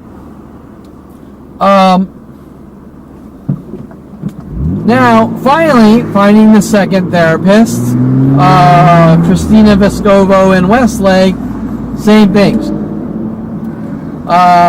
You're too sensitive, so what? You're being provoked every few seconds by stranger after stranger. Toughen up and go out and be a man and live your life. Well, you can't live your life because you're being attacked by every person known to man in angry rage about something, and you're told you're not allowed to tell your side of the story. So how do you go out and live your life and make money and have friends, relationships, families if you want it, anything? You can't, because they won't be honest about the situation, and they're trying to control every aspect of everything. You do what we say or we kill you. Okay? So you can't. And these are the issues that people need to talk about. Not, you do what we say and you're crazy, or you're crazy. Okay, so finally, maybe you find a third one. And I did, and once again, the guy shows up at a Starbucks in Thousand Oaks. Actually, this was with Christina Vescovo. The guy follows me to Starbucks in Thousand Oaks saying, you don't talk. Trying to look all threatening, which didn't scare me. Alluding to my brother's road rage shit. And really his, you don't talk. And I said, about what? And he wouldn't answer the question. Really trying to say, you don't talk or we kill you. But the words, or we kill you, didn't come out. But he did, however, say, you don't talk. Okay, so these are random strangers all over the world threatening my life. And that guy hints about a month prior situation at a Starbucks in Oxnard in Woodland Hills where a girl hit me because she didn't want to talk about Dincy hunting me down trying to kill me. Well, isn't that strange? A girl is taking the side of murdering cops who just randomly hunt down and kill the imperfect, with Starbucks Corporation paid off. Okay, so anyways, you get the idea.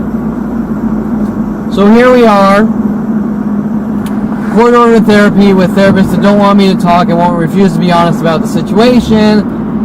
Obviously links up to something in the psychology community with the judicial system on government kill operations.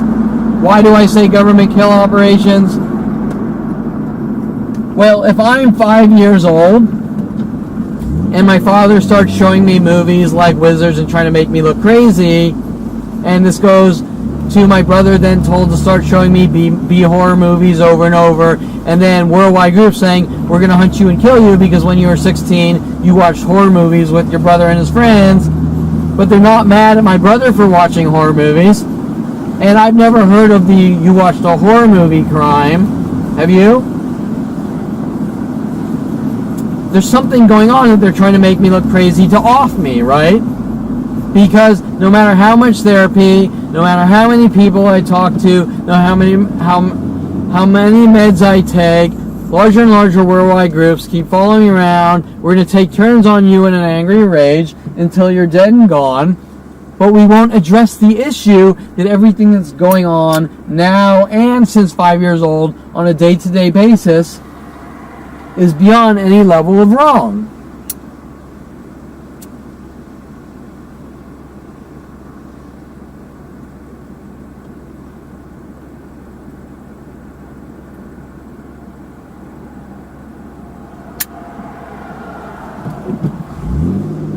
Why can't they say, this is unacceptable? Do you understand what I'm saying? Let's say every couple of minutes, stranger after stranger teases you to death worldwide, right? Why can't they say that's unacceptable? Whether it's a tease or not, that's unacceptable. Okay, do you understand what I'm saying? And why can't they admit that every person I'm in contact with worldwide knows me? Because if they can't admit that, then they got something to hide. Right? Do you understand?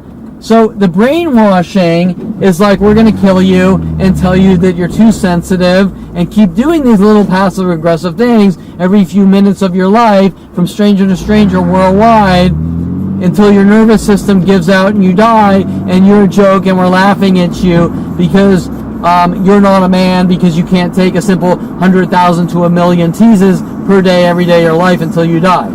Right? Think about that. Think about the well-crafted, well-oiled, crafted operation from every psychiatrist in the world, every lawyer in the world, every person in the world, every police officer in the world. What is the motive? What is the reasoning? Well, the first question you always have to come back to is, how do all these people know me worldwide? Because that in itself is highly illegal. It's not done.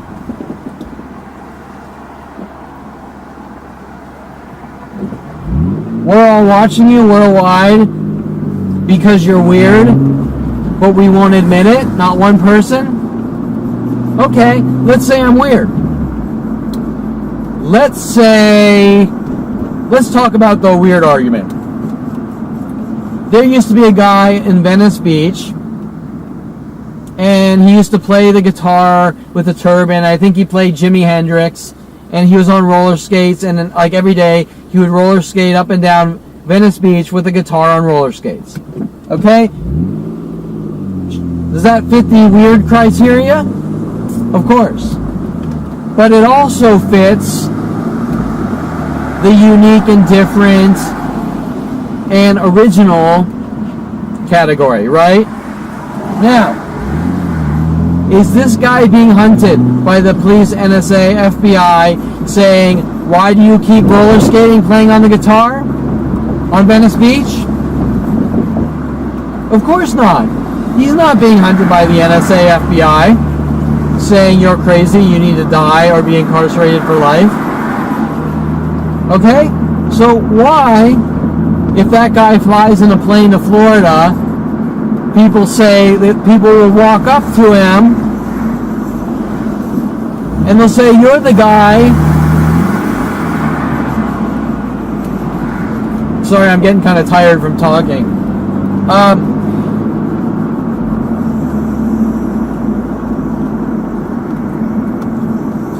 They'll say,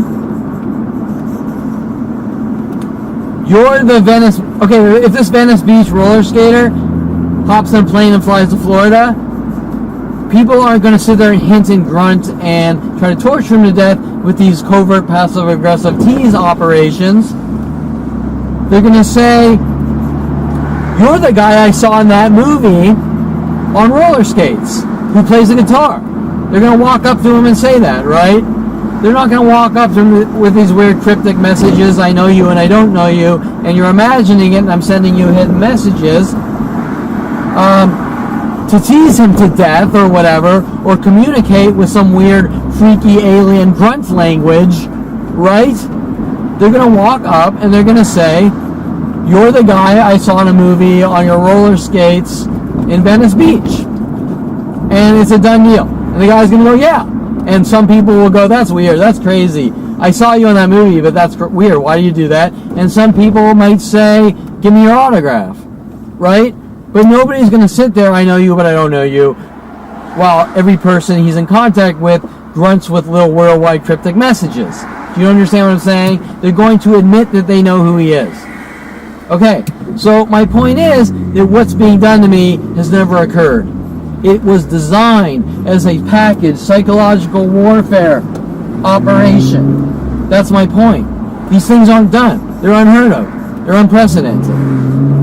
It's not one person, it's worldwide conspiracies, almost one sequentially after the next. So here we have two police officers that just One is leaving the Starbucks here, who was waiting for me at the 7-Eleven here. I kind of sort of got him on video. I just drove by the 7-Eleven. He followed me to the 7-Eleven where people show up and attacking me. A police officer just followed me there, with the second one waiting, driving through the 7-Eleven lot.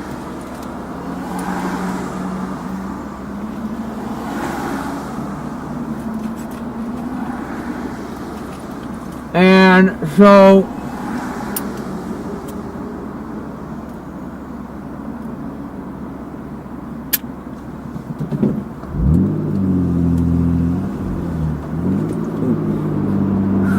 and this time on the 7-Eleven lot,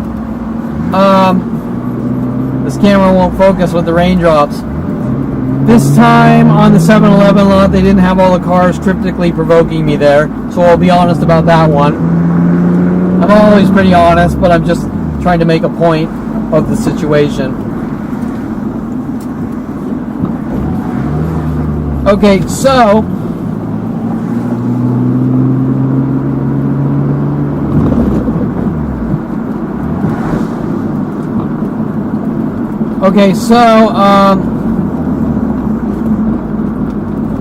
where the hell was I?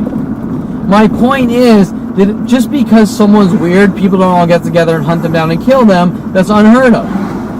Generally, people might not understand them, and they kind of go their own way. But if someone thinks someone weird, generally, the majority of the people either stay away if they think they're that weird, or the people that... But there's still a large majority of people that go, oh, you're that person, and blah, blah, blah, and they talk about it, right? Well, in my life, it's all or none. It's this way or that way. I'm known worldwide, but I'm told I'm imagining it from almost every person on the planet. And if I start telling them about my life, they get mad and they threaten my life. You don't talk or we kill you. Right? Do you understand?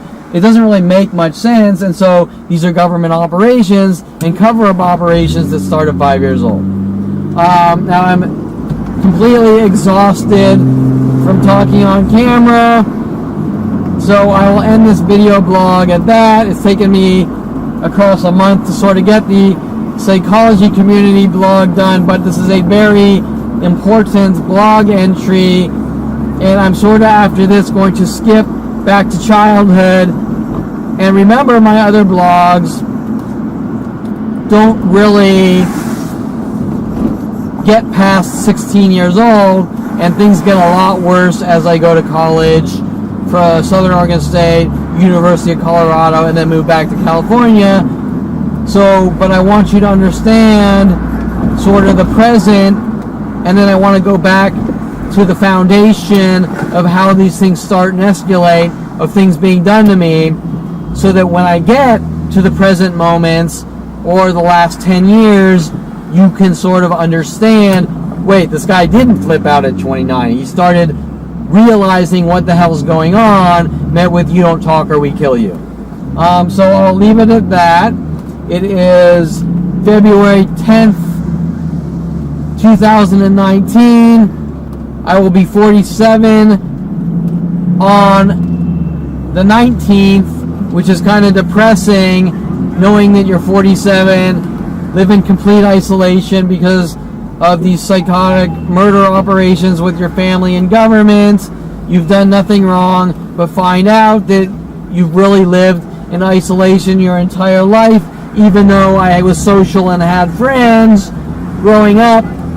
They weren't my friends. They were my frenemies. They were contacted.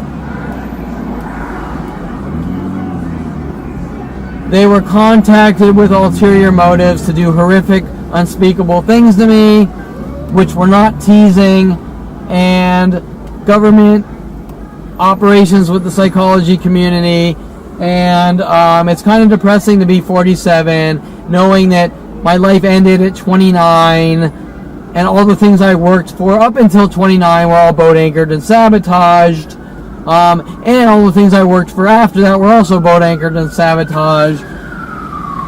Whether it be dating attempts, relationship attempts, work attempts, hobby attempts, you name it. is very depressing for me. And when I say depressing, my family will now say he suffers from depression as a label. I'm not saying I suffer from depression. What I'm saying is it's depressing to know that this is my life, but I want you to understand the honesty, the fact that I'm going to be 19, alone in isolation, or on the 19th, I'm going to be 47, alone in isolation, once again, with a worldwide campaign to kill me, and nobody actually sitting there saying, we're all here for you, and this is unacceptable, what's been done to your life, and we're with you in direct, normal conversations, whether they're my friend, whether they're some random person who knows me, sitting there going, we're here for you. We're not dating and we're not in a relationship and we're not friends, but we're kind of here for you on your side in a verbal, direct message. You know what I'm saying? And that's normally how people react. They don't sit there and go, because you talk to someone, you think you're dating and you need to be silenced. And lonely people don't have the right to exist, or weird, freaky sayings like this, right? The lonely crime type of weird thing, right? Okay, so anyways, I'm going to leave it at that, but this is kind of a very important blog entry.